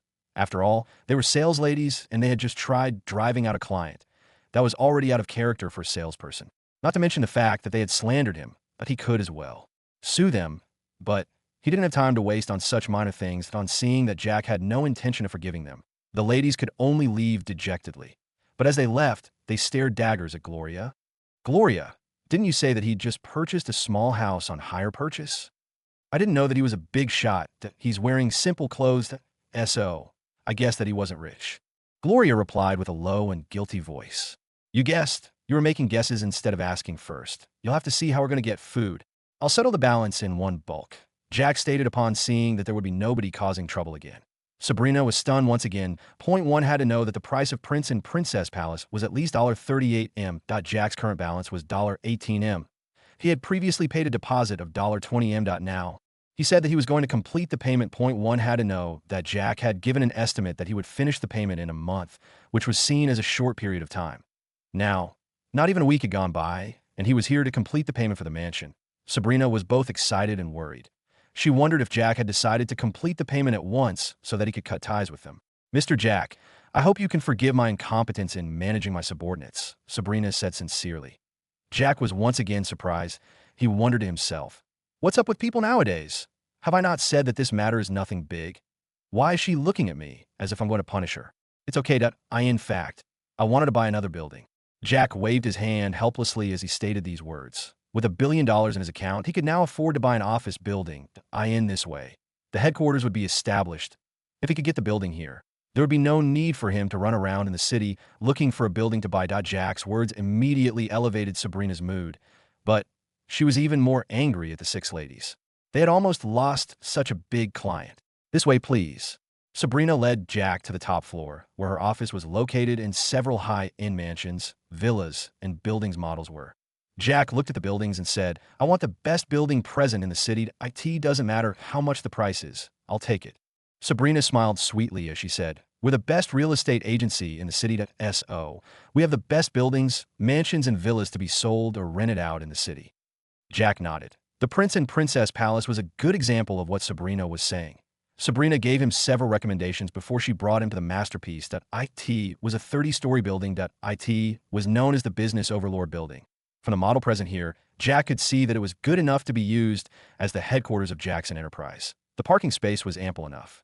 That was the surfaces. Then, there was an underground parking as well. There were two different types of elevators present. Point one that could access all the floors and one that couldn't access the top floor. Furthermore, there was a smart system that was installed in the building. For example, a person would just need to say the floor that he or she was going to, and the elevator would take them there. The office building itself was located at the very center of the city. It was the tallest building present in Inchoate City. The others around it, the tallest amongst them was only 23-story. The sides of the building were covered in floor-to-ceiling glass. These hardened glasses had a special feature. One could look outside from inside, but not vice versa. Jack nodded. This building was modern. This was what he needed currently. He had the intention of buying it. Currently, the Dante family has the intention of buying it. But I can give you a priority as they have not yet made a decision in whether to buy it or not. Sabrina said, I'm taking it out. What's the price? Upon hearing that there was someone already eyeing his building, Jack made a decision to he'll buy the building before they notice. This way, he could get the building that was now considered a landmark of Inchoate City.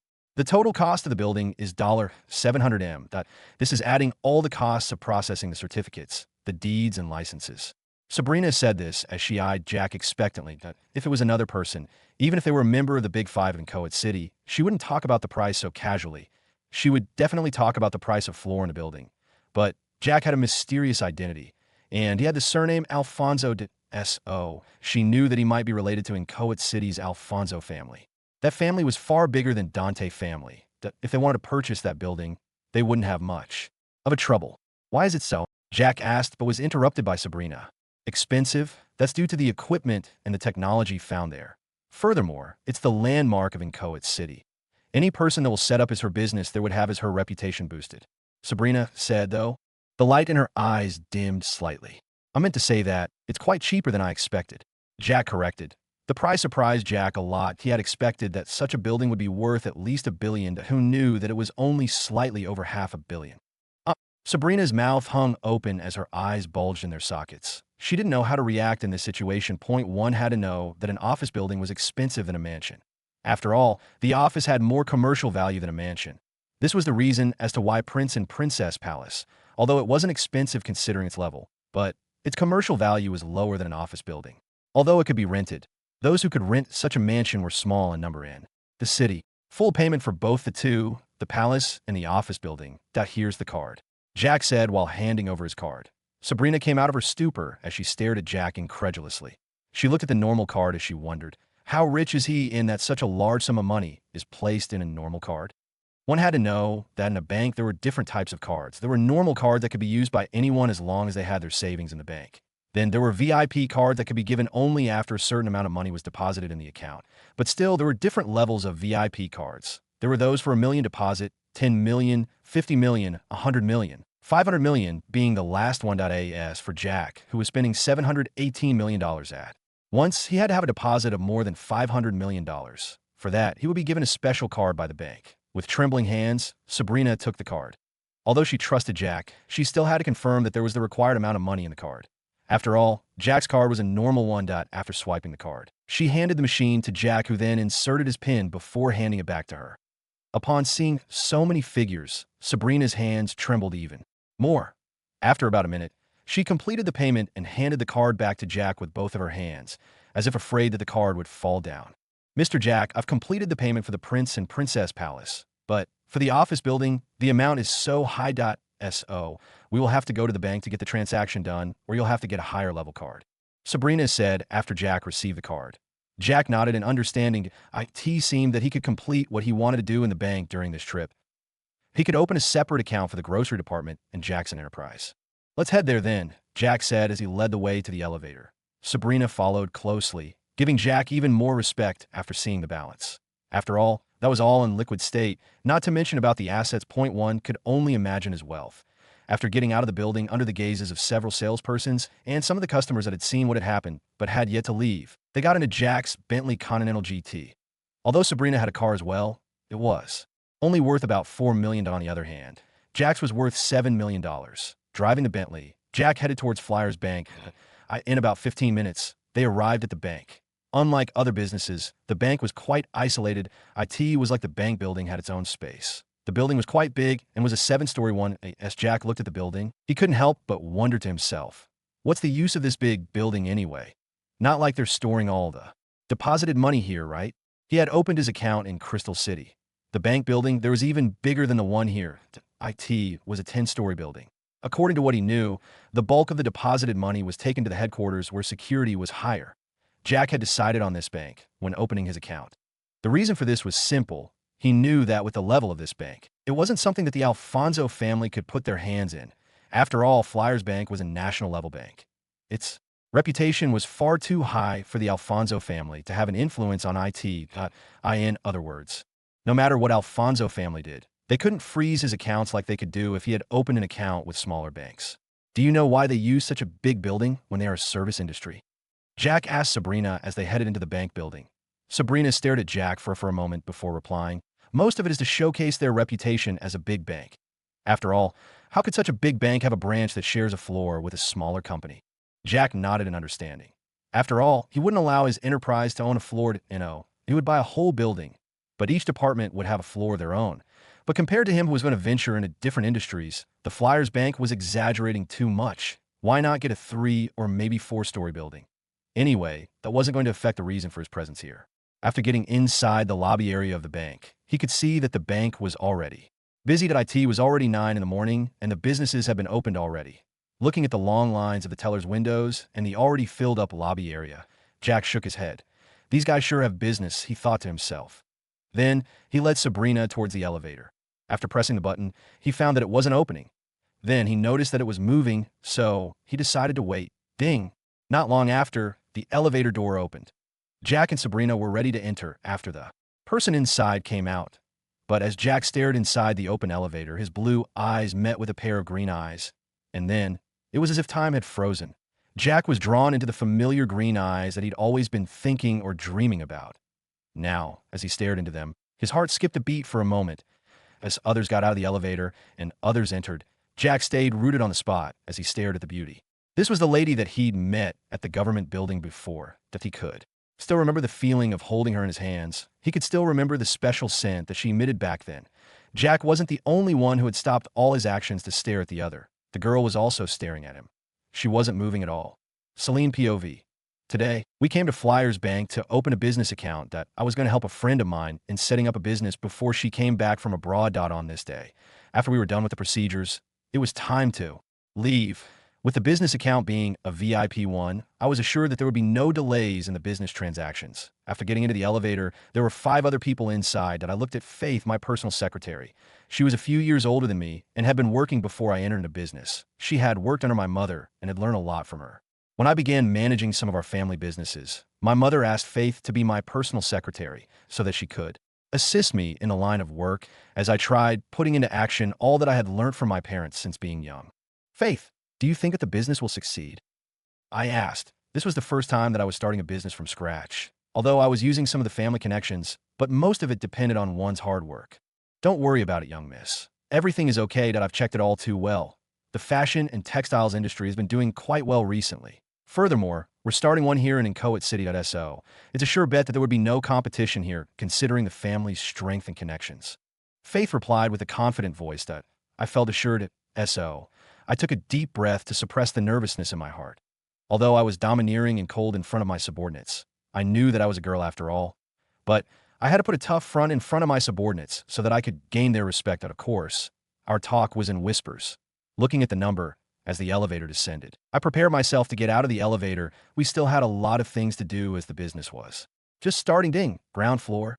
The elevator reached the ground floor as a robotic voice said the floor that we were on, which was a ground floor.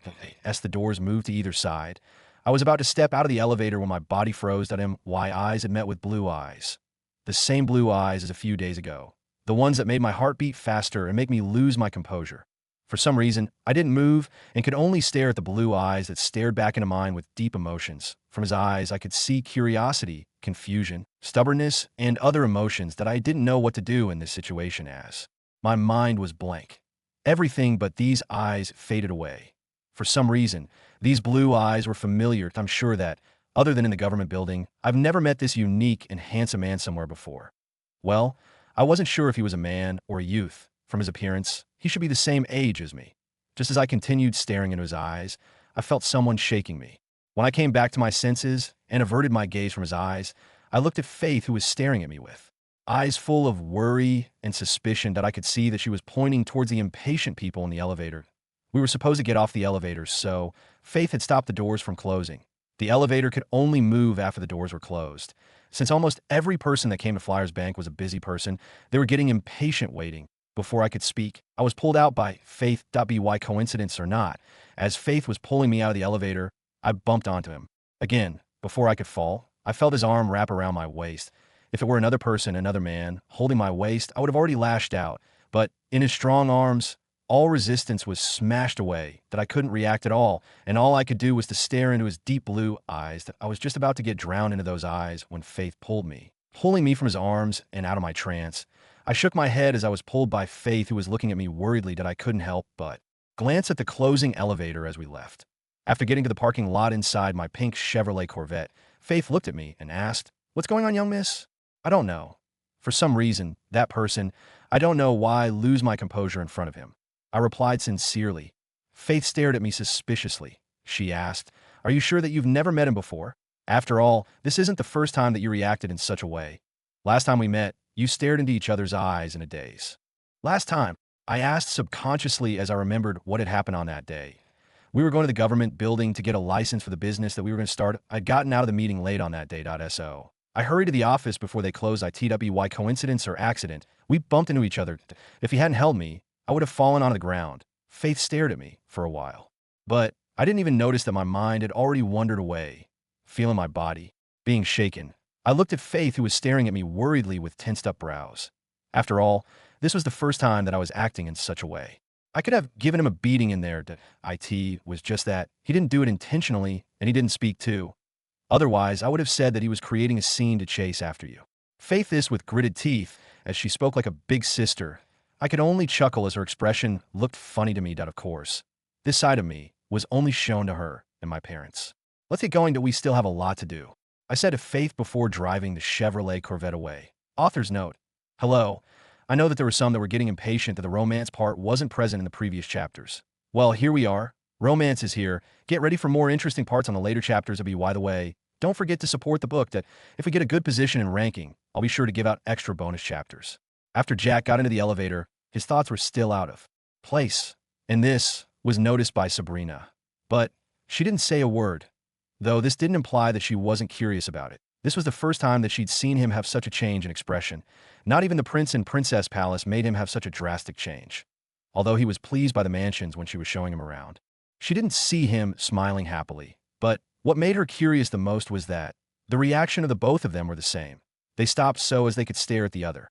According to what she could see, the two of them had to have a history in the very least. According to the way none of them was angry nor was happy. Then, something that had happened before had to be something ambiguous in that they didn't know whether to be angry or to be happy about it.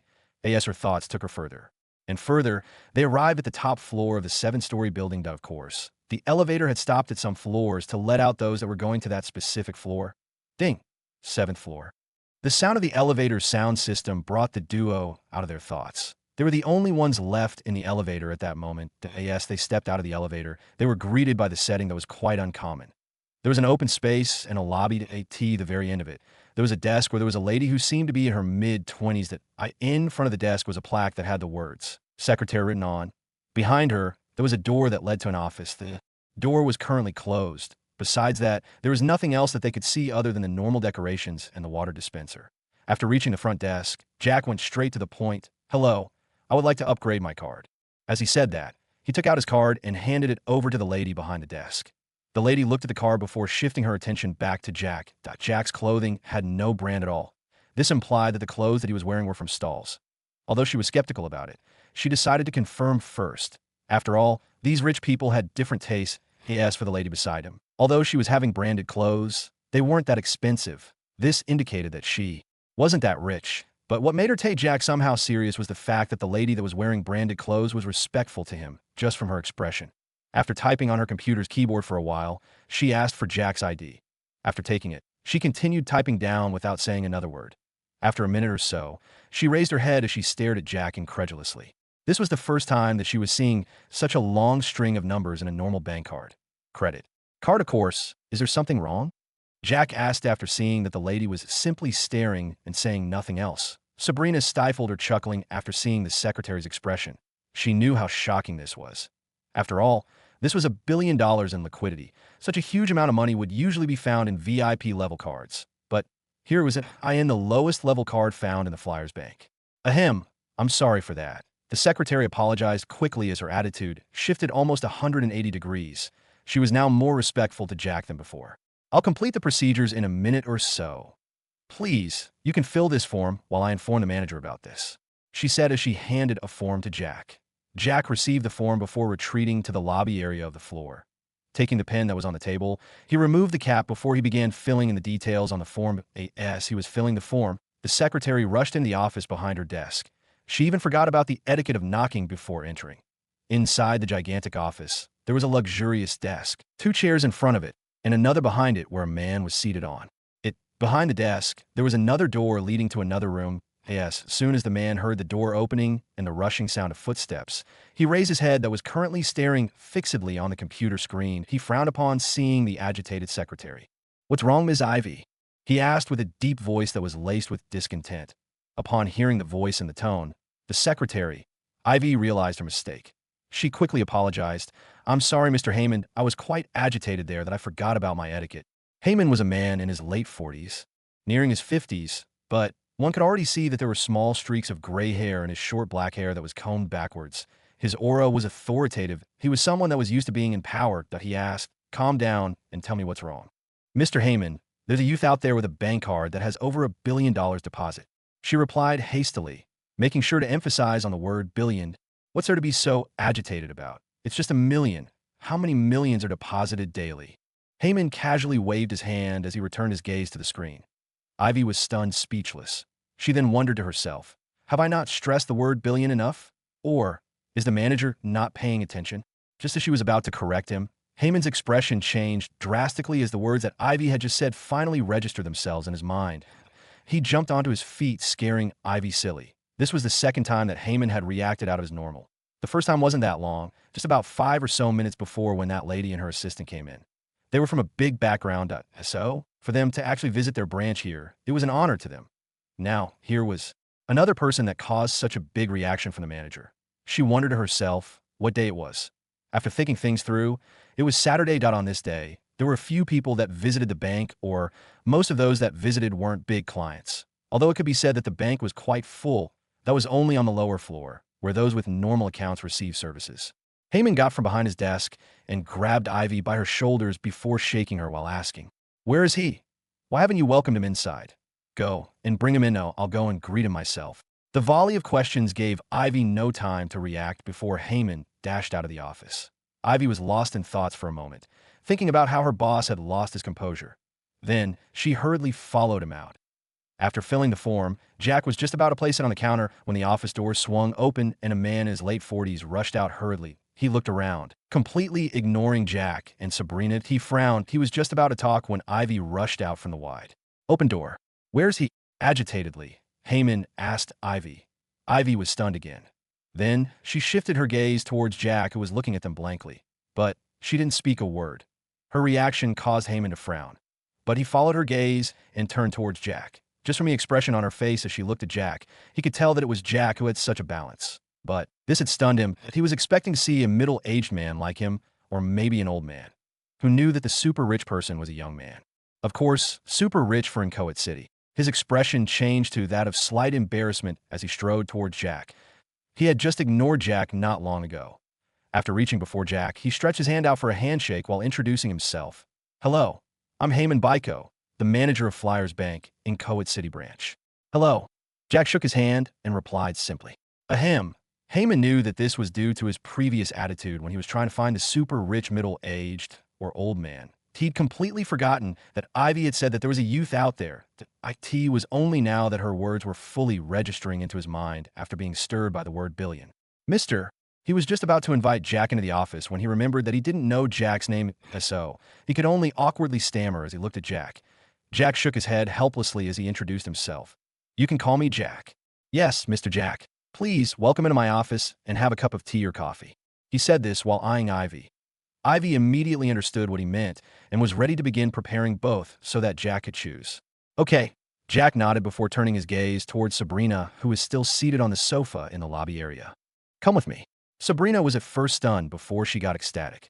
She knew that no matter what, she wasn't qualified to enter the manager's office of Flyers Bank. But now, Jack was giving her a chance, so she quickly nodded and followed them into the office. Jack observed the simple but elegant furnishing of the office and nodded to himself in appreciation.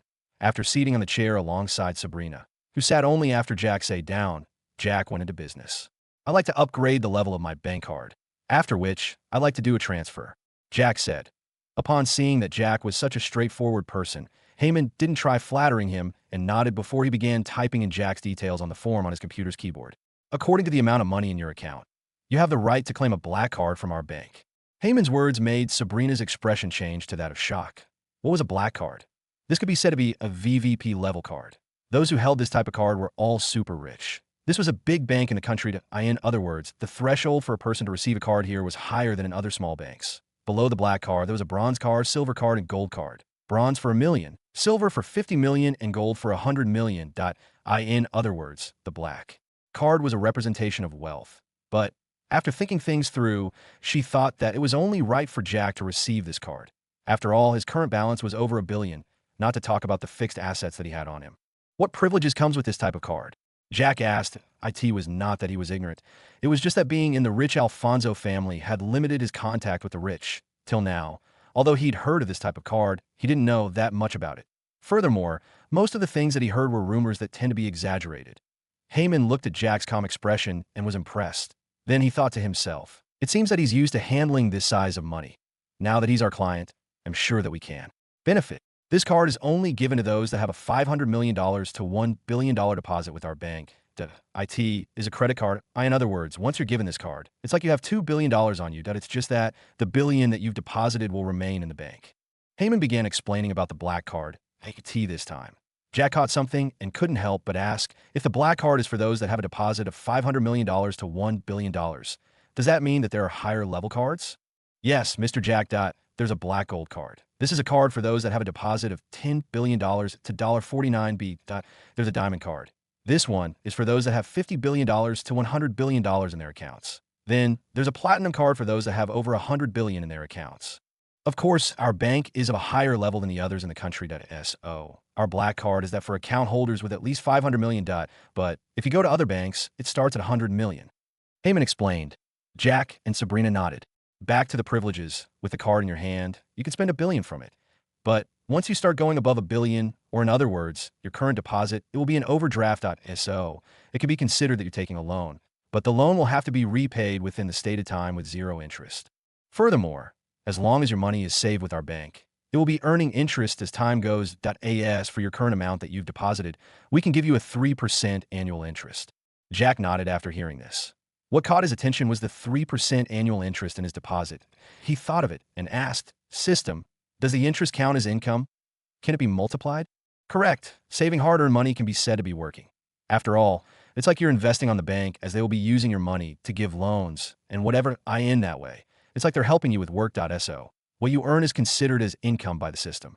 But you have to know that if you just save the money and stay idle, that money will not be multiplied. In other words, this system is to encourage hard working. If you laze around, then you'll be going against the system's purpose. A result. It won't multiply anything if you're idle. Jack sighed within his head. This system and its logic again. Anyway, it wasn't like he could stay idle. He'll be working hard to earn more. Apart from that, you'll be able to carry out large transactions as long as they don't exceed the 5 billion threshold. In other words, the transactions can be completed without inconveniencing you to come to the bank. Heyman continued, pulling Jack's mind from the system. Then, there's a VIP service. Your accounts won't be frozen without notice. Again, you can easily transfer the money at any moment. Heyman went on to talk about several things like loans and whatever. The more he spoke, the more Sabrina's mouth gaped.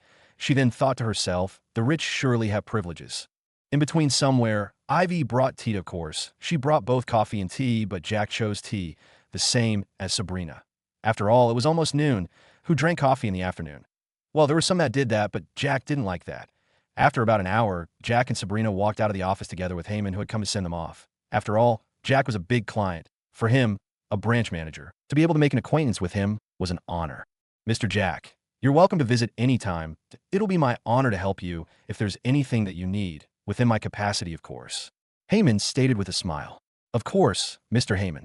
Jack replied with a faint smile on his lips. Though, Heyman didn't mind that Jack wasn't that enthusiastic, as he'd already seen the way that Jack behaved. But you should be prepared to do a few more upgrades, Jack stated as he and Sabrina entered the elevator. After which, the doors closed, leaving the confused Heyman on the 7th floor together with his secretary. After a few seconds, the confusion on his face faded away and was replaced by a broad smile. He was a smart person and immediately understood what Jack meant. After getting out of the bank, Jack drove in the Bentley Continental GT. As they headed towards the business overlord building, Jack decided to check it out first. Although he trusted Sabrina, but what he'd experienced back at the Prince and Princess Palace was something that made him want to make sure that everything was okay before paying. After all, a Eurocopter on top of a garage with no means of reaching it. Jack wanted to make sure that nothing like that happened, as the system seemed not to care about where to pack things. It never asked where he wanted them to be packed, apart from the Bugatti Veyron of course. Along the way, Jack thought of the Prince and Princess Palace. He then turned his attention to the still-dazed Sabrina and asked, is there a helipad in the Prince and Princess Palace?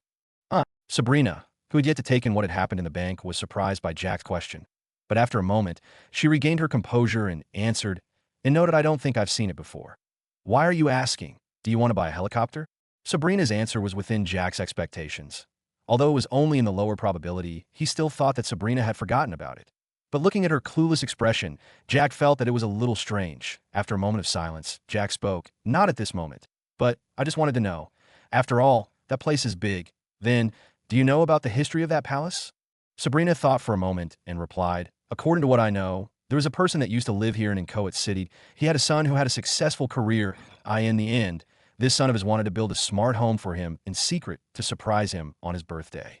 But before the construction reached in the middle, the old man found about it.so. Now that it was no longer a surprise, the son asked his father if he wanted the smart home to. In the end, the old man said that a city wasn't a good place for him to relax in his old age, so he told his son to build it in another piece of land that he'd bought. The son wanted to demolish the foundation that he'd already built. In the end, the old man stopped him. He had been staying in Inchoate City for long, and he was the reason for a big part of its development. So he decided that the foundation would be left, but in the end, normal luxurious mansions were to be built there. As of that time, the advanced garage had already been finished, and after the construction was done, the old man decided that the house was going to be sold at a price of $38M. This price, for a mansion, although the mansion was quite luxurious, it was high for the residents of the city. After all, the mansion had no commercial value, as the old man prohibited that. The palace couldn't be sold after being bought for a profit. The old man's aim of setting such a low price for such luxurious mansions, although it was a loss, was to attract another person to Inchoate City, one that could help develop Inchoate in his place. Sabrina finished her narration at this point. Then, she looked at Jack, who was still processing what he'd heard, and said with a beautiful smile, "And it seems that the old man's wish has been fulfilled by your presence, Mr. Jack." In response, Jack said, "I guess so." But he didn't talk about the garage and the helipad as he'd found the reason as to why they were more advanced. Not long after that, they arrived closer to the center of the city. Even from a distance, Jack could clearly see the tallest building. He'd seen it in his previous trips in the heart of the city, but he paid no attention to it. After all, he'd seen taller buildings in Crystal City. Vroom! The Bentley Continental GT sped up before entering the underground parking of the building. Immediately after, Jack and Sabrina alighted from the car. A security guard came a few seconds later. He knew Sabrina, as he was there when the building was being handed over to her after the developer was done. He was the current captain of the current team that was on the day shift. "Greetings, Mrs. Sabrina." After a bow, he greeted her before greeting Jack, but it was obvious that he was treating Sabrina with more respect than he did with Jack. Nobody could blame him. Jack was just 19 years old, and his clothes were nothing flashy. So the captain thought that Sabrina had come to inspect the building while at the same time bringing this youth to broaden his horizon. Jack, on the other hand, didn't mind at all. That IT wasn't like being feared or being revered would give him more money. But what he noticed was that it seemed that Homesco Properties Limited had a cooperation with Good Vision Security Limited. Or maybe he was just overthinking things, as Good Vision Security Limited was amongst the best security companies present in the country and the most reputable one in Inchoate, a landmark building of Inchoate City. It had to receive the best security. "Captain Tim, this is Mr. Jack. Here's here to check out the building. He's going to buy T.M.R. Jack. This is Tim, the captain of the guards of the day shift." Sabrina smiled as she introduced the two. Sabrina's words immediately made Tim flustered. After all, he'd been superficial with Jack not long ago, who knew that this was going to be the new employer of his. So he immediately gave a deep bow to Jack and said, "Mr. Jack, I'm sorry for my ignorance right now." Tim knew very well that a person that could purchase a floor of the building was of a higher status than Sabrina. For him to treat Sabrina more respectfully than the other party, it was the same as stepping on the other person's reputation. "Don't mind," Jack said before turning to Sabrina. "Let's check the building out." "Okay," Sabrina replied before looking at Tim. "We're going to check it out. You can come with us." Tim nodded before the trio took the elevator that was present in the underground parking lot and headed to the first floor. Jack looked around and was impressed by the level of the building. The first floor was well designed and the layout wasn't messy. This was an office building. So the whole first floor was a closed office layout. The offices were as big as 300M superscript 2. Then there was one office that overlooked the northern part of the city. From there, although one couldn't see clearly due to the other buildings, at least one could see the nightlights. After going to the second floor and the third, Jack found that the layout was different from the other, but one thing remained the same. It was that the lobby area was the same size and same design. The only difference would be the colors and decorations. After seeing that everything was good in the first 5 floors, Jack decided to go to the 15th floor. He knew all too well that going to all the floors would surely tire them out. After all, each floor spanned for thousands of meters. Just like that, Jack and the duo finally arrived on the topmost floor. Of course, they had used the elevator that, according to Sabrina, had access to all floors. Well, even Jack could see that from the numbers that were written on the buttons. The 30th floor was completely different. The eastern and western sides of the horizon could be seen clearly. The desk and seat of the big boss was stationed in the eastern side, facing the west. According to what anybody could see about the layout here was that the one using this office could bath in the morning sun and enjoy the setting sun in the evening. Well, the waiting area was in the western part of the floor that I asked for the northern side of the office. There was the meeting hall. Jack looked at it and found that it was quite big and that 150 people could fit in. On the southern part of the floor, there was a living area. Once one entered through the door, he would enter the living room. There were 2 bedrooms, a kitchen, and finally, there was a washroom and a bathroom. Things here were quite advanced, and the room looked no different from the palace. Jack was satisfied with this setting. After all, if he was at work and got tired, there would be no need for him to drive back home, that he could just stay here. After seeing that everything was okay, Jack then paid the $700 million in full, no balance. After that, the group finally decided to leave the building. After all, it was already lunchtime. On this, Jack decided that he was going to treat the duo to a good meal. On reaching the ground floor, Jack found that it was a big open space that was filled with different types of things that could help people relax or entertain them. There was a place where children could play as well. In other words, the ground floor was present for those working to relax or entertainment. Of course, the activities were separated from each other, and there was no space for games like soccer or cricket. After getting out of the building by the front door, they found that there was a commotion. It seemed that there was a person that was trying to enter, but was being prevented from accessing the building. What do you mean that I cannot enter? We're going to buy this building to SO. I have to check it out first. A man said to the 2 guards that were blocking his way. I'm sorry, sir. It's not that we don't want you to enter. It's just that you can't enter without the manager of Homesco Properties Limited. After all, she's the one in charge of the building. One of the guards replied, "Do you know who I am? I'm Frank Dante." "Dante, you got that. If you continue trying to stop me from entering, I'll make sure that you won't get even janitor's job in this city." The man spoke in a deep voice laced with anger and threat. "Please, sir, don't make things hard for us. That we're only guards here. According to the rules, we cannot let you into the building unless you're the owner or you're here with the real estate agency manager." The other guard replied. Although they were scared, they still won't allow him to enter. Now that you know that you're a guard, you should know your place, that you're nothing but a dog, that if you continue this, Humph, I'm going to make sure that you're going to suffer. Sir, I'm sorry, but we can't let you in." "What do you mean? Isn't Mrs. Sabrina inside here? I was told that she left in the morning. I tried contacting her, but she's not picking up the phone." Just as the guard was about to respond to the aggressive man, the door to the building opened and 3 people stepped out. The captain had already heard about how his subordinate was having it hard, so he rushed ahead. The person that was dishing out threats was a middle-aged man with a black suit. He had short black hair that shone in the noon sun. Currently, he was putting on dark glasses. "Hello, sir. Please don't make things hard. That I know that you also know the rules here." "Oh, please, don't make things hard for us," Tim said. "Who are you?" Frank frowned as he stared at Tim.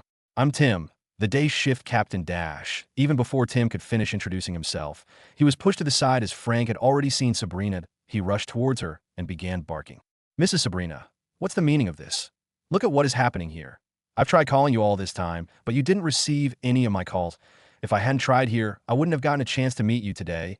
I was sent by the head of the Dante family to come and look at the building before the decision is made. Now, I'm starting to have second thoughts about this." A barrage of words were thrown at Sabrina, and Jack, who was standing next to Sabrina, couldn't take it anymore. This guy was behaving arrogantly, as if he owned the place. Having just bought the place, there was no way that Jack could allow a dog to bark wildly at the entrance. "Hey, can you have a little bit of self-respect and act like a grown-up? You're wearing a suit, but you're not acting with any type of etiquette at all," Jack said with a frown. Frank gazed at Jack ferociously and said, "Do you know who you're talking to, young man?" Frank hadn't expected that there was someone that would try lecturing him. Furthermore, the person that did so was only a youth. "What does your identity matter to me? Just behave like a civilized person and stop making noise here like a rabid dog." Jack didn't care about the identity of this person. After all, no matter what, he was just a member of a big family in a small city. It was not like he was from a big family that could threaten Jack. Anger could be seen in Frank's eyes as he stared at Jack coldly. It was as if he was going to eat him the next second. But Jack didn't care and remained calm. Frank pointed at Jack as he looked at Sabrina and reprimanded. "See here, if you can't teach your son or brother, I'll help you in educating him. How dare a small brat like him talarg?" However, before he finished whatever he was going to do next, he screamed in pain as he tried retracting the hand that was pointed towards Jack. "I don't like some nobodies pointing their fingers at me."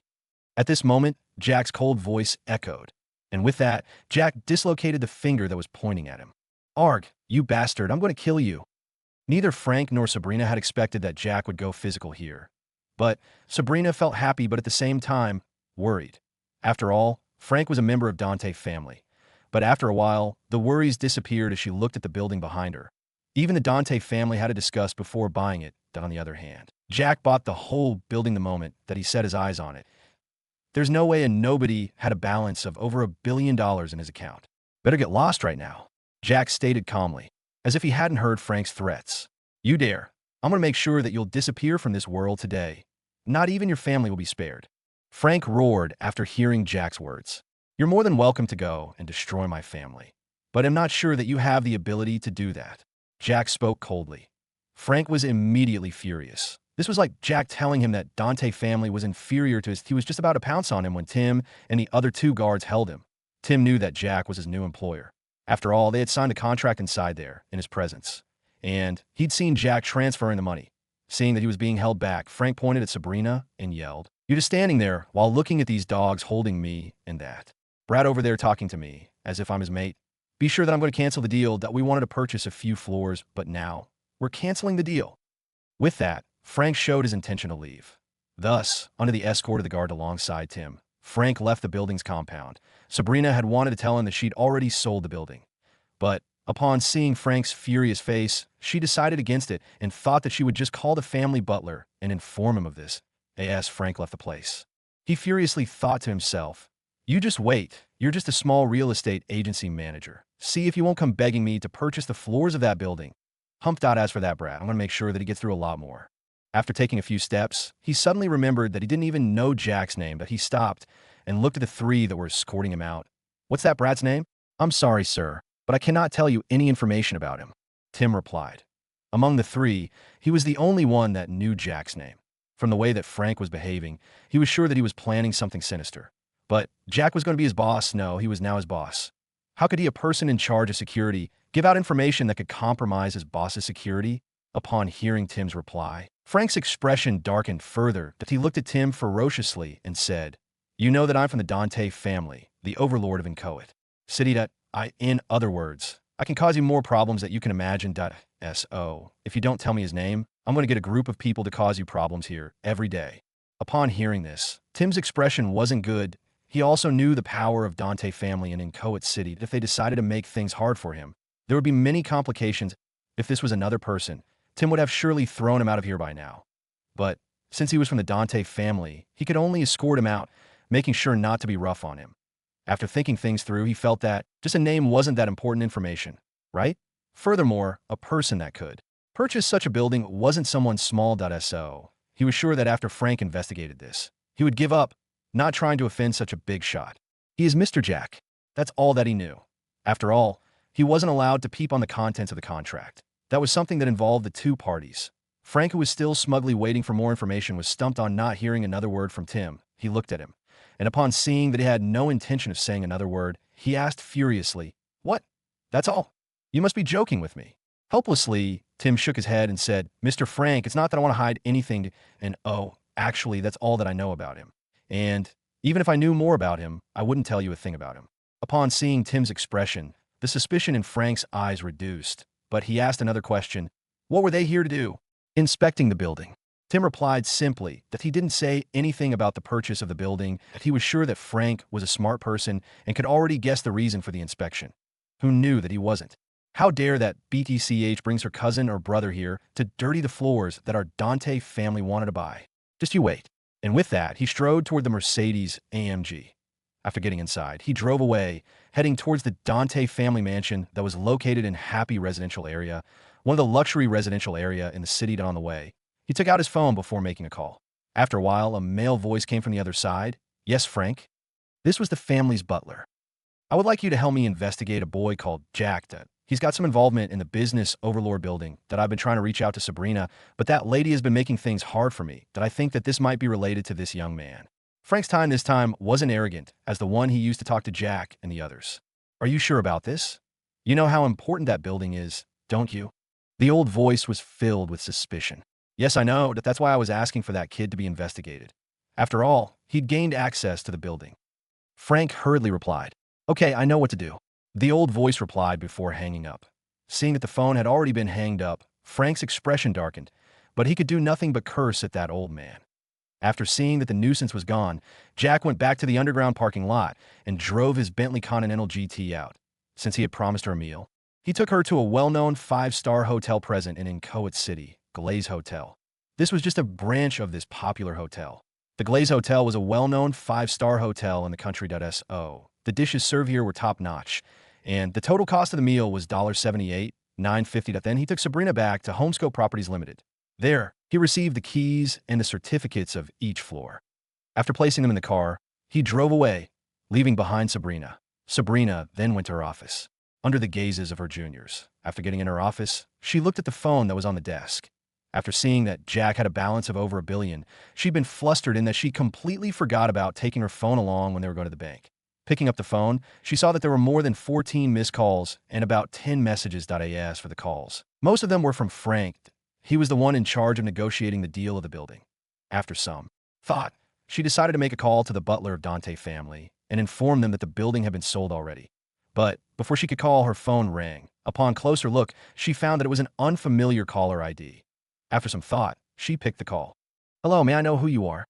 "Mrs. Sabrina, I'm Kevin Dante, the current head of Dante family." A male voice introduced itself. The voice was quite deep and was filled with majesty and authority. Sabrina's heart skipped a beat when she heard the other party's identity. She never expected that the family head would call her. After calming down, she replied politely and respectfully, "Oh, it's Mr. Kevin. Forgive me for my rudeness." "It's okay," Kevin replied. "May I know why you called?" Sabrina asked, though she could already link it to the business overlord building and Jack. "I want to talk about the issue concerning the business overlord building," Kevin replied calmly. "Just as I thought," Sabrina thought to herself. "Oh, I see. But there's something that I wanted to tell you first," Sabrina replied. "No need to worry about that. Let me speak first," Kevin interrupted. And upon getting Sabrina's consent, he continued, "We have already discussed the issue concerning the building. We've decided that we're going to purchase the 15 top floors first. Then, we're going to purchase the others at the start of next year."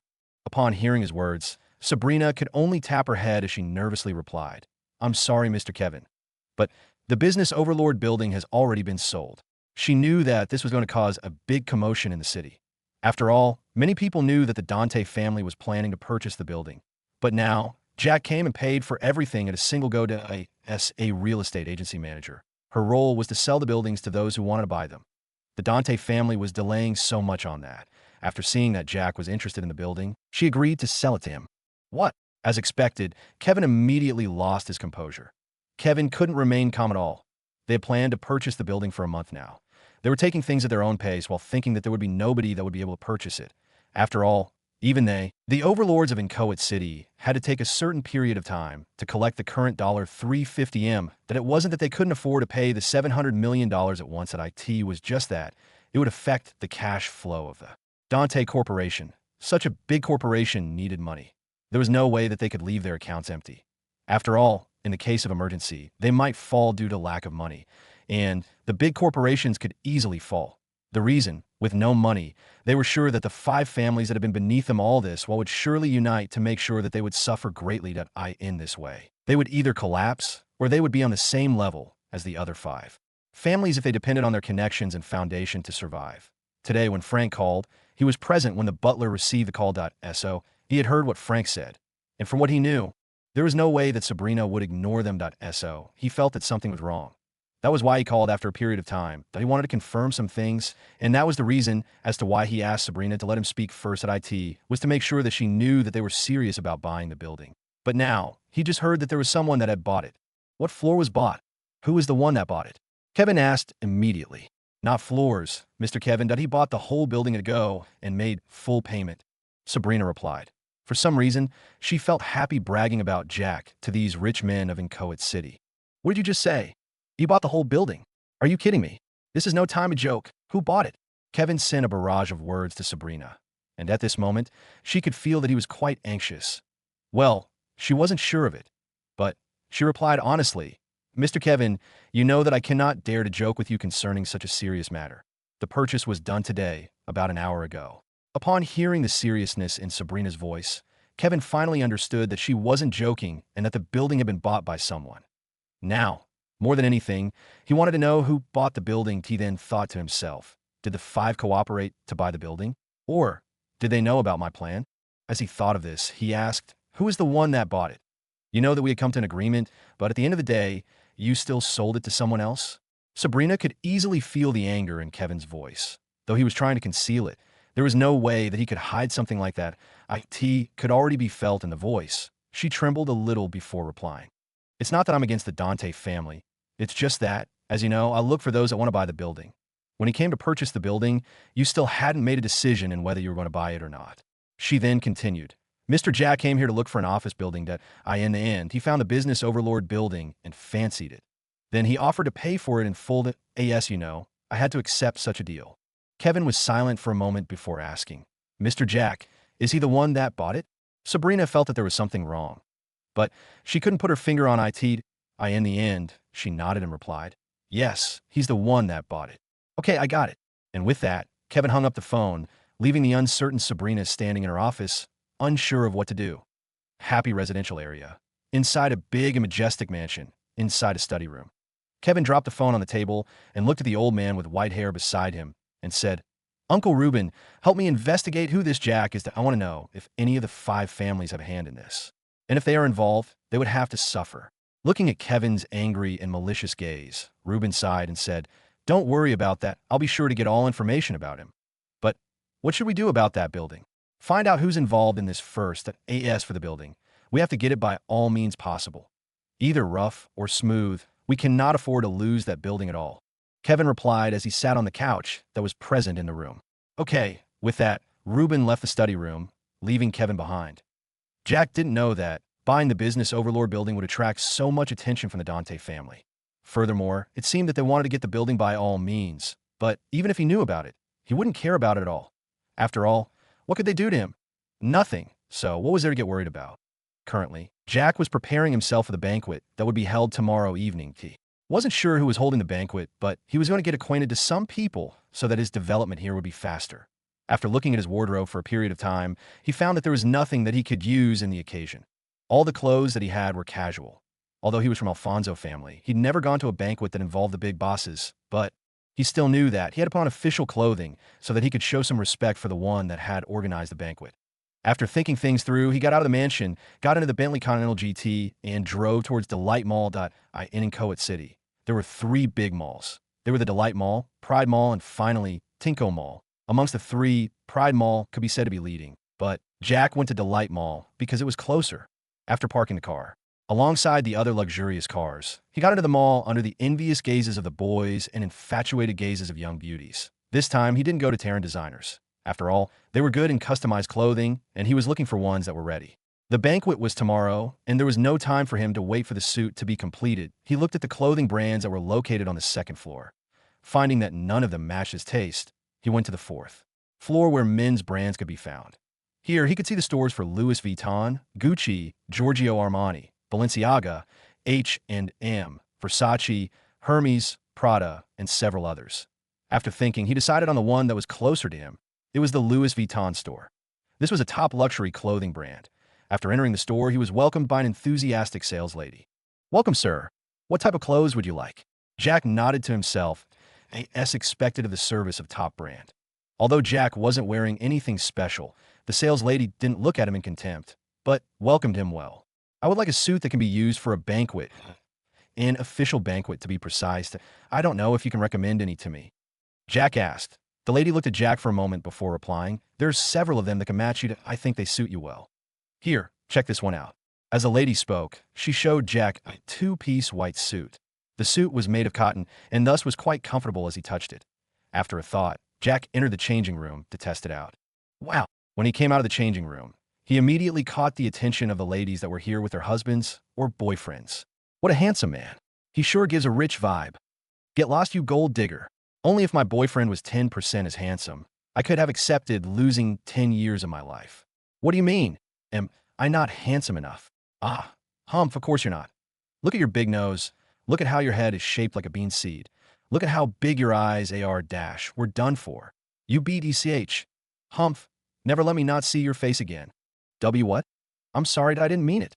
Jack's appearance had caused the infatuation and appreciation to flood towards him from the ladies, but it had also attracted the envy and hatred from the men whose women were attracted to him.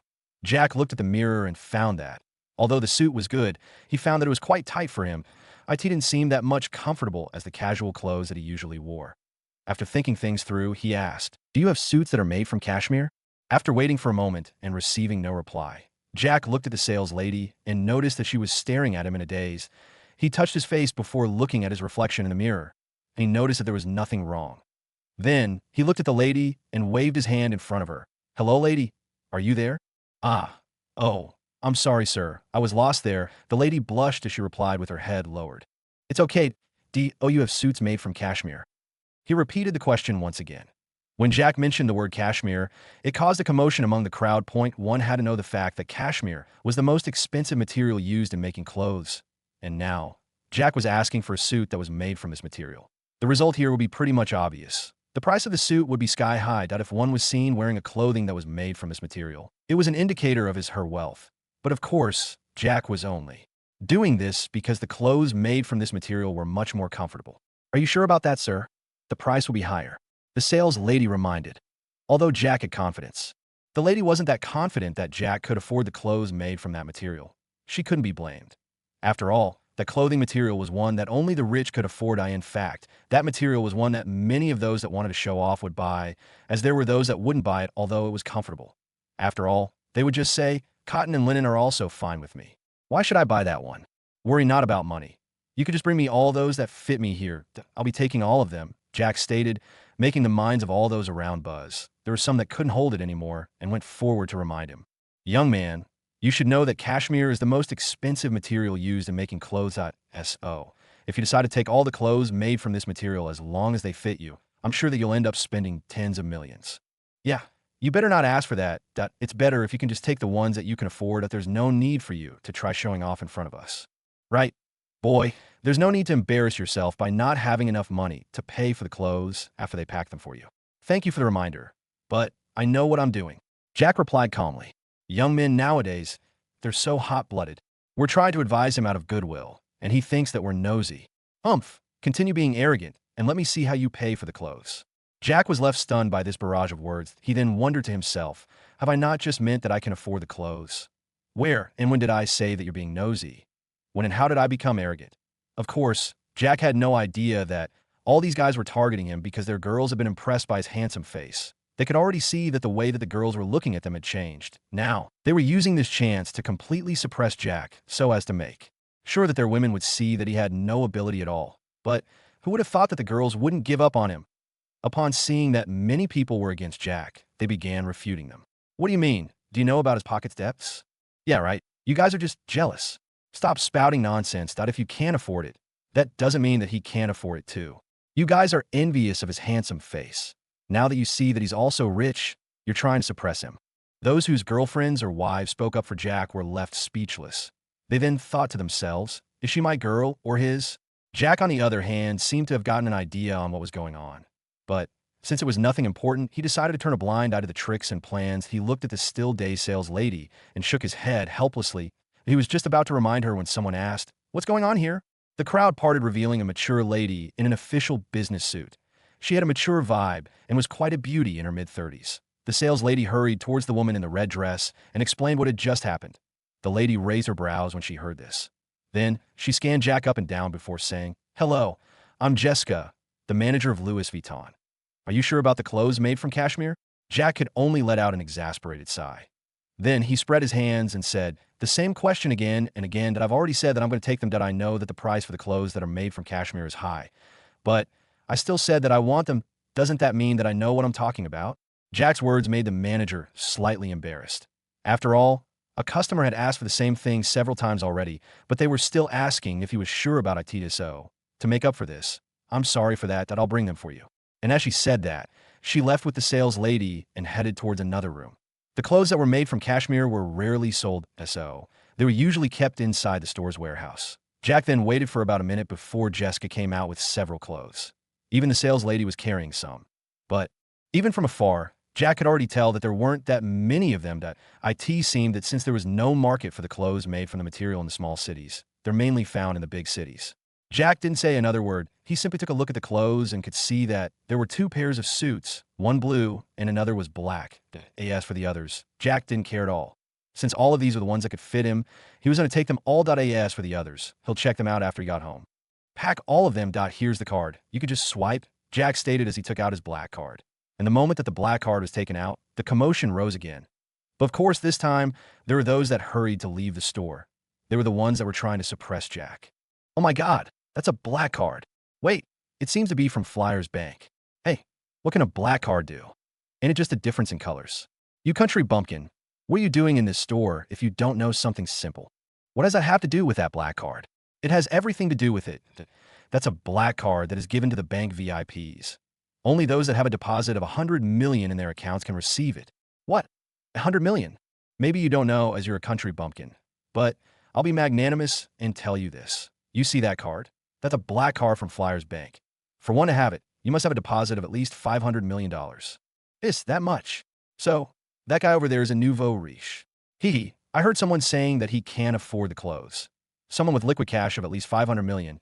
Do you think that he's the same as you? That's not adding his fixed assets just yet. Humph, you may not know this, but it may be a fake one. Right, there are some idiots who try faking cards just to show off. Hey, shut that big trap of yours. Oh, you know where we are. This is Louis Vuitton, a top brand. Who dares to play fraudulent here?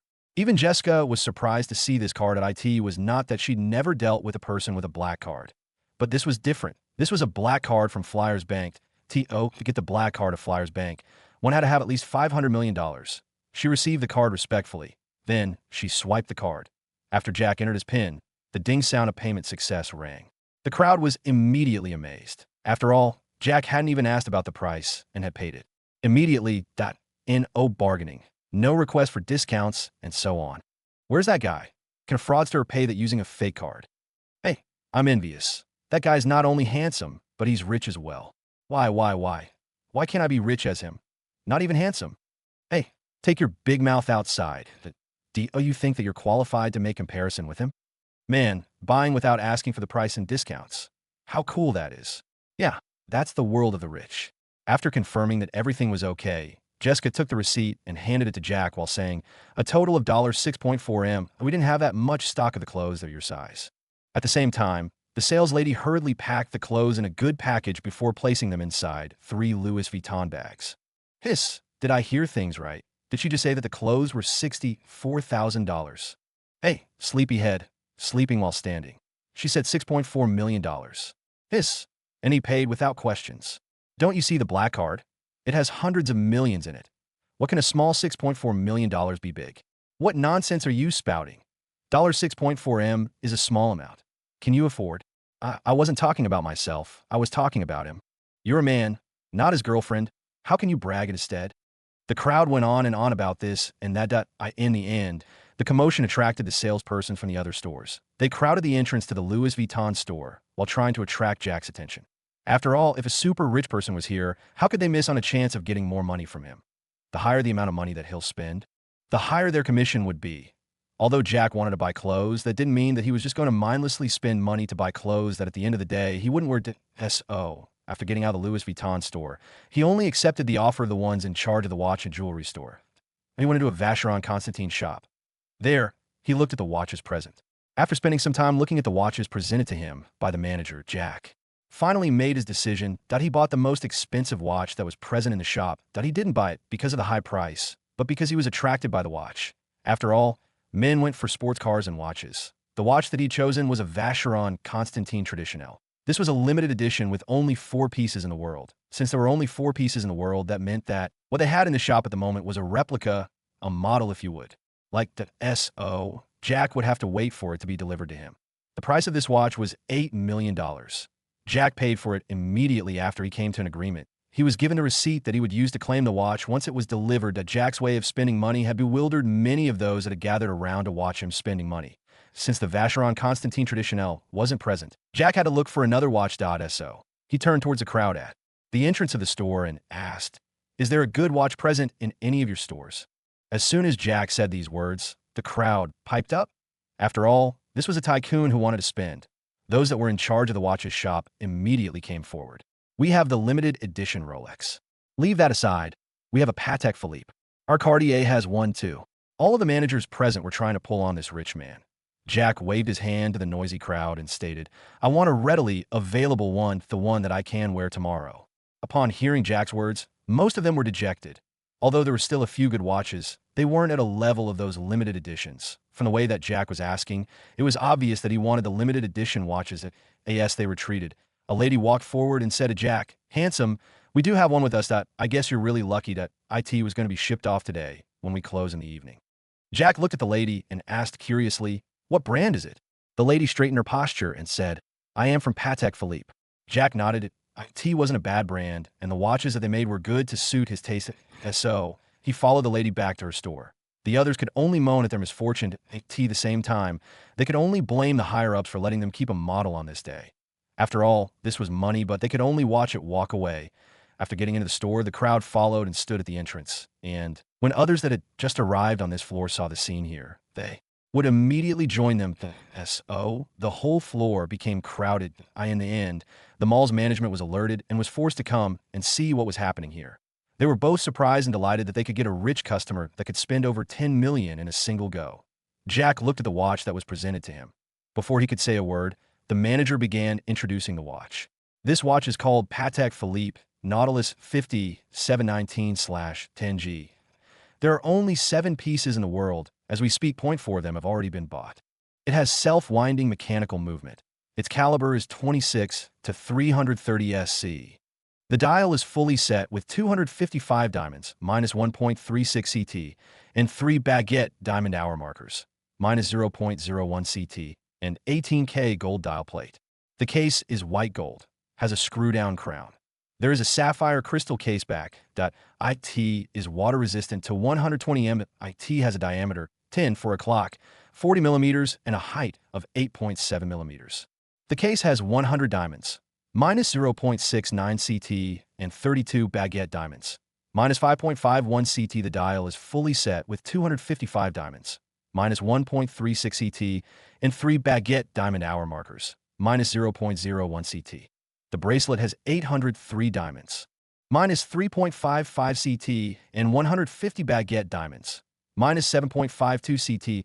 In total, there are 1,343 diamonds, minus 18.73 CT. As fit the strap, it is a Nautilus fold-over clasp. The lady finished the introduction of the watch, and the result was that a commotion rose among the crowd. Did you hear that? What a noble and luxurious watch. Right, Patek Philippe has overdone itself. What overdone? That's a limited edition. Of course. It has to be better than your normal watches. Did you hear how many diamonds are embedded on the watch? Yeah, 1,343 diamonds. That's a lot. Only if my boyfriend can give me a diamond ring. Forget it. Your boyfriend is as broke as hell. Do you think I have a chance of hooking up with such a handsome and rich young man? Hey, forget it. Have you ever looked at yourself in the mirror? Only a dog can accept to be your boyfriend. Hey, I have a boyfriend already. That's because he's a dog. In other words, he behaves like a dog, going around with several girls, not even sure who's his girlfriend. Jack didn't care about what these people were talking about. He simply strapped the watch to his wrist. IT fit him well. Feeling the weight of the watch on his left hand, Jack immediately felt that he was complete. After that, he turned towards the manager and gave her the card to complete the payment. Yes, she had already seen the scene of Jack paying without asking for a price. The lady was quite prepared, so she swiped the card and completed the payment. Then, immediately after that, she handed Jack the receipt. The total is $11 million. Jack nodded and received the receipt. Then, he turned around and left. The manager was about to tell him that there was a free gift that accompanied the watch, and the packaging wasn't done yet. In the end, Jack was fast and had already walked out of the shop and entered the clamoring crowd. Even if Jack knew that there was something like packaging, he wouldn't care at all. After all, he bought the watch to wear and not to keep it hidden inside a box. The crowd parted, allowing Jack, who was currently carrying the bags from Louis Vuitton's store, to pass. He was just about to leave the site after refusing several girls that were trying to exchange contacts with him. But he was stopped by a pot-bellied man. The man was sweating. He had obviously rushed over here after hearing the news of Jack's spending spree. After greeting and introducing himself as the general manager of the Delight Mall, he handed Jack a golden card. What? Did you see that? It's the golden card. What do you know? He just spent over $25 million just now. Yes, that a golden card is given to those that have spent over $10 million in the mall. What about the silver and bronze ones? I saw someone using them to easily shop here. Humph. A bronze one is for those that have spent $500,000. The silver card is for those that have spent over $1 million at AS for the golden one. It's for the ones that have spent over $10 million. Hey, don't you dare to abuse me. You even have a bronze card? It doesn't matter, Humph. Jack received the card without much of an issue. Currently, he'd already spent more than $30 million in Delight Mall. After all, Terran Designers was located in Delight Mall. Now, he'd spent over $5 million for the uniforms orders. After leaving the mall, Jack entered his Bentley Continental GT and headed back to the mansion. He had to rest well. That night, he received a total of $2,750, $548. In the end, his account received a total of $272,304,252, bringing his total to $672, $785, $379. Jack now didn't care about this money for now. That he cared for was the stabilization of the grocery department. So he decided that he would let the management of the grocery department go to the business overlord building on Monday. In this way, the foundation would be built. The following evening, Jack wore the blue three-piece suit that was made from cashmere. Accompanying this was a pair of shoes that he'd bought when he was still in the Alfonso family mansion. His silver hair was combed backwards, giving him an elegant look and at the same time, a dashing and domineering CEO vibe. Looking at his reflection in the mirror, Jack couldn't help but praise himself for being handsome. Now that all of this was done, it was time for him to go to the banquet. Looking at the invitation cards in his hand, Jack didn't know what to do. After all, he was only a single person, but Anderson had given him 2 of them. That time, he hadn't checked it. But now, he could see that there were 2 cards. Sighing, he decided to take the extra card with him. This time, he decided to drive the Bugatti Veyron. After all, he wasn't rewarded the car so that it could remain in the garage. Today's event was being held in the Glaze Hotel. As the biggest hotel present in the city, it was obvious that such a big event that involved the big shots of the city had to be held in a place where it matched their reputation. Of course, till this moment, Jack only knew that the event involved the big shots of Inchoate City, but he didn't know what the event was for. Well, not that anything matters, as what he was going to do there was to make connections that could help him in the future. In other words, he had already begun building the foundations of his Jackson enterprise. After all, no matter the amount of money that he had in his hands, he still needed the connections to get whatever he needed. This was considering the fact that there were things that could not be bought by money alone. After all, there were things that were special in such a way that the seller could only sell them to the person that he or she knew. The banquet was going to begin at around 6 p.m. Jack wasn't worried so much about the speed at which he was driving the Bugatti Veyron. But although Jack didn't care about this, that didn't mean that the others didn't care about it. The appearance of the Bugatti Veyron on the road had already caused a commotion among those that saw it. After all, this was a car worth several tens of millions of dollars on the road. Drivers took the initiative to clear the way for him so that they could avoid any accident that could occur in such a way that they would be forced to pay if they scratched the Bugatti Veyron. Of course, Jack had never expected that driving the Bugatti Veyron would cause such a sensation. He was out driving the car that he was given by the system as everyone and not to show off. But the result was that he had attracted the attention of many people. By the time that he got to the hotel, Jack had already gotten used to people getting out of his way or some pointing at his car. Since today was when the banquet was being held, the whole hotel had been reserved by the one that was holding the banquet. This showed that the host wasn't a small person to begin with. On this very day, only those with the invitation letters could access the Glaze Hotel. If a person didn't have the invitation, they would be turned around no matter who they were. But as soon as Jack's Bugatti Veyron showed up, the guards didn't dare to stop him and ask for the invitation card. Although Jack was quite startled by this, he shrugged his shoulders as this was to his convenience. He wanted to get the attention of all those that was staring at him away. The parking lot of the Glaze Hotel was underground. The Glaze Hotel itself was an 8-story building. The ground floor was the reception hall. It was just in case the dining place was full. The customers could wait for the tables to be freed at AS for the first floor of the hotel. That was where the general public could take their meals. The second floor was where there were private rooms. These private rooms were nothing special other than privacy that they offered on the 3rd, 4th, and 5th floors. That was where the lodging rooms were located on the 6th floor. That was where there were VIP level rooms. The 7th floor was a huge hall where meetings and conferences were held. IT was big enough in that some of the ceremonies, such as their banquet that was being held on this day, could be carried inside. AS for the 8th floor. That was the presidential suite area. There are only 4 rooms on the 6th floor. In other words, in the whole Glaze Hotel, there were only 4 presidential suites. Taking the elevator to the ground floor, Jack found that this floor didn't have as much congestion as it was the previous day when he was here to treat Sabrina to a meal. As soon as he came out of the elevator, he was welcomed by the enthusiastic Anderson. "Jack, you're already here.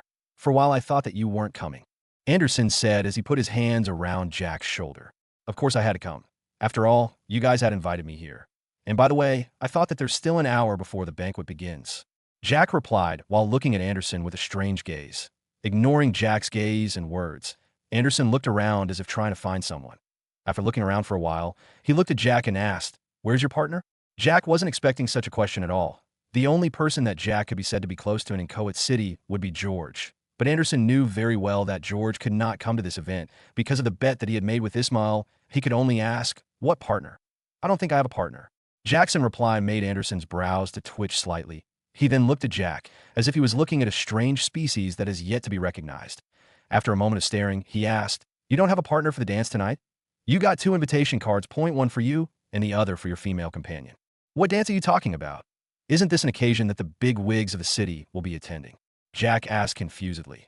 After all, when he received the invitation, he hadn't expected that there will be something like dancing and whatever. He had a thought that it was just a normal banquet where people would be meeting and discussing business most of the time. Furthermore, he only noticed that there were 2 cards when he was about to leave the mansion. But even after seeing that there were 2 cards, he had thought that they had given him an extra card by mistake. Who knew that they knew that? They had given out 2?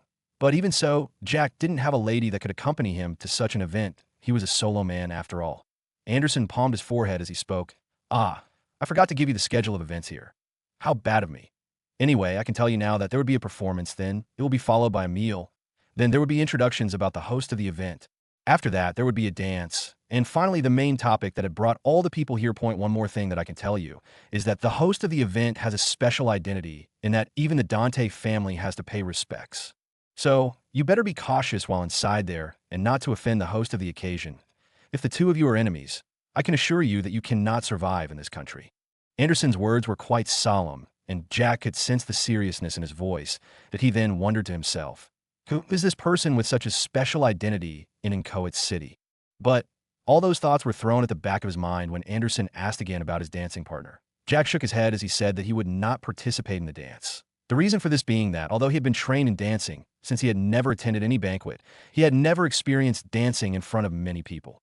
Now that he had no dancing partner, it will make things easier for him as he could just sit down and watch the show in progress. Seeing that Jack was being serious about not having a partner, Anderson patted his shoulder and said, "Worry not.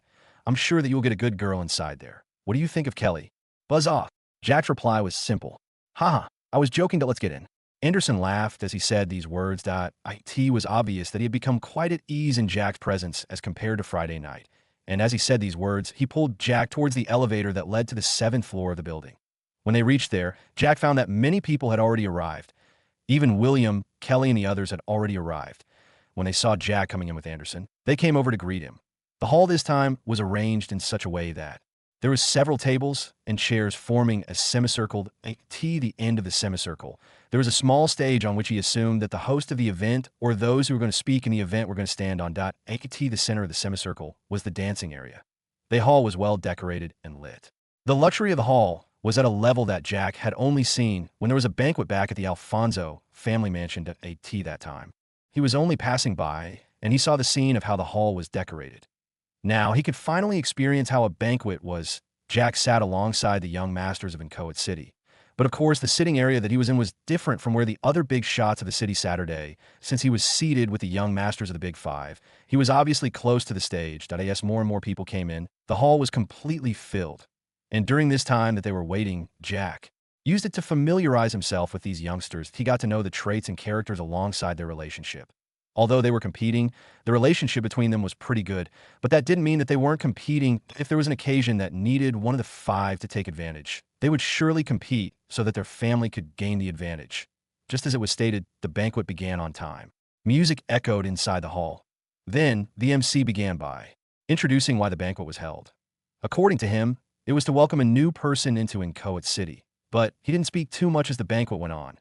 Jack was quite focused on the big shots that were being introduced by William and the others. He noticed that although the banquet was held here, there were some people that came here from other cities, obviously here to curry favor. Well, what do we have here? Just as Jack thought that things are going quite well, an arrogant voice made him and the group to turn around and look behind them. Kelly frowned when she saw who had spoken. Young Master Ben, I saw that you were having a good time here to SO. I decided to join you guys. What do you think? As he spoke, Ben made his way to them and sat on a chair that had been vacated by one of the youths. Jack could see that the mood wasn't that good as soon as this person arrived. From their expressions, Jack already guessed that the relationship between them wasn't that good. But what he knew was that if there was a person that could make these 5 people frown, then that person must have a background that supported him. Oh, I see that you have another friend that has already joined your circle, Ben said as he looked at Jack. But from this gaze, Jack could already see that this person was looking down on him. He frowned. This person must have come here to cause problems. And from the way that he was gazing at him, he was sure that he was going to try using him and find a way to cause trouble. But one question remained lingering in his mind. Who on earth was this youth that had come to cause trouble for the young masters of the Big Five of Inchoate City? As if sensing what Jack was thinking, William, who was sitting on Jack's left, whispered to him, "That is Benson Tawal, the young master of Tawal family of Blue City. His family is the overlord of Blue City. Although the Blue City is on the same level as Inchoate City, their family assets are slightly lower than the Dante family. But this level is already higher as compared to us. But once he comes to Inchoate City, he obviously doesn't have that much of an influence. So the only way that he can use to suppress us is in racing. Nobody in the younger generation of our city can defeat him." Jack was quite surprised after hearing about the young man's background, but he couldn't hold himself back anymore and asked, "Is he that amazing?" "Of course he is, but that only applies to amateurs like us. For a professional like you, he definitely cannot compare." William chuckled as he replied, "That ain't tea this time." Ben, who was arguing with the others, turned his attention back to Jack. He then arrogantly spoke, "Guys, you haven't introduced me to this friend of yours that has recently joined your circle. I am pretty sure that whoever joins your circle must have capabilities. Am I right?"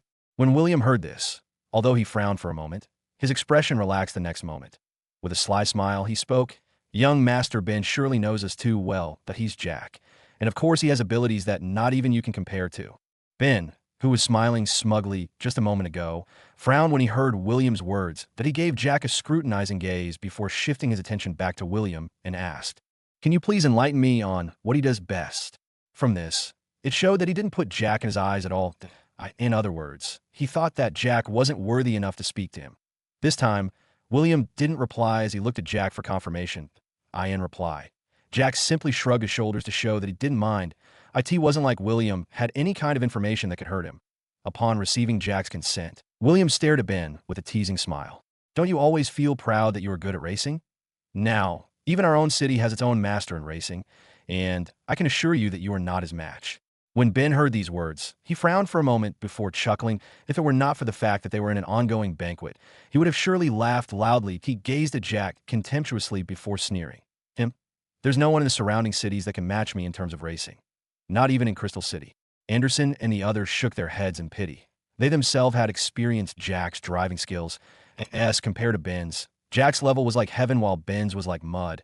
Seeing their expressions, Ben frowned and said, "Why don't we have a competition tonight? We can decide on the stake after the banquet is over."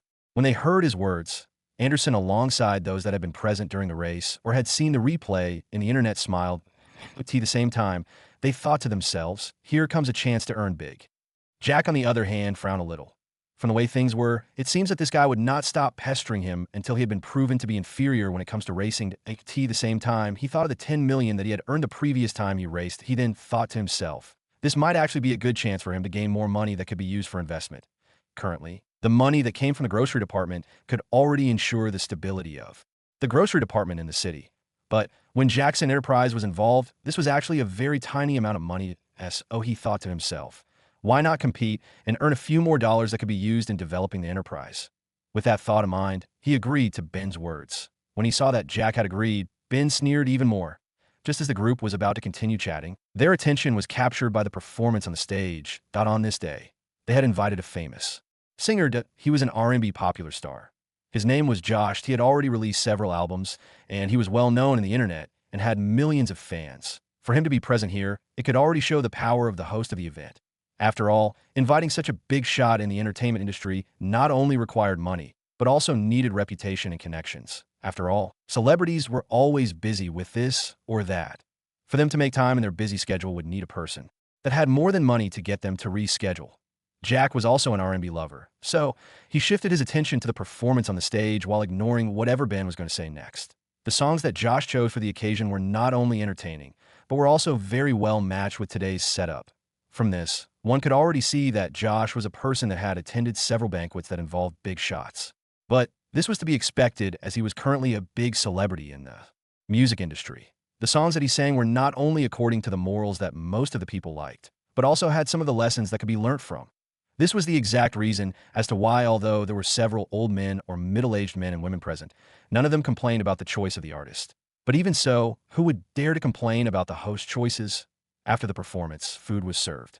The delicious smell that was emitted by the food immediately made their stomachs of some of the guests present to grumble a little. Although some of them had already eaten before they came here, they could not resist the temptation of such a delicious meal from the food. One could already see that the hotel's kitchen staff had put in more effort when preparing this meal. Even the way that it was served was an indication of both art and skills. This was truly a definition of a five-star hotel. There was seafood like chipino, crab cakes, oysters Rockefeller, and clam chowder. As for the other types of foods, there were several foods that were made from chicken, meat, or pork. Salad and vegetables were also served. There are several other types of foods that a person could think of, including different types of drinks. During this period of time, people would serve themselves that, and to be precise about it, it was that they would eat what they chose. There were waiters who were doing the serving. Point one just had to mention what he or she wanted, and the food would be served and brought to them. When it came to meals, Jack was not a gentleman at all, that he ate according to what he liked or what had impressed him. He had never tested several of the foods that were present here. Before so, he decided to take this chance and test some of them. But of course, he wouldn't dare to mix some of the foods that would end up messing up his stomach. Furthermore, he knew his own limit and didn't dare to embarrass himself in front of all of these people present. After all, if it was just about food, he could come back to the hotel and get more. During the meal, he sat alongside William and the rest. Ben had already left and was somewhere looking for girls to hook up with him. That's the life of a playboy like him. After all, his family dominated Blue City as a result. He ended up being arrogant and got used to getting what he wanted. But here he was much more restrained because not only was this not his home ground, but the host of the banquet was a big shot with a big background. When they were eating, they gradually began discussing about what they would get from Ben after he lost the bet. According to them, this was a sure bet. During the meal, Jack was looking around casually, when his gaze froze for a moment as he stared at a figure close to the door that led to the stage. Although he had only seen her 2 times, he could still remember her figure. Looking at that back that was facing him, Jack was once again entranced. He then wondered to himself, was it fate that was bringing them together, or was it just a coincidence that they were meeting again and again? If sensing his gaze. The lady turned around and stared directly into his eyes. And just like that, the duo stared at each other, each one of them having their own thoughts running in their minds. Jack's mind raced. This was getting more and more weird. He was now wondering why he would get some kind of emotions that he'd never experienced when he faced this lady. It wasn't that Jack hadn't met with beautiful women. Not at all. Kelly, who was seated not far from him, was considered a beauty. He wondered himself what was so special about this lady in that. Every time that he met her, his mind and heart raced. Jack was still staring at her intently when he was forced to change his gaze due to Anderson's question. Hey, Jack, what or who are you staring at? Jack looked at him for a moment before turning his gaze back towards the door. In the end, he found that the lady had already left the SO. To make this guy to stop spouting nonsense, he replied, I was looking at someone by the door there, but she's gone to SO. There's no need for you to worry about anything. What do you mean by not worry? I have to worry that you may fail to get a partner for tonight's dance. That won't look good for you, considering that Benson is here. He would surely try getting into your head if you don't find a partner. Anderson refuted as he placed his plate on the table. Then he looked at the others that were busy eating while chatting. He shook his head and said, everyone here has a partner. Look at that fatty over there. Look at that beautiful girl. She's his partner tonight. Look at that stick man over there. You see that plump lady? That's his wife. So, if you don't get a partner and everyone goes onto the dance floor, you would be the odd one out. Furthermore, if everyone is on the dance floor, then everyone can see you, who's seated while others are dancing. Anderson continued talking while ignoring Jack's strange gaze. I had previously thought that there would be a nice lady that didn't come here with a partner. In the end, it seems that they all agreed to come in pairs. Whoops, I forgot that we agreed to come in pairs. Anderson showed a smile as he said these words. Jack wondered to himself if this guy was here to help him or he was here to tease him. But at the end of the day, he had no words to say about this. What are you guys talking about? William, who had somehow sneaked on them, asked curiously. Jack doesn't have a partner for tonight's dance. Anderson replied with a chuckle. He doesn't have a partner. I thought that we gave him 2 cards. William asked as he stared at Jack incredulously. Did you see someone sitting beside him all this while? Ismail asked. He wasn't someone that liked to speak too much because he was a short-tempered person. And looking at how the group had suddenly began grouping up, Jack couldn't help but feel speechlessness striking him. He then thought to himself, is not having a partner in a banquet a sin? Oh, now that you mention it, I didn't see anyone beside Jack. All this while I had forgotten about that. William scratched the back of his head as he said these words. Of course you would forget about others when thinking about the time that you and your girl will be twisting your bodies on the dance floor. Kelly snorted. William could only cough in embarrassment because he knew whatever Kelly said was true. But he wasn't to blame. The girl that had accompanied him here tonight was definitely a beauty. Anyway, Jack was looking at a lady. He said that she was standing at that door over there. Anderson said after he felt that there was nobody that was going to talk. You mean that Jack has taken a fancy to a girl here? If so, I can help him get her. Even if she's married, she'll just have to divorce her husband. The burly guy, Luke Radvon, spoke with a smile. What are you guys talking about? Do you know who's allowed to use that door? It's obviously the host of the banquet. So better not think about that lady if she was from behind that door. At this time, Ismail reminded. This brought everyone's thoughts back in line. As they thought of the scene where they wanted to connect Jack with the person that was related to the host of the event, they sweated a little. Come on, if even Ben has the guts to chase after a girl that's in the group of today's banquet hosts, how can Jack not qualify? I'm sure that even if it was a beautiful lady hosting this banquet, Jack can match her. At this time, William said with a smile. Yeah, the group agreed, making Jack even more speechless. These people were talking about him as if he wasn't there at all. By the way, my father told me that the host of today's banquet was a beauty. He told me that, with our family's current position, I cannot afford to offend her. Not even the Dante family can dare to do that. Anderson spoke. She's a beauty? Hee, right on time. She surely must be Jack's woman. Hey Jack, we'll have your back as you get that lady. William smiled brightly as he said jokingly. Upon seeing Jack's darkening handsome face, for some reason, the group got excited and decided to tease Jack even further. For today, the host would have the first dance before the others join. Jack, better get ready to have the floor first. Right. By the way, the hotel was reserved. I'm sure that you can afford a presidential suite here. You can simply get her to a room in here. Jack, I can help you get engaged in this banquet. What engagement? They should get married straight away. What woman can resist Jack's charm? Jack felt that he should just get onto his feet and give these guys a few punches on their heads so that they can start thinking, well, that he was just about to speak when the MC spoke. Well, then you guys should be ready as today's host. No, the hostess of the banquet today will be on stage in 5 minutes. Not more than that by a second. Upon hearing these words, people in the hall began moving. Jack and the others went back to their position. They immediately set aside the matter about Jack's partner and began thinking about the hostess. They wanted to see her in person. A beauty, a rich beauty, a woman with a business mind. That was a good lady, a good wife that could help the family rise instead of falling as soon as they got to their seats. Ben came once again. This time, he sat on a chair that was on Jack's right. On Jack's left, there was Anderson. Obviously, he was here to look for trouble with Jack. When he heard the praises that Jack had received from the others, he wanted to find a way that could suppress him. But of course, he wouldn't go straight to the point. Instead, he decided to start from another angle. Hey Jack, who's your dancing partner tonight? Jack was now getting sick of this. Why was everyone so obsessed with the dance? Wasn't it just a dance? But all the same, he still replied honestly, I don't have a partner for tonight. Ben looked at him as he thought that he was joking. But upon seeing Jack's serious face, he couldn't help but be dumbfounded. Then, he couldn't help but chuckle. Are you serious? You came here today without a dancing partner. Are you going to play a third wheel? Ben said with disdain. Jack didn't reply. After all, what could he say about this? Upon seeing that Jack wasn't speaking, he said, You are a man. The whole of you can't even hook up with a girl. How bad that is. I thought that you were so cool and that you could get a beautiful girl, a beauty that surpasses mine. William and the others frowned when they heard this. Kelly spoke up. Young Master Ben, what has Jack's personal life got to do with you? Not that much. I just want to know more about my rival in racing tonight. Turns out that he's nothing special, just a person that hangs out with a group that are as him. True, birds of the same feathers flock together. Ben replied. Young Master Ben, are you insulting us? Ismail, the short-tempered guy, asked with a darkened expression on his face. The others also didn't look good. On the other hand, Jack didn't say much, but he wasn't impressed at all. This guy seemed to be one that was used to getting things done his way. Only that his target tonight was wrong. He frowned as he spoke. Young Master Ben, or whoever you're I agreed to have a race with you, but I don't remember saying that you're allowed to speak about my personal life. As long as it doesn't concern you. "You better stay out of it." Jack was used to being angered back in Alfonso Mansion. He had handled himself well.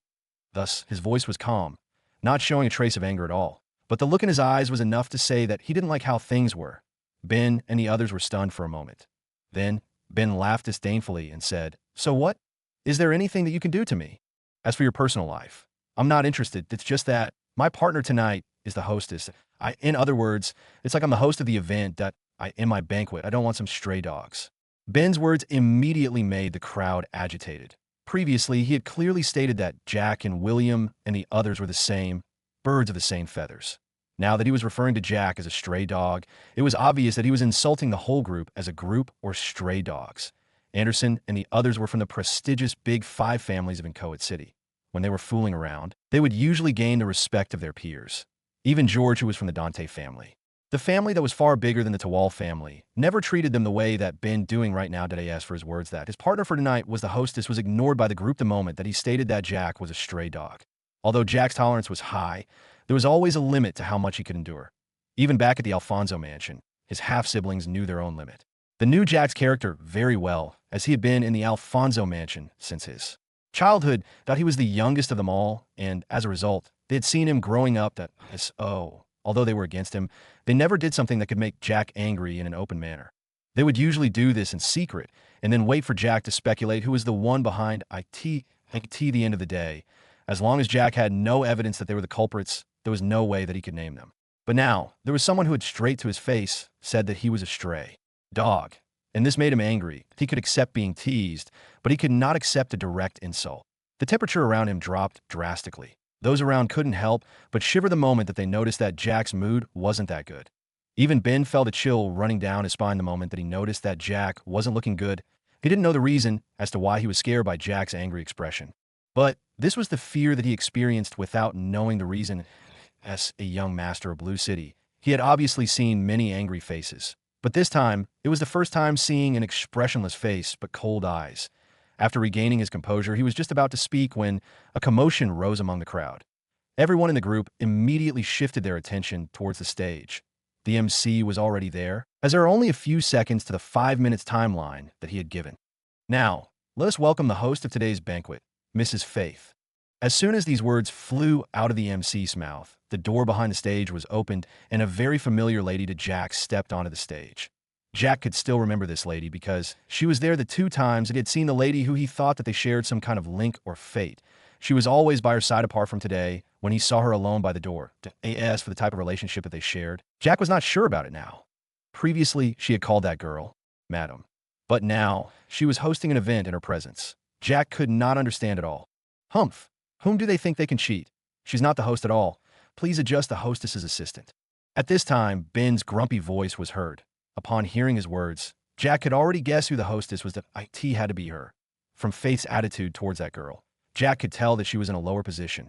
And she seemed not to be hosting the event. As he looked at her, Jack could see that Faith was quite a beauty. That IN rating, she could be a 90 rated beauty. But this was not obviously the exaggerated beauty that Anderson had mentioned before.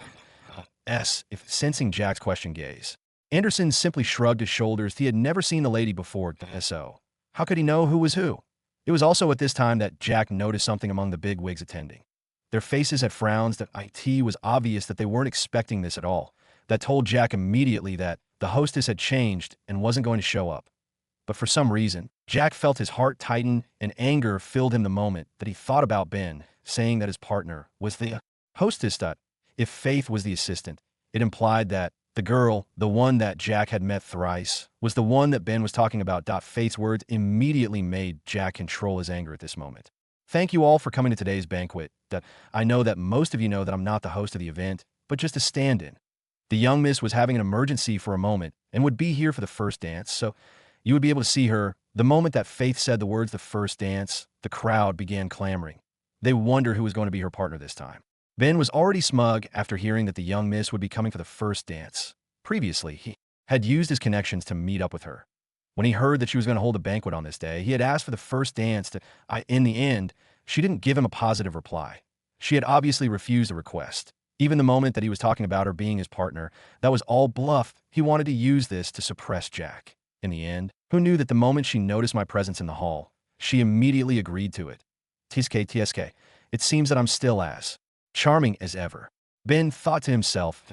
On the other hand, Jack couldn't understand his feelings at all. He had only met her 3 times. Neither of the times had they spoken a word to the other. But why was he getting angry the moment that he heard that Ben, such a playboy, was going to have a first dance with her? He took a deep breath and calmed himself. He was afraid that he would end up strangling Ben to death. After all, this guy had already made him angry before, and now he was getting angry for the reasons that he didn't know. But this was a world where the law ruled. If he dared to go physical on Ben with so many witnesses around, it was obvious that he would end up in court. This banquet wasn't prepared for my young miss, as the most of you know, but it's to open a company here in Inchoate City. This company wants to join the Inchoate City economy and community.so. This banquet is being held in regards to that. But I won't speak that much. I'll let the banquet continue. After the dance, I'm sure that we can finally talk about business. Thank you. With that, Faith left the stage under the applause of the crowd. As soon as she disappeared, music rang in the hall. The lights in the entire hall immediately dimmed down as just above the dance floor, starlights lit up. The floor of the dance floor also lit up pale blue. The light was quite in the entire hall. The multicolored starlight that came from the ceiling of the hall, directly landing on the dance floor, was breathtaking. The music that was ringing currently was a slow one. It was one that wouldn't need people to put in much effort when dancing to it was chosen due to those with old age as for the younger generation. This was a romantic music, time to enjoy their time with their specific partners on the dance floor. The hostess was going to get onto the dance floor after this song reached the end. As the song went on, this was the time given to the attendees to prepare themselves for the dance. The table that Jack was seated with the others, the atmosphere wasn't looking that good. William and the others could feel it. Even their own moods weren't good at all. After all, they had just joked about matching Jack with a hostess. In the next moment, it was said that she was going to dance with another person. Had it been someone else, they could at least accept it. But it was Ben, the scumbag, the one that was their enemy, extremely arrogant and disdainful, that a playboy and a troublemaker. They couldn't believe that this was happening just after he'd made them angry. But at the same time, they thought of something that made them somehow relax. This person had obviously made Jack angry. Who was Jack? He was previously a member of Alfonso Family Point One that even Steve and Brenda couldn't handle hurriedly. What did this mean? It meant that Jack wasn't someone simple. Now, Ben had offended him and had already made him angry. It was obvious that there would be consequences for his actions. A myriad of thoughts ran through their minds. A figure walked from the door behind stage. As she headed towards the dance floor, the curvaceous figure made some people swallow hard.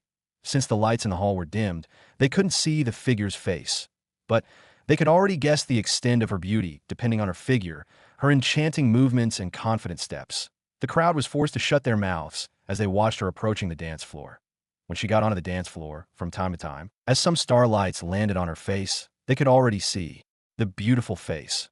According to the traditions in the country, the person that was hosting an event, no matter if it was a man or a woman, they would be the ones to invite their partners if there was a first dance that was required.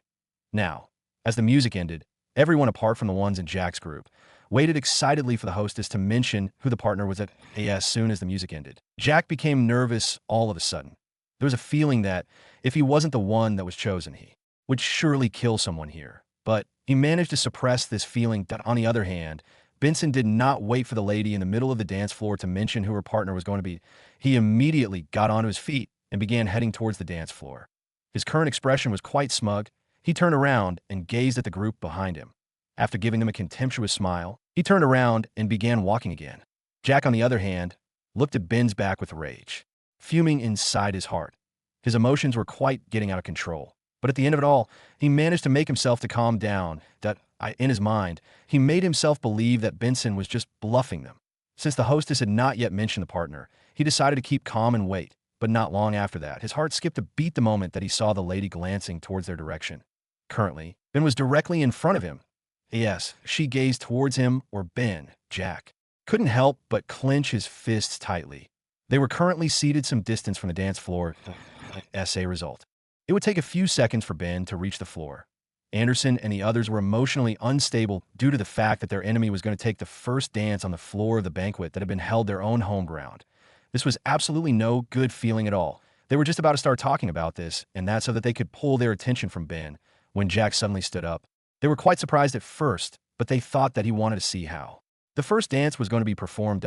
In the end, Jack did something that they were not expecting. After standing up without saying a single word, he strode towards the dance floor. Anderson and the others were immediately flustered. They were present when Ben had insulted him.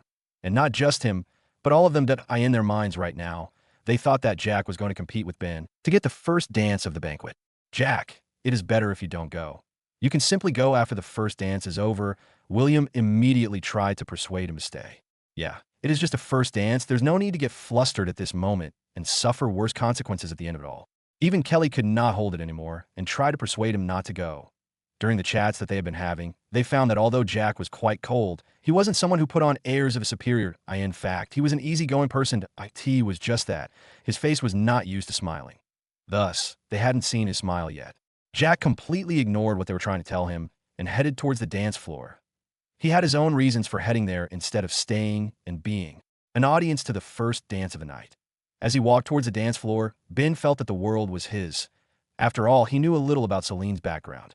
Although not by a large margin, at least he knew that. Not only was she beautiful, but she was capable in managing businesses. Although he was a playboy, that did not mean that he was an idiot. He was just enjoying his youth. But at the end of it all, he knew that the responsibility that he carried as the only heir of the Tawal family wasn't something small. He was the one that was supposed to lead their family to another level and not to make a drop by a level or two. So, when it came to issues concerning marriage, he had decided to find a capable and rich girl that could be married into his family. In this way, he would be able to improve the family condition and influence. After all, if his family and the girl's family had a good relationship, the connections that he would have gotten would help him in carrying out many business projects. The best candidate that he had found so far was Celine. Not only was she a beauty, but her family wasn't poor as well. In fact, the word poor wasn't supposed to be mentioned when talking about her or her family. Her capabilities could not be doubted when one looked at the present issue. She was the one that was starting a company. While he was in his thoughts, he arrived before the dance floor. He looked at the beautiful Celine and smiled. Although her face could not be seen, clearly he could still see her. Yes, he smiled. He said, "Thank you, Miss Gravy, for accepting my request of the first dance." Even as he said these words, the smugness and arrogance within them could be easily detected. Celine frowned the moment that she had his words. She then looked at him as if she was looking at a fool. She then wondered to herself, what type of medicine did young Master Ben take on this day? Vincent didn't see the change in expression on Celine's face. So, he continued rambling about this, and that it was only after a minute that he noticed that something was not right, that he was not the only one, as all those that had attended the banquet were currently looking at Celine with confused gazes. According to what they knew, the dance should have already begun a minute ago, the moment that the chosen partner arrived on the dance floor. But now, a minute had already gone by, but Celine showed no movements at all. She was the hostess, so she had to point out who her partner was. Although Ben guessed that he was the one, he didn't step on the dance floor without being pointed at. Just as they were about to question what was going on, Faith's voice echoed, and the words that were said were quite stunning. "I am sorry, young Master Ben, but you are not the partner that has been selected for the first dance." Ben was stunned the moment that he heard these words. He was confused for a moment before looking directly into Celine's eyes and asked, "Not me. Are you sure that you are not mistaken? After all, amongst the young generation that have attended today, I am the best of them all. Furthermore, I was the one that asked for this opportunity the last time that we met last week." Ben had folded his hands in front of his chest as he looked at Faith. "If I am right, I do remember that young Miss had rejected your invitation previously." Faith said these words coldly. She knew that there must be a reason as to why Celine decided to participate in the first dance of the banquet.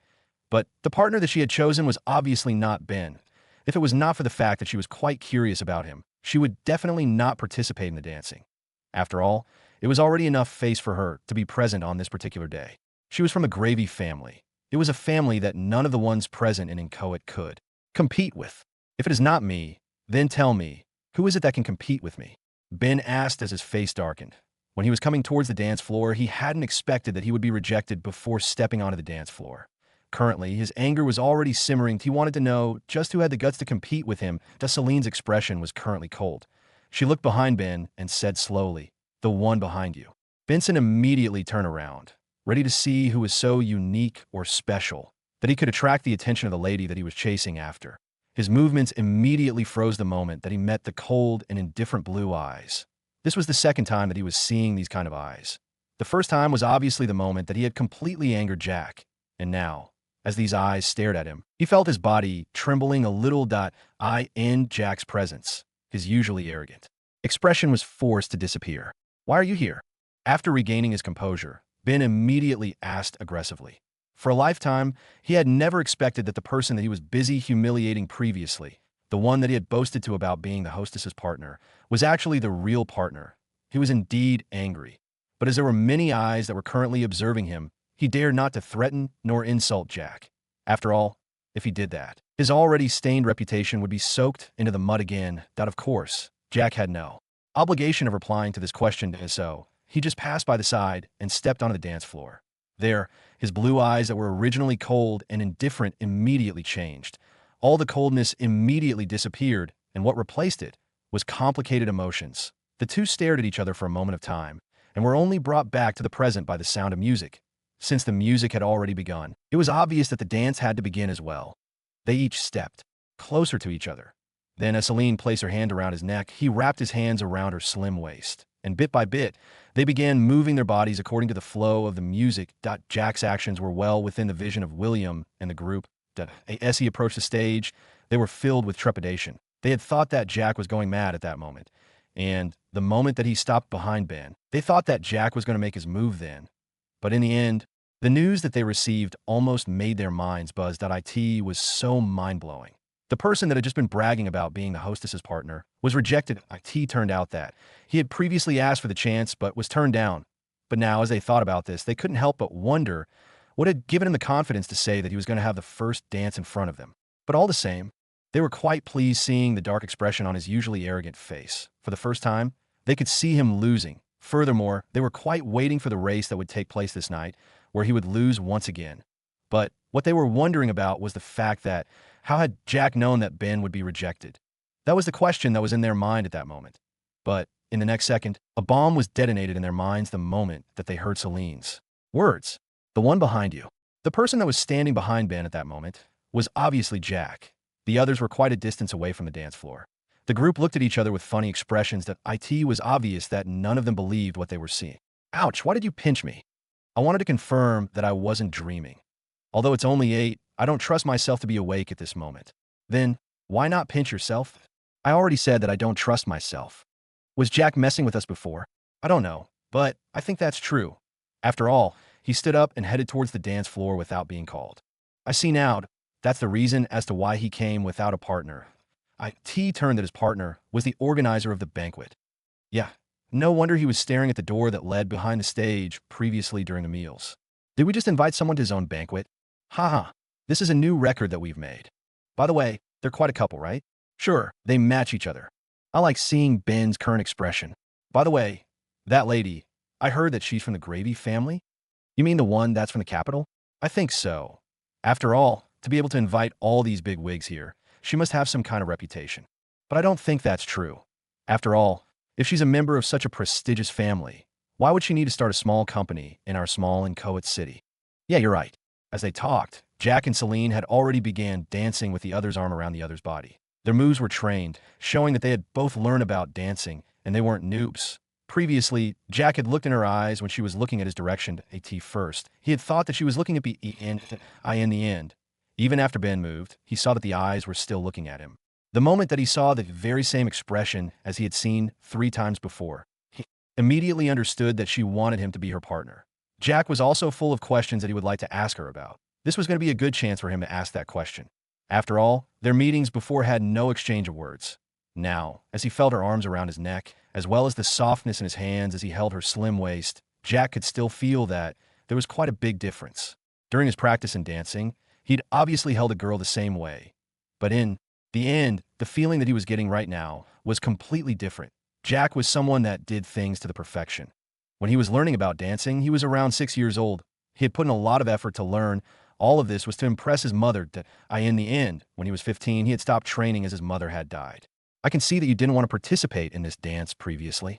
Jack took the initiative to ask. Celine stared at him for a moment before she replied with a question of her own. How did you know? You stood at the door. The meal was just before the dance, about 10 minutes. But you appeared there. It was obvious that you didn't even want to show your face on the stage at all. Jack said all this as they continued moving according to the beats. You're quite perceptive, I see.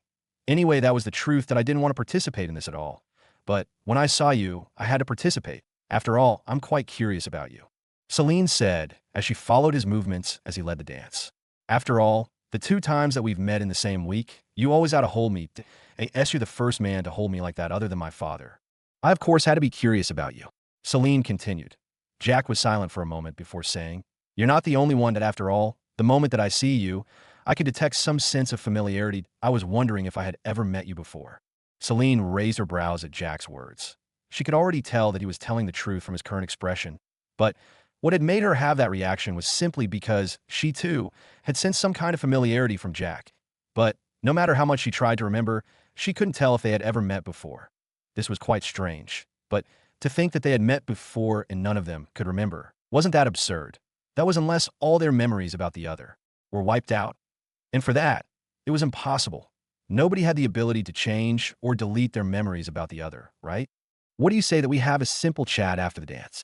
Jack asked. He wanted to know more about this girl, a girl that had made his nights sometimes sleepless and sometimes so sweet that he didn't want to wake up. Celine looked at him and smiled. That will depend on how you perform in this dance. As she smiled, Jack, who was standing right next to her, in front of her, her face close to his, he could see how beautiful that smile was. The 2 dimples immediately made her look like a different person. This was the first time that he was seeing her enchanting smile. Not knowing why, but it seemed that he had been affected by her smile as he returned the gesture. Unlike the previous shallow smiles, this was one that was full of his true thoughts at the moment. This smile was sincere. When Celine saw that smile etched on his face, she couldn't help but be dazed for a moment. That smile was indeed filled with a male's charm. Coupled with the handsome face, she thought that Jack was like a prince right from a painting, and because of this, her smile became even brighter. The spectating crowd was amazed by the two. Not only were their dance moves well coordinated, as if they had practiced together before, but their moves completely matched the rhythm of the music. When Celine smiled, it was like a blooming flower.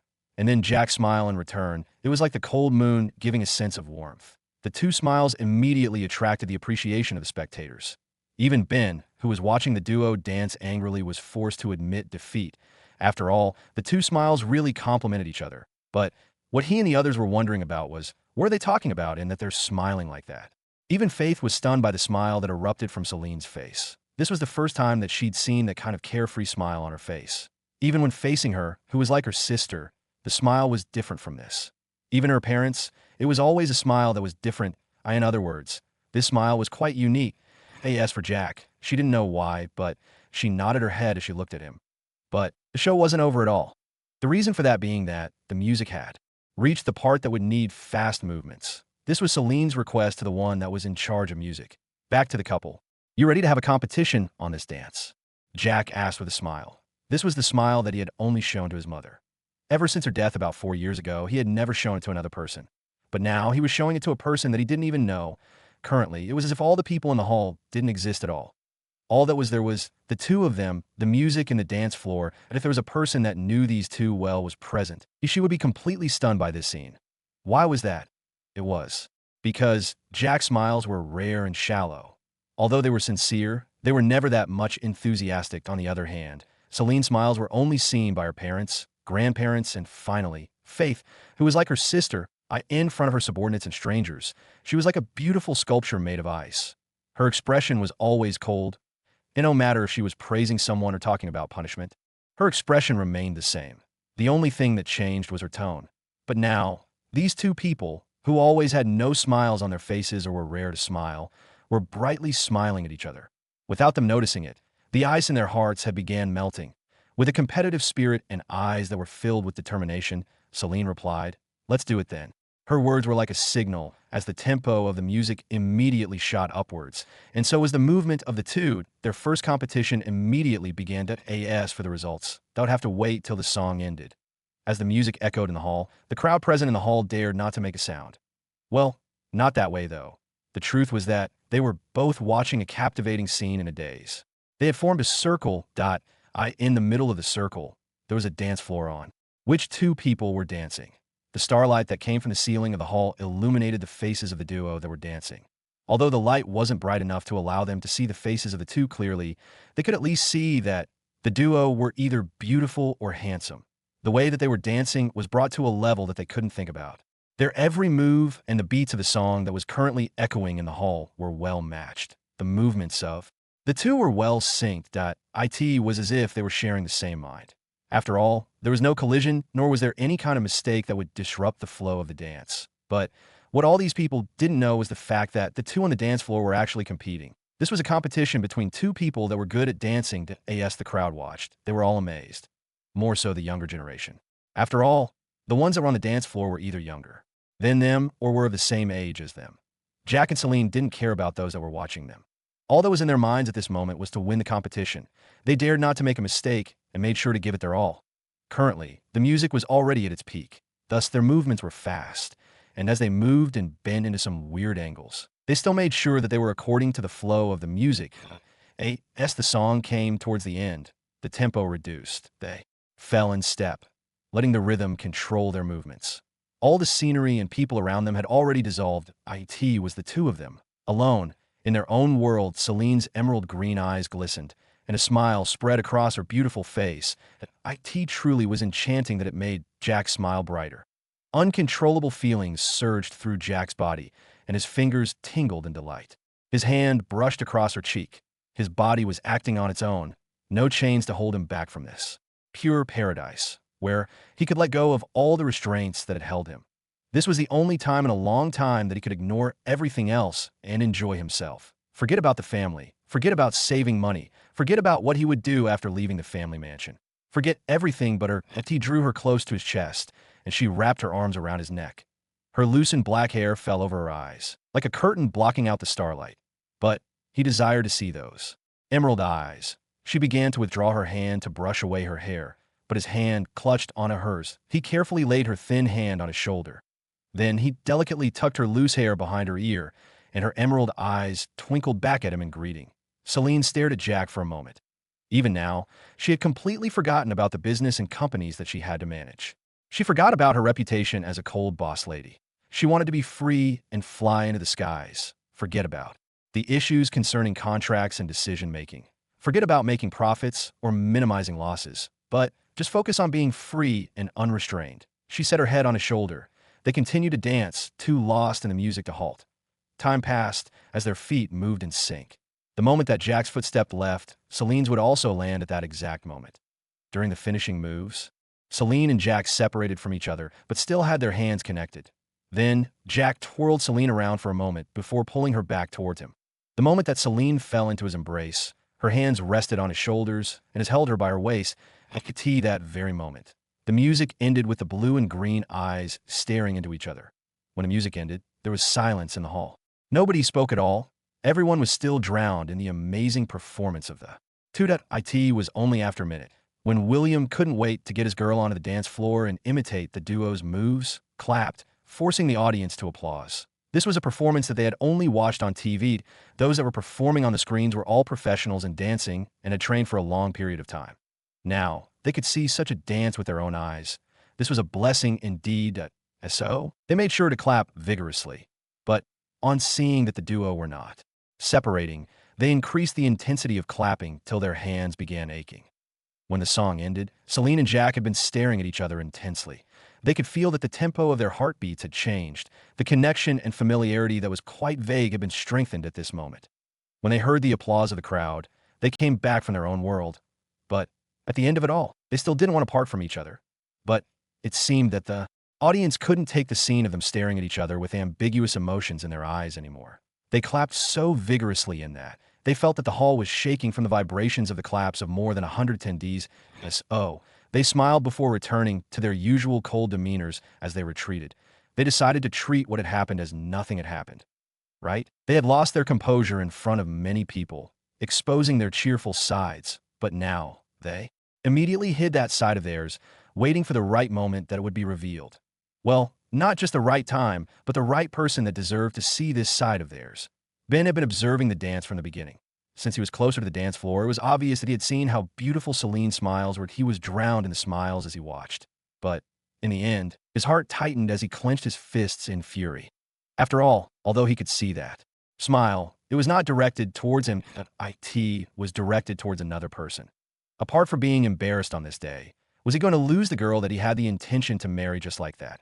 He couldn't accept such a fact. He was beginning to think of what to do when the tempo of the music rose. From here, he could see how delicate and fluid Celine's moves were. So, the thoughts about taking action against Jack were temporarily thrown at the back of his mind. When the music ended, he found himself clapping alongside the crowd. When they were not parting, he had unconsciously led the hard claps raining in the hall. It was only after the others joined him in the hard clapping that he realized what he was doing. What the FCK? I'm trying to make them part from each other only for it to be mistaken as a form of appreciation. Wait, why was I clapping in the first place? I guess I was clapping for her. Yes, I was clapping for her. For the next dancing session, I'll be her partner and I'll experience her moves. Then, after that, I'll make sure to punish that guy well. Ben continued consoling and lying to himself. He only regained his senses of the surroundings when he heard that the crowd was no longer clapping, that he was just about to go ahead and ask Celine for a dance when he noticed that Jack and Celine had actually disappeared from the dance floor. He looked around, trying to find their traces, only to notice none at this time. The others also went onto the dance floor. Their blood was already boiling from experiencing such a dance. So they were hyped up too. Try it too. Ben grabbed one of his flunkies that happened to be passing by with his girl and asked, "Where's Mrs. Gravy gone to?" The guy looked at Ben with a weird expression that he thought to himself. This guy was the closest to the stage, but at the end of it all, he didn't see her moving away. No, that can't be so. He must be testing me, right? After a moment of silence, and upon seeing Ben's impatient look, he replied, "She left via the stage door with that silver-haired guy." On hearing these words, Ben's face showed his anger. He turned towards the door that led behind the setup stage. But with the large crowd, he couldn't see what was happening there. So he could only suppress his emotions for now, while thinking, "Humph, we're going to have a race not long from now that I'll make sure to trample you under my feet. Just you wait." On the other hand, Faith looked at the screen of her phone. Currently, she was looking at the video that she'd recorded in between somewhere. She had decided to record this video to preserve that smile that Celine had showed the same moment. She was having her own doubts. She wondered, did Celine lie to me? If they had never met before, then how come they can dance and sync as if they had trained together? And that smile. That's a smile that she has never shown to a man other than her grandfather and father. Not even her uncles or cousins have seen it. What is the mystery behind these two? She muttered to herself in the end. After seeing that the audience was quite eager to try the dance floor, Jack looked at Celine and said, "Let's have a chat. MMH?" Celine looked back at him as she shrugged her shoulders. "Not a problem at all, but where did you train those moves? After all, I found that they're exactly the same as mine, though they're the masculine part of it. I've been training back at home, but I stopped about 5 years as to why the moves are the same. I'm not sure about that."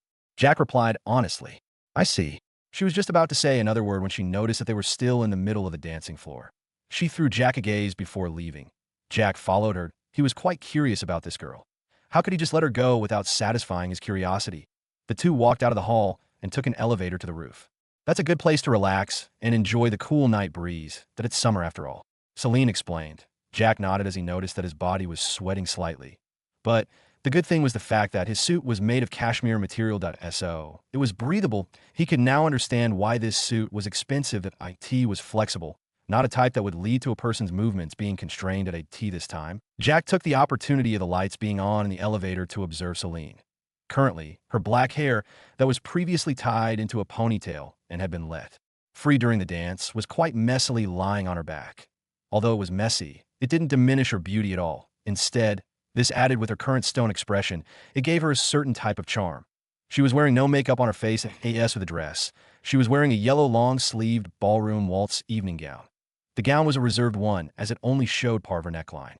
The gown showed the upper body figure, from the petite waist upwards for the lower part of the gown. It was enlarged and had a black helm.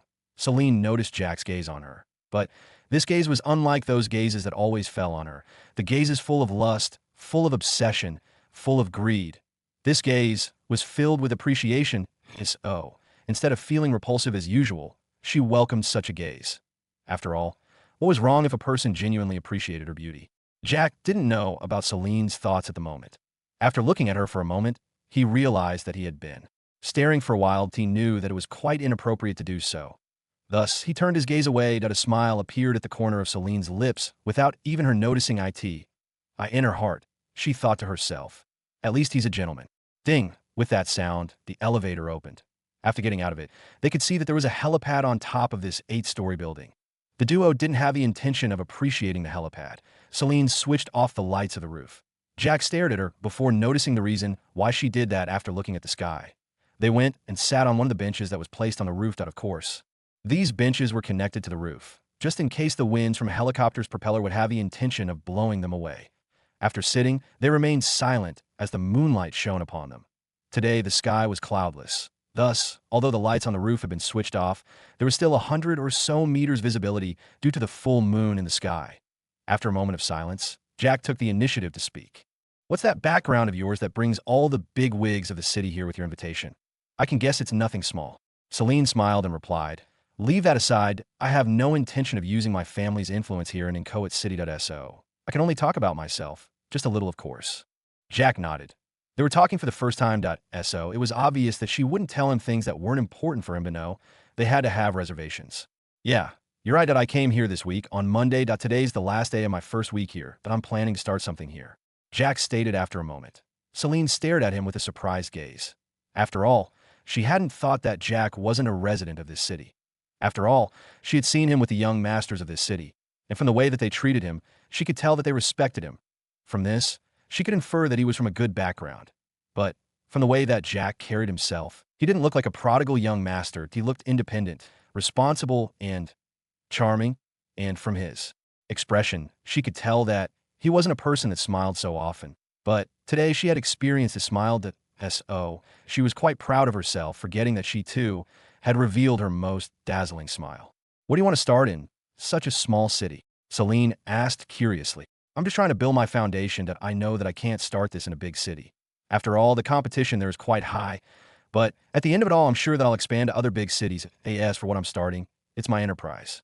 Celine was quite surprised that Jack was starting an enterprise all by himself. Considering the fact that he was starting this in a small city, it was obvious that he was depending on himself and not his background. "You're quite ambitious, I see," she muttered. "No man lacks an ambition, if there's one.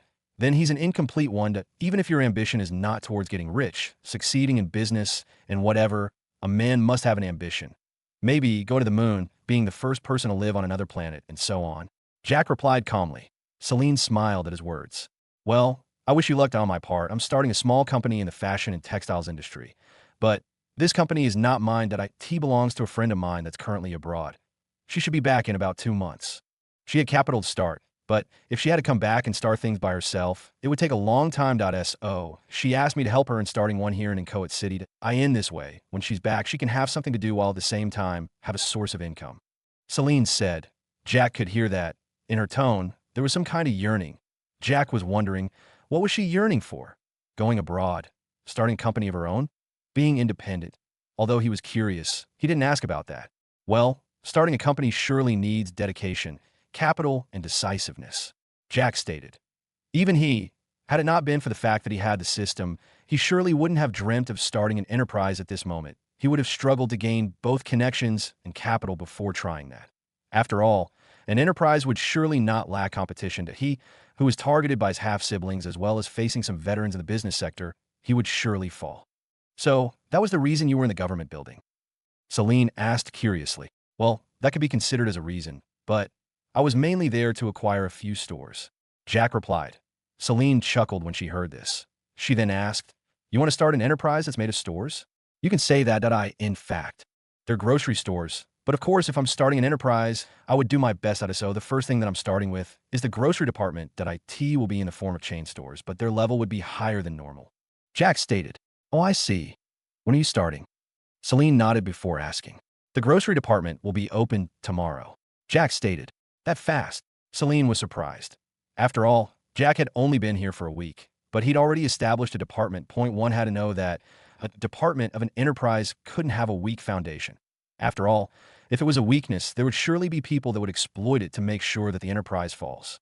"You can come and observe tomorrow. I'm not good when it comes to business, but I hope that with you present, maybe you can give me some pointers," Jack said as he looked at the moon. That he was wondering if the income that came from the grocery store through the enterprise would have a monthly, season, semi-annually, or annual multiplication.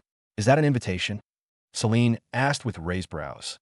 "You can say so," Jack replied as he turned his gaze from the moon back towards her. "Then, where's my invitation card?" she asked with a smile. Upon hearing this, Jack was stunned for a moment.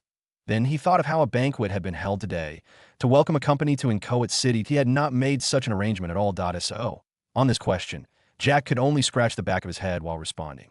Well, I never prepared anything like that. I wasn't going to make a grand entrance into the industry. Are you serious? You know, when you invite some people from the upper echelons of the city during the opening, they would surely boost the popularity and reputation of your company. Celine said seriously. Well, it's not like I'm starting something big, right? They're just grocery stores. Jack replied, how much capital have you invested in the grocery department? Celine asked, how much capital have you invested in the grocery department? Celine asked. Jack began calculating in his mind, from buying the stores to signing the supply contracts to the salaries and vehicles that he had bought. The amount that he'd spent for the grocery department to be stabilized was over $100 million. Since they were talking here, there was no need for him to hide anything. I spent over $150 million, Jack said. All of this was said calmly, as if it was normal for him to spend that amount of money. But who could blame him? He wanted his grocery to dominate the city. In other words, he wanted to monopolize the grocery market here in Inchoate. So, he had to spend. When Celine heard Jack's words, her eyes immediately revealed shock as she stared at Jack. It was true that Celine was shocked by the amount of money that Jack had invested in the grocery department. $150 million, that wasn't a small amount of money. Although she had seen far big figures of money, she still thought that this was a big amount to start a grocery in such a small city. There were several cities that were far bigger than Inchoate, and if this $150 million was used as capital, the groceries would definitely develop well. Even though there would be tougher competition in the big cities, at least the income would be higher. Are you serious about that? Celine asked Jack while looking at him incredulously. Jack was confused by her expression at this moment. He wondered if what he had just said was magical. So, he could only reply by saying, I had to get the stores, get someone that could supply me with the groceries, get the vehicles that could be used for delivery, warehouses that have conditions that would ensure that the groceries would remain fresh. Jack went on to say what he'd bought. The more Celine heard his words, the more shocked she became. How rich is he? And is he sure that he's not a prodigal? Is all of this depending on himself? As thoughts ran through her mind, she couldn't help but spit out some of them. Jack, is that just the grocery department? Considering the fact that they're just beginning and they don't have any influence if they collapse, you'll end up losing everything. Upon hearing Celine's words, Jack smiled to himself. He couldn't help but think about the fact that he had the system. With it, although he would gain less profit, he wouldn't be able to make a loss. That was unless all his stores were robbed or burned on the same day that he opened them. Otherwise, just a single week was enough for him to get all the money that he'd spent over 100 times. But although he had the system, there was no way that he was going to agree running a business that was full of losses. After all, he was doing a business and not a charity. And for that reason, he had made sure that all the things that he did were according to quality and not just about quantity. All the stores that he bought were located in good positions, and their performance before he bought them were good. I've spent money to buy the already existing groceries. So, at the end of the day, I won't be adding competition for them. I'm going to reduce the number of competitors that I bought the groceries all over the city. They would retain the competitors, but if that competitor happened to be bought by me, then the competition would be reduced. Jack explained. When Celine heard his explanation, she finally understood why he was so sure about what he was doing that he made sure not to create new competitors as for the original ones. He made up for that by improving the quality of his stores, making them the best. After chatting for a while, Jack came to know that the company that was started by Celine for her friend used a starting capital of $100 million. By now, all the arrangements were completed. So, from next month, the company would start its operations. After that, Jack asked Celine if she knew where he could find a reliable manager or if she had a recommendation. Celine had been in business since she was about 16, but although at that time she was only handling small things, that didn't mean that she was idle. She knew many people in the almost 4 years that she's been in business. Yeah, I can recommend you to someone, but she's quite strict when it comes to handling things. Sometimes she forgets that she's the one that has been employed the moment that the employer makes a bad decision. Celine said with a chuckle. For this very reason, she's been fired 3 times. The recent reason for her dismissal was that the owner of the company that she was managing had decided to suddenly increase the price of items that they were selling. At that time, they had suffered some losses and he wanted to recover. In the end, she refuted and said that if he dared to do that, the business will close down. In the end, after a round of argument, the owner of the company was furious that he immediately dismissed her. When Jack heard her words, his eyes shone brightly. That was the person that he wanted, a decisive person that only thought of the company and not some people who only thought of flattering their bosses. She's perfect. Can you introduce her to me? Jack asked. She will be here in about 3 days. Then, I'll let you meet her. so that you could discuss about this. Celine replied. Jack had 8 managers if Agnes was counted as one. He now wanted to get a manager that could manage all the business operations. This manager had to get those that could deal with sales, finance, and so on. Only in this way would the big burden that was on to be reduced or removed completely. Looking at the time, he found that it was nearing 9. But since he had made a decision to race with Ben, there was no way that he could keep him hanging, that he still had some more money to. WIN.AS for the issues of buying shares. He decided against it for now. He would just use the stock market to do the purchase. Then, he would make sure to have 100% ownership, which would on turn make him the sole decision maker. Only in this way could he agree to pour his money into the company. After all, how could he allow some shareholders to enjoy profits that they haven't worked hard for? They exchanged contact information and agreed that Jack would come and pick her up from the hotel the following day at 10 in the morning. When they got back to the banquet hall, they found that Faith was finalizing talking about the company. Of course, the duo only looked into the hall from the door, but didn't enter. After a few minutes, Faith finished whatever she was saying, and thus ending the banquet. The bigwigs inside began interacting with each other, as there were those that had come from other cities. On the other hand, the young masters began flirting with the ladies in the hall. After all, although they had come with a partner, that didn't necessarily imply that they were in a romantic relationship. Some were, of course, angry when they saw that someone was trying to seduce their partner, while others were I don't cares. If not for the fact that they were inside Glaze Hotel, Jack was sure that there would have been a fight amongst these youth. As he watched the commotion, a group of people approached them. And upon seeing this, Celine immediately bid Jack goodbye and left together with Faith. Heading to the 8th floor, it was obvious that they were staying in a presidential suite. The group that was approaching Jack had a young man leading them. This guy had a dark face that stated that he was ready to slaughter someone. But Jack completely ignored Ben's expression, considering that he was still angry with him, calling him a dog, a stray one at that. He still had to make sure that this young master was going to suffer, so that the arrogance that he'd accumulated would be dispelled. You've got some guts on you, kid. Ben started the moment that he arrived in front of Jack. His expression was like that of an aggressive gangster. Jack completely ignored his words as he looked at William and the others that were following behind Ben. You guys ready for a spin? Yeah, we're ready to win the race. William replied while looking at Ben's darkened face. He could even see that veins had already begun popping up on Ben's face and neck. He could tell that Ben was really angry. And for this reason, he was happy that he could make a comeback. Ben didn't like the way that he was ignored. He went from being angry to being enraged. But he controlled his temper when he thought that there was still a race. When he thought of this, he smiled coldly as he stared at Jack and the others. He said, let's not waste our time. Let's get the tracks and race. I want to end this as soon as possible. And with that, he left alongside his flunkies. William and the others snickered the moment that they heard these words. They couldn't wait for the show. Jack led the way as they headed towards the underground parking lot. Each and every one of them had their own cars parked down there. Jack, you were so amazing. You told us that you didn't come with a partner today. It turned out that your partner was actually the hostess of the banquet. Yeah, this is not good, Jack. Look how you make us spend much time trying to think who would be your partner for the dance. In the end, you already had your partner here. Now we look as clowns. How we were just talking about matching him and her. Not just that, we even invited him to his own banquet. How amazing we are. Guys, actually, this is the 3rd time that we are meeting. In fact, this is the first time that I'm talking to her. When Jack heard the nonsense that the group was spouting, he couldn't help but refute. But as usual, Jack's words were ignored. Actually, the group thought that he was just trying to lie his way out. They continued spouting more nonsense. Jack, who are you trying to kid here? The way that the two of you interacted doesn't look like two people who are trying to know each other, but as if the two of you knew each other long ago. Yeah, no matter what you say, we can't believe anything that you're going to use to escape from explaining to us.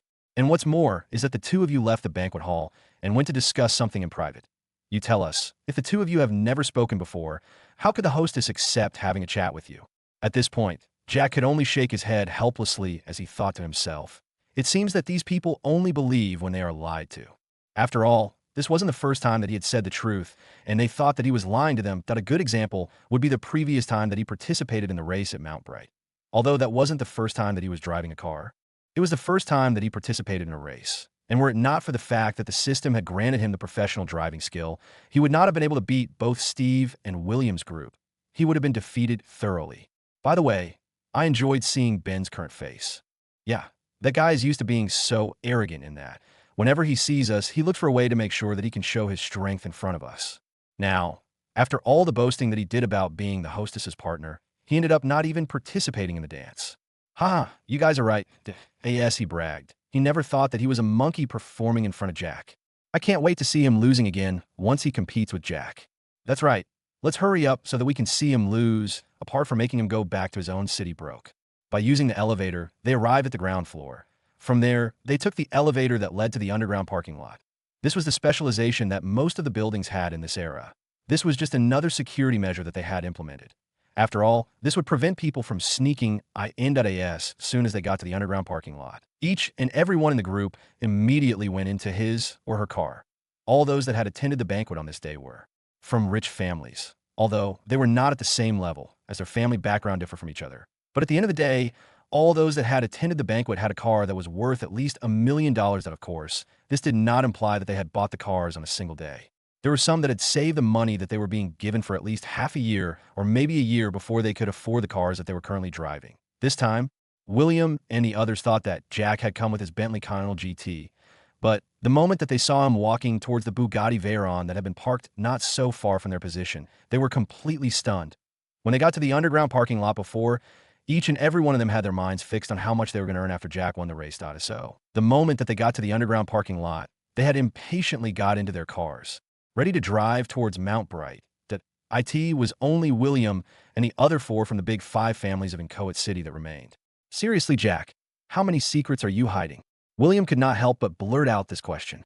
"Not many at all," Jack replied with a shallow smile as he opened the doors of the Bugatti Veyron. The doors were like wings or a bird that was soaring in the sky. The moment that those who had already entered their cars noticed the commotion outside, they immediately rushed towards William and the others. They too were greatly shocked the moments that they set their eyes on the Bugatti Veyron. An ordinary Bugatti Veyron would have its price ranging $30 to $40 million. And from the way that Jack's Bugatti Veyron looked like, it was pretty obvious that it was a customized 1.so. It was only obvious that it would cost a lot more. "Jack, can I take a look at its interior?" William immediately released the girl that he was holding in his hand and rushed towards the Bugatti Veyron like a maniac. It was kind of understandable because all those present really enjoyed racing.so. Seeing a sports car really ignited their passion. Jack assented William's request. Upon Jack's agreement, not only William, but the entire group rushed towards the Bugatti Veyron to admire it. It was only when Jack reminded them that they were going to get late for the race that they came back to their senses. "How much did you spend on getting this car?" Anderson asked. "Not that much. It should cost about $73 million. Jack replied nonchalantly. Although $73 million was a big amount of money, Jack was not the one that had paid this money. This was just a reward from the system after the qualitative increase of all the rewards that he had received from 7 stores. But of course, the reaction of the group was completely different. The moment that they heard that the Bugatti Veyron cost almost $100 million, they were stunned speechless as for Jack's words of the car not costing that much. They completely disregarded them. How could spending over $50 million for a luxury car not be a lot of money? If this was spent on buying a plot of land, they could accept it. But now, all this money was spent on buying a Bugatti Veyron, a sports car. According to their thoughts, this car could only be used for showing off. After about another 5 minutes of chattering, the group left the hotel as they headed towards Mount Bright. It took them more than 30 minutes to get there. Upon arrival, they found that Ben and his flunkies had already arrived. And from their impatient look, it was obvious that they had arrived a long time ago, and they were waiting for them. But the group did not care about his feelings at all. After all, they considered this race won already. "Humph, I thought that you would chicken out," Ben stated the moment that he saw Jack and the others arriving at the management office, in charge of the racing competition. "I was worried that you would have ran away the moment that we arrived. Turns out that you are not afraid of losing." Ismail snorted in return. "Haha, just you wait until the competition is over." Ben laughed in anger before entering the management office. William and the others snickered to themselves as they followed him. Peter had already been informed by Ben about what was going to happen today. Previously, Peter had thought that there would be no big racing when he heard about the banquet that was being held in the city. But who would have thought that these young masters would still come to compete? But all of this was fine for him, as he was going to earn more. The moment that he knew who were going to compete, he looked at Ben with pity in his eyes. But all of this was just momentarily as his gaze shifted towards Jack. "Mr. Jack, have you thought about my proposal?" he asked with a smile. "My answer still remains the same," Jack replied. Peter, on the other hand, could only shake his head helplessly. But he had to focus on the essence of today's issue. He already knew everyone present, as they had already been here several times. Ben had been here to compete with William and the others. His skills were quite good, but when compared to who he was going to compete with, he was just a child. Go ahead and make your bets. I will record them down for you. Peter stated after taking out a book. Ben glared at Jack for a moment before revealing a cold smile. With his eyes still set on Jack, he stated word by word. If I win this race, I want you, Jack, to stay away from Miss Gravy. And another thing, I want you to kneel down at the center of the city and apologize to me. The moment that these words were stated, the crowd that was listening took a deep, cold breath. The conditions that Ben had stated clearly made sure that Jack had no reputation left after he lost. On the other hand, the moment that Jack heard Ben mention Celine, his eyes turned cold. But he still remained calm and stated, no problem at all. The moment that Ben saw that Jack had accepted, he became ecstatic. The moment that he would have won the race, he would not only make sure that Jack would stay away from Celine, but would also have repaid the debt of embarrassment that he had suffered tonight. How many shares are in your hands? Jack asked. Ben frowned the moment that he heard this question. What about my shares? He asked. Since if I lose the race, I will have my reputation stained. You have to pay something that is worth my reputation. So for my bet, if you lose, I want you to give me all the shares that you have in your hands plus $100 million. The moment that Jack stated his conditions, a thought ran through the minds of all present. Isn't this betting too exaggerated? The moment that Jack's words were heard by Ben, his expression darkened. Whatever Jack wanted was far higher. If he lost this bet, he would surely lose more than just a few dollars. Currently, he was holding a few shares in his father's companies. He was given these shares so that he could attend meetings and hold a good position in these companies. Then, at the end of the day, he would start learning the ropes before his father retires. The more benefits he brings to the company, the more shares his father entrusted him to. For him to give away the shares, he surely would make a big loss that would surely make his father angry. And not just angry, he would be disappointed with him. While thinking, he thought to himself, is it worth it all to lose all these for a woman? But before his thoughts could wander far away, Jack's voice interrupted. Do you think that it's too much? Maybe you have no confidence in winning. If I were like you, I would have surely made you crawl around the city on your knees while apologizing. But that won't help me in any way. After all, your reputation and dignity doesn't concern me. I want to get something that can be of use to me. Jack stated as he looked at Ben. Currently, I lack some connections. These shares would surely help me in that. As for that $100 million, that would be used for maintaining my car. He continued that Ben's expression darkened further. Jack's words had just made him even more furious. But he still maintained a sense of mind. He knew that it wasn't worth it making this bet. Although he was arrogant, that didn't mean that he was an idiot. If you're not confident enough, then you can get lost. No need to waste our time. After all, I'm doing you a favor by racing with you. For Mrs. Gravy, I don't think I owe you an explanation that if you can't make her like you, then don't blame others for being better than you. I don't owe you a cent or explanation to bet with you. With that said, Jack turned around to leave. Although he really wanted to bet with this guy to earn a few bucks, there was no way that he was going to try persuading him to race if he had no guts. For Jack to kneel and apologize at the center of the city, that was a loss of his dignity and reputation. He was going to start a big enterprise. If he had such a dark history, then it won't be good for the reputation of his enterprise in the future. If Ben wanted him to bet on that, he surely would have to pay more. Even what Jack asked for was something very small. After all, with a decrease in his reputation, the profits that he would be earning would be lower, and he may even suffer losses. His reputation was worth more. The reason as to why he agreed to the bet was obviously due to how confident he was in winning the race. Hey, who are you calling not good enough? You think that I'm afraid of you? Then it's agreed on. I will give you all the shares in my hands and $150 million. Consider that $50 million a charity. Ben roared without care. This moment. He remembered that he was good at racing. Why should he be afraid that he would lose? Humph, he can even add more to this. That $50 million was just a means of making sure that Jack didn't back down when he saw how confident he was tempting him. Jack halted his steps and looked at Ben with raised brows. He wondered himself, had he asked for little money? If he knew that this guy could give out so much money, he surely would have made him spit out a few more $1 million that Ben and the others. $50 million was just $50 million. But to him, as long as he got them through a rightful means, he would have it multiplied by 100 times at the end of it. He would have $5 billion at He accepted it. With a few $1 billion in his account, he would surely have his foothold faster. That was not to mention the fact that he would get shares in Ben's hands. Okay, then let's sign a contract. The one that goes against it will have to pay 3 times what was originally supposed to be paid before. Jack stated as he looked at Peter. Not only Peter, but everyone present immediately had their eyes widening in disbelief. Wasn't this Jack a profiteer? He was looking for ways to make sure that Ben paid more. It was also at this moment that Ben noticed that Jack was taking advantage of him. But since he had agreed, he wouldn't go back on his words. Furthermore, with his own confidence in driving, why should he be afraid of such a thing as losing? Okay, let's sign the contract.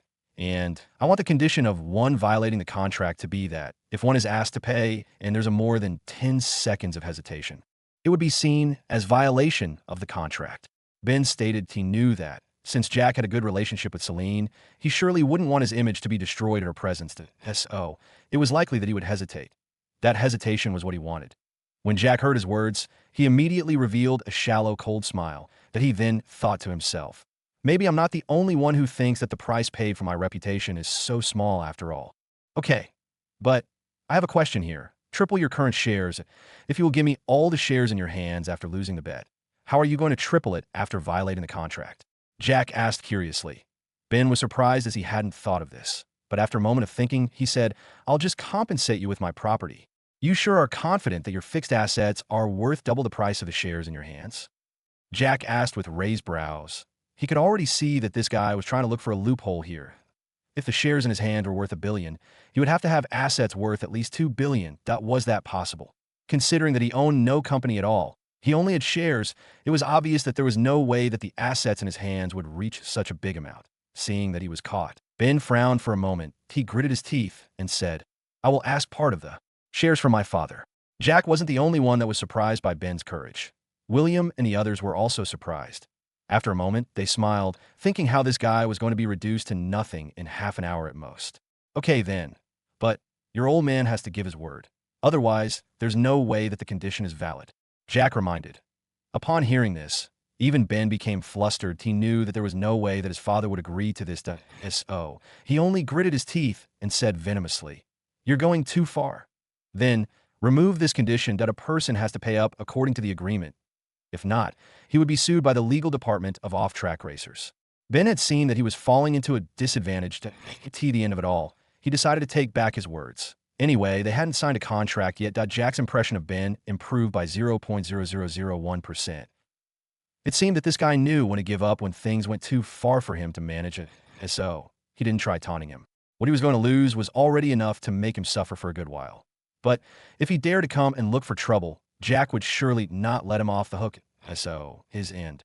Ben's bets were out of the way. But there were others that needed to benefit from this, right? Can you make a bet with us? We don't want that much. Just $5 million for each of us if you lose the race. That we're only 16. That would bring a total of $80 million. That amount is only pocket change to young Master Ben, right? William quipped. Ben frowned, that he then thought to himself, why were these people too confident? But I can't lose that. T won't hurt to have a few people kneeling at the center of the city. So he immediately agreed to the bet. This made the group so ecstatic. They were looking forward to earning some dollars, free dollars. All they had to do was sit there, wait for Jack to win the race before receiving their money. Although they were all from big families, their monthly allowance was only in thousands, while William and the four was about $1 million in 2 months, which was the same as $500,000 a month. Of course, this money was monitored. If they spent it recklessly, their allowance for the next month would be reduced. If they earned $5 million each, they would end up with enough money to spend on better sports cars. Once they added the amount that they were saving, they would be driving better cars. Just this thought made their blood boil as they hungrily stared at. Then, their gazes intimidated Ben. He wondered what had gotten into these guys and that they looked like they wanted to swallow him. Boss, you have to see this. A flunky hurried towards Ben and showed him a video. Looking at the video, Ben's expression changed drastically. The video was one that showed Jack's car during the race on Friday, although it was recorded. Since Jack didn't allow for his image to be posted, it only showed his back and not his face. Looking at the back that looked familiar, Ben looked at Jack for a moment and wondered to himself, am I being played here? Ben felt that there was something fishy here. After all, from the way that these guys were confident and the way that there was a sense of familiarity coming for Jack after he had watched the video, he began being skeptical about this race, that he wondered where their confidence was coming from. But after a moment of thinking, he couldn't find a single clue about IT in the end. He could only bite the bullet, as they had already signed the contract. Let's get going, he said to his flunkies after returning the phone to its owner. And with that, he headed towards the area where those that were participating in racing parked their cars. Jack and the others had nothing to do at the office. So they too headed towards the parking lot. The race would be a one-on-one. So the preparations would be completed in at most 10 minutes. This moment, a crowd had already formed at the spectators' stands. These people had rushed here upon hearing that the young masters of Incoet were going to race. So there was a big crowd. However, most of them were wondering if the driving deity Jack would be present on this day. They had watched the videos. Although they didn't show his face, just from the fact that he was with the young masters, it was obvious that they knew each other. Do you know who organized this race? Yet I heard that this is a race between the younger generation of Blue City and Inchoate City. What? You mean that Ben is here again? That bastard is always looking for a way to embarrass our young masters. Humph, you guys don't know a thing. This time, the one that is racing with him is not William and the others. Are you sure? If they're not going to race, then who's going to? I think that you're new to racing competitions, right? You haven't heard that our Inchoate City has an expert in driving? Really? Why haven't I heard about him yet? Maybe because you are deaf. Hey, since when did I become deaf? If I were deaf, how would I be hearing you? Maybe you don't understand what I'm trying to say? Of course, how am I supposed to understand the rubbish that you're talking? You better get back to kindergarten so that you can learn how to speak well. You, how dare you insult me? When did I insult you? I'm saying the truth. Of course, Jack and the others didn't know what was going on among the crowd of spectators. But even if they knew, they wouldn't care at all. When they got to the parking lot, Ben's movement stiffened. He looked at the parked Bugatti Veyron with a frown on his face. Previously, he had seen this Bugatti Veyron in the parking lot of the Glaze Hotel. Although he admired it, he thought that it belonged to some big shot in the banquet at that time. He'd said that some old men had began having youthful tastes, but on seeing the Bugatti Veyron here, he could guess that the owner of this car wasn't an old man, but a youngster. Now, he wondered what youngster owned this car. According to his memories, there was no youngster from Blue City or Inchoate City that could afford the C or .SO. He turned to one of his flunkies and said, "Go around and ask who the owner of this car is." Even he was interested in such a car, but he may make a request to drive it. He was sure that the owner of the cat wouldn't dare to deny him, right? Just as he was expecting his flunky to rush out and ask about the owner of the car, he heard William's excited voice. "Jack, are you going to drive the Bugatti Veyron? Ain't that going to be an overkill?" He frowned. This car belonged to Jack. At this moment, his heart skipped a beat, and he knew that this car wasn't like those that were priced at $10 million and below. This was a car of at least $30 million, that the price wasn't just for show. This car had a good engine, better acceleration, higher maximum speed, and so on. If he could drive this car, he was sure that nobody would manage to beat him. But now, his opponent was the owner of this car. But at the same time, he began being skeptical about Jack's background. Not only did he know Celine, whose background was deep, but his own car was a customized version of Bugatti Veyron. According to what he could see, it should cost at least $50 million. Had he just said that he was giving out $50 million to Jack for charity? No wonder he said that the $100 million that he was asking for were to be used for maintaining the car. This implied that he was going to use this car in racing. He sensed danger. So, before Jack could reply, he shouted, "That won't happen. If you use this car, that would be cheating that we have to use the same type of car so that we can compete on our driving skills." Ha ha! Look at you, young master Ben. How's this cheating? This is Jack using his own money to get a good car for racing. He used his own abilities here. How can that be called cheating? Luke laughed out. Young master Ben, I'm pretty sure that if this Bugatti Veyron was your car, you would have insisted on how right it was for you to use it in racing, right? William asked with a sly smile. Ben almost wanted to nod. Not only did he wish that this car was his, but also thought that he was the only one with the right to own such a car. But at the last moment, he managed to rein in his impulse and snorted while looking at Jack. "There's no need for you to stare at me like that. You can choose whatever car you want us to use in racing," Jack stated.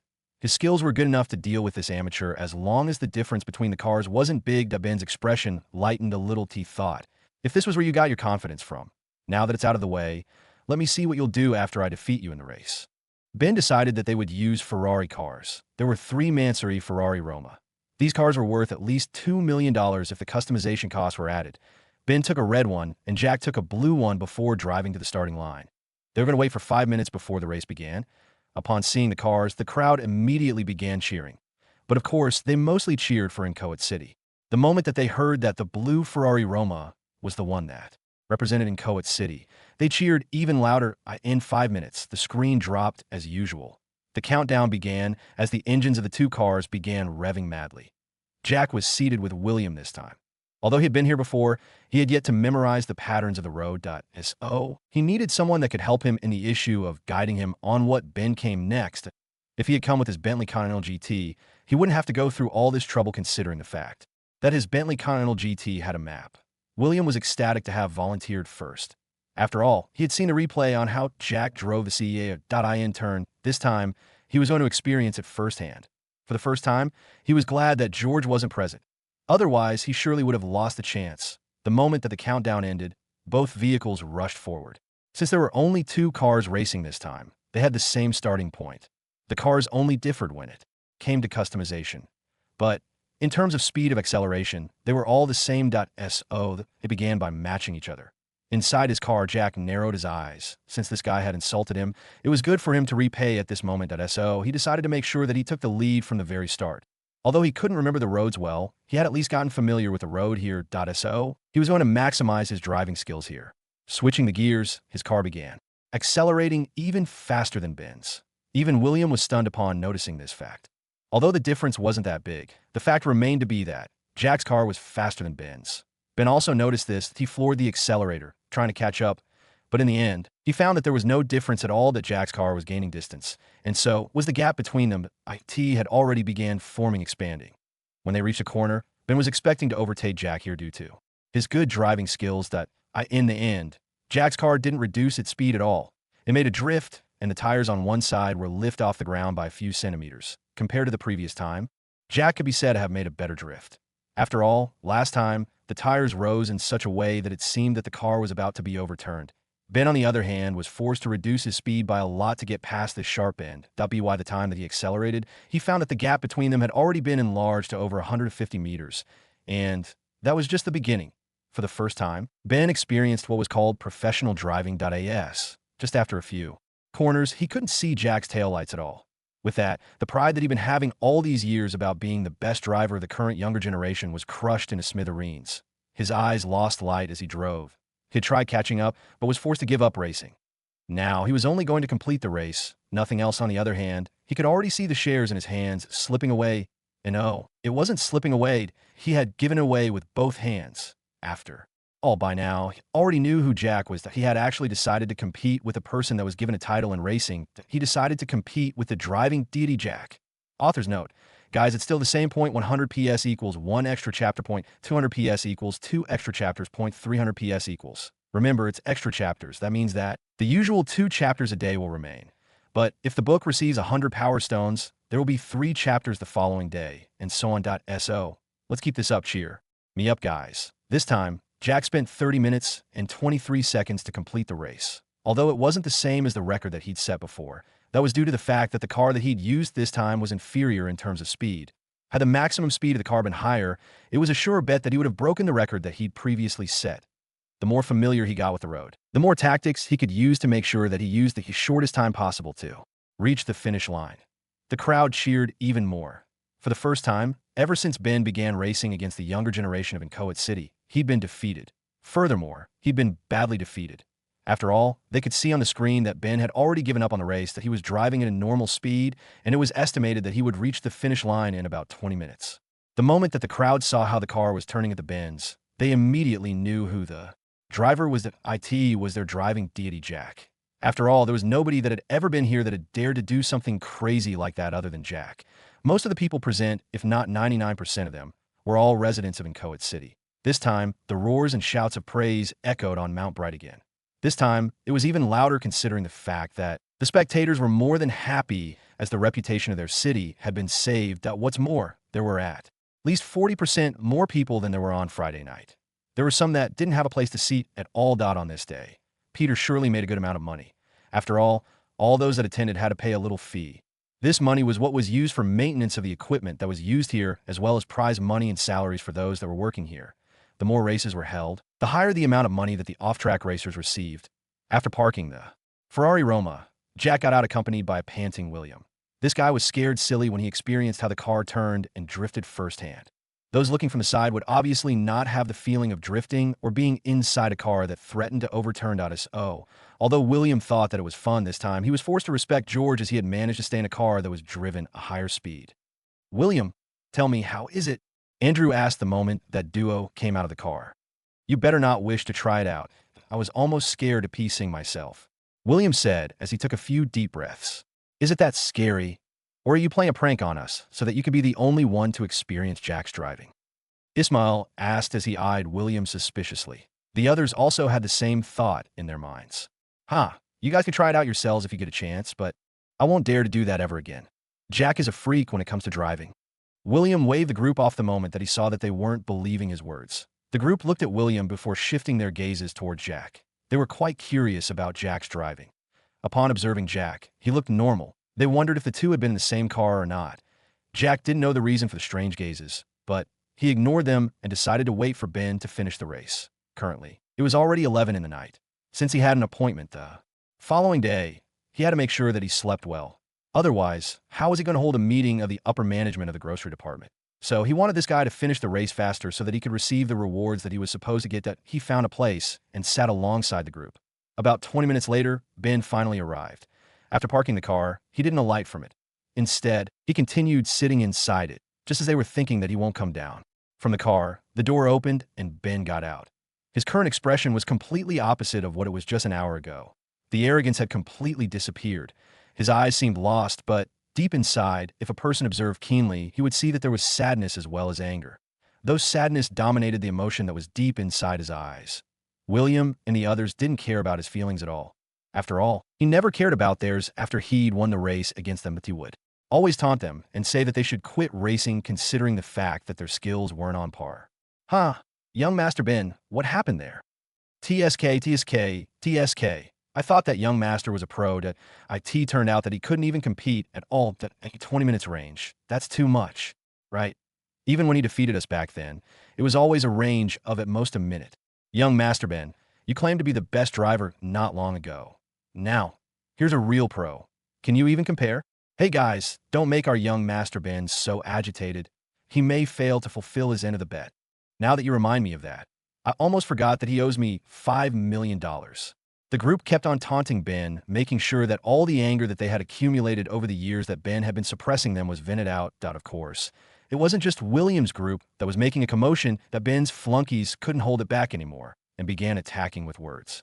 You better stop throwing your mouth there. Why are you so smug, as if you're the one that won the race? That's right. Do you think that you're so awesome?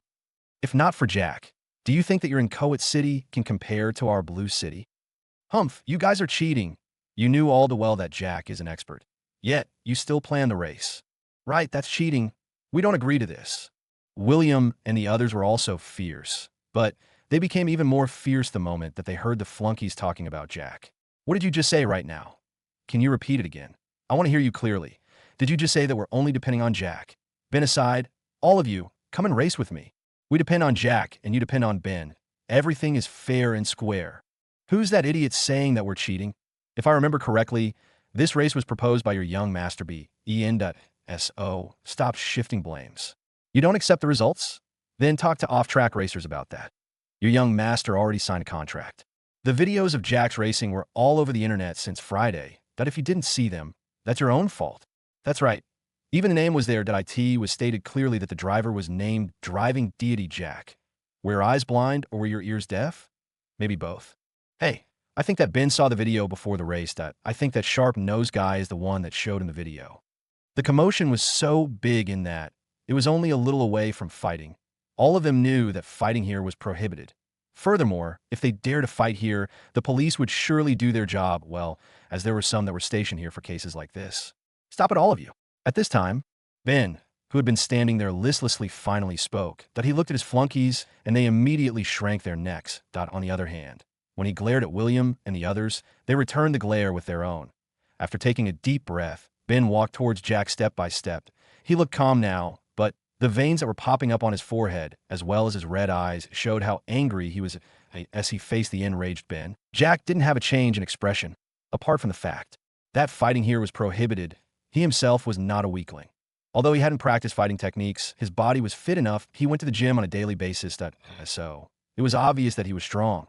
His training was balanced, making his muscles proportionate. So he was not afraid of some young master that didn't practice at all. You got me this time, kid. That I never thought that a professional in racing like you would try bullying someone like me. Ben said. His tone was cold. Jack raised his brows and said, Young Master Ben, if I remember correctly, this race was proposed by you, right? As for why I accepted, although I knew that you won't be able to defeat me, isn't the answer in the open? You provoked me first. You know, at first, I just want to race with a small bet. But the moment that you insulted me, that was the moment that you made me decide to punish you a little. Jack finished. A little? Are all the shares in my hand, plus $150 million that small to you? Ben shouted. Yeah. Something like you'll hand over all of your family assets is considered big. Don't you think so? Jack asked in return. Ben gritted his teeth in anger. After a moment, he took a deep breath as he tried calming down. He didn't want to start going physical only to suffer more than he'd already ate this moment. The two sides were facing each other. Those that didn't participate in the race were only observing from the side without saying a word. I'll fulfill one end of my bet today. As for the other one. Transferring shares needs time. In 3 days, I'll transfer them over. Ben said as he headed towards the management office. He then stopped for a moment and looked at Jack before saying coldly, "You've won this time, but better not be proud of it. This is not over." Jack didn't take Ben's threat seriously at all. There was law in the country, and if he dared to play underhanded tricks on him, he won't let him off at all. After all, how could he just remain silent when someone was attacking him? This time, he had targeted Ben himself, but if he dared to continue trying to look for trouble with him, he would ensure that he would take his backing down in just a month. As long as he put in some effort, he was sure that he would reach that level soon. Currently, he can earn at least $1 million from his stores a day. If it was multiplied, he would end up earning more than $100 million a day. As he thought to this point, he decided to start a security company next. IT won't be a small one at all. IT would have to be big. If possible. He wanted to make sure that he bought one that was already running.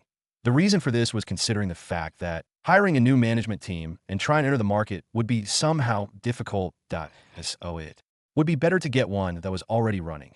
Furthermore, if there was a problem with the management, he would just make a few changes and that would be it. He nodded to himself before turning his attention to the group. William and the others nodded and followed him towards the management office. They each had a smile on their faces, ready to receive their own small incomes. The moment that they arrived in the management office, they found that Ben had just finished making a call. He hung up and stared at them. Without another word, he turned around and left. Jack raised a brow, but he did nothing. After all, what could he do in this kind of situation? So, he immediately entered the office. Peter saw them coming inside. He smiled at Jack. Even today, although the car that Jack had driven was inferior to the one before, he had seen that his performance was better than previous time that he was here. "Mr. Jack, any considerations?" Peter asked as he motioned for Jack to sit. There were only 2 chairs inside Peter's office. Jack sat, and the other one was left for the lady, Kelly, to sit on it. "That's my decision for now, but maybe I may change my mind in the future." Jack shook his head. He would just buy this off-track racers in the future if he wanted to participate in racing. As for why he wasn't being direct and saying that he won't be participating in the racing as their genius, it was obvious that a person wasn't supposed to burn bridges. He might need Peter's help in the future after all. "Okay then, I'll wait for that future." Peter smiled bitterly as he shook his head. After a moment, he began typing on the computer on his desk. "So, the accounts remained the same?" he asked with his head still lowered. "Yes," everyone replied in unison. Peter was asking if the money was going to be transferred into the same accounts as the ones that they had used to pay for registration. After about a minute, Jack felt the phone in his pocket vibrate. Even without taking it out, he knew the reason behind the vibration as he had already received a system prompt. "You've earned $102M. Multiplier replied that you've received $10.2 billion. Now, his account had enough money for him to solidify the grocery department, as well as get a good security company. He already knew why he received the $2 million. It was from the off-track racers. Reward for the winner. William and the other 15 received their own $5 million one by one. Their expressions right now was like that of a small child that had received what he wanted. After confirming that everything was in position, they left the office. Jack drove back to the Prince and Princess Palace. It was already 11:30 at night. The road was almost empty, so the Bugatti Veyron buzzed through the roads at high speeds, and of course, he made sure to be careful on the road. Although it was almost midnight, he knew that the roads wouldn't be emptied. As for the traffic police, he made sure to avoid them by using the less congested roads. But his speed on the road wasn't the same as the one during the race. Here, he maintained a lower speed of about 130 mph that he slowed down whenever necessary. After getting to the palace, he took a shower before sleeping. After all, there was much work for him to do the following day. The following morning, he woke up at around 7. He went into the gym and did a few warm-up exercises before taking a shower and preparing himself a sumptuous breakfast. By the time that he got out of the mansion, it was already 3 minutes past 9 that the sun wasn't that hot yet. But he was in no mood to enjoy it. He took out his phone and made a call. After waiting for a few breaths, the call connected and a male voice came through. "Good morning, Mr. Jack." "Morning, Chris. Has everything been arranged?" Jack asked as he headed towards the Bentley Continental GT. "Yes, Mr. Jack. Everything is in position. We're only awaiting for your arrival." Chris replied. "That's good. I'll be there by 10:40. Oh, by the way, prepare an extra seat as there's someone else coming with me." Jack said a few more words before hanging up. After getting into the Bentley Continental GT, he was just about to drive away when he thought of something. The Flyers bank manager, he was sure that this guy had some connections. So he was sure that he could help him in getting a good security company for him. To be UY.at the thought of this. He decided that he would go to the bank after he was done with the issue of the grocery department. Without wasting more time, he immediately drove towards the Glaze Hotel. Happy residential area, Dante family main mansion, inside a study room. Kevin looked at the report in his hands with a frown on his face. He had been holding this file for over 5 minutes now. But his gaze remained lingering on a single page. On this page, there was an image that Jack would surely find it familiar. It was his image. Below the portrait, there were a few details about him. None of them was wrong. IT stated his full names, his age, his educational background. When he arrived here in Inchoate City, and a few more pieces of information about him. Kevin's gaze was currently fixated on Jack's full name. Jackson Alfonso. They didn't manage to find the details of where he was born and what his family background was. Uncle Ruben. Are you sure that this young man is not from Crystal City's Alfonso family? Kevin asked as he looked at Ruben, who was standing not far from his position. Kevin himself was a middle-aged man with a few strands of gray hair on his head. Though, one had to be keen to be able to see them. Actually, I'm not too sure about it myself. According to what I know, any member of Alfonso family has a good position in the family business. But Jack, on the other hand, doesn't hold any position. Ruben stated with a frown on his old face. After a moment of pause, he continued, but for him to be able to pay for that building, this implies that he has money. But we know money alone isn't enough to protect someone. But what makes me a little worried is the fact that, according to the information, he seemed to be familiar with the young lady of Gravy family. The moment that Kevin heard these words, his facial expression tightened for a moment. Then he let out a sigh as he placed the file on the desk. He rubbed his forehead for a moment as he sighed again. After a moment, he looked at Ruben and said, "It seems that we'll have to be careful. Since the building is gone, let's change the plan if necessary. But we have to make sure that another plan is ready within a month at most. As for that, Jack, continue investigating his movements. If possible, check his accounts. I want to know his depths." Kevin instructed. "Yes, master," Ruben replied before leaving the study room. Back to Jack. After more than 20 minutes of driving, he arrived in front of the Glaze Hotel. He parked the car in the underground parking lot and decided to wait for Celine on the first floor. Unexpectedly, the moment that he arrived there, he found that Celine was there together with Faith. He raised his brows. He had thought that they would be meeting at 10. Unexpectedly, he found that she was here already. Well, not that it was be a deed at IT would be. Good if he could finish all the projects at hand as fast as possible. After all, why would he want to delay his development? Good morning. The moment that he got to the two ladies, Jack greeted like a gentleman that he was. Morning, Celine and Faith replied. Now that they had gotten acquainted to each other, there were no more standoffs like the previous times that they had met. Jack couldn't help but be impressed by Celine's beauty. This time, her black hair was tied into a ponytail. Her face had a shallow layer of makeup. The dress that she was wearing this time was a short-sleeved green dress that matched the color of her eyes. This dress reached below her knees. Jack could only appreciate the beauty of this lady in this outfit. Although it was an official dress, it still accentuated her features. I thought that you were going to pick me up at 10. Celine asked amusedly. I had to get here earlier, just in case there would be traffic. Jack replied. Can we go now? Celine asked as she stood up from the couch. Well, are the both of you going? If so, we'll have to get another car as mine can only carry a single passenger. Jack stated. And that's the end of today's chapter from the Dimensional Diary. If you enjoyed wandering these worlds with me, don't forget to like the video, share it with fellow adventurers, and subscribe so you never miss the next story that unfolds.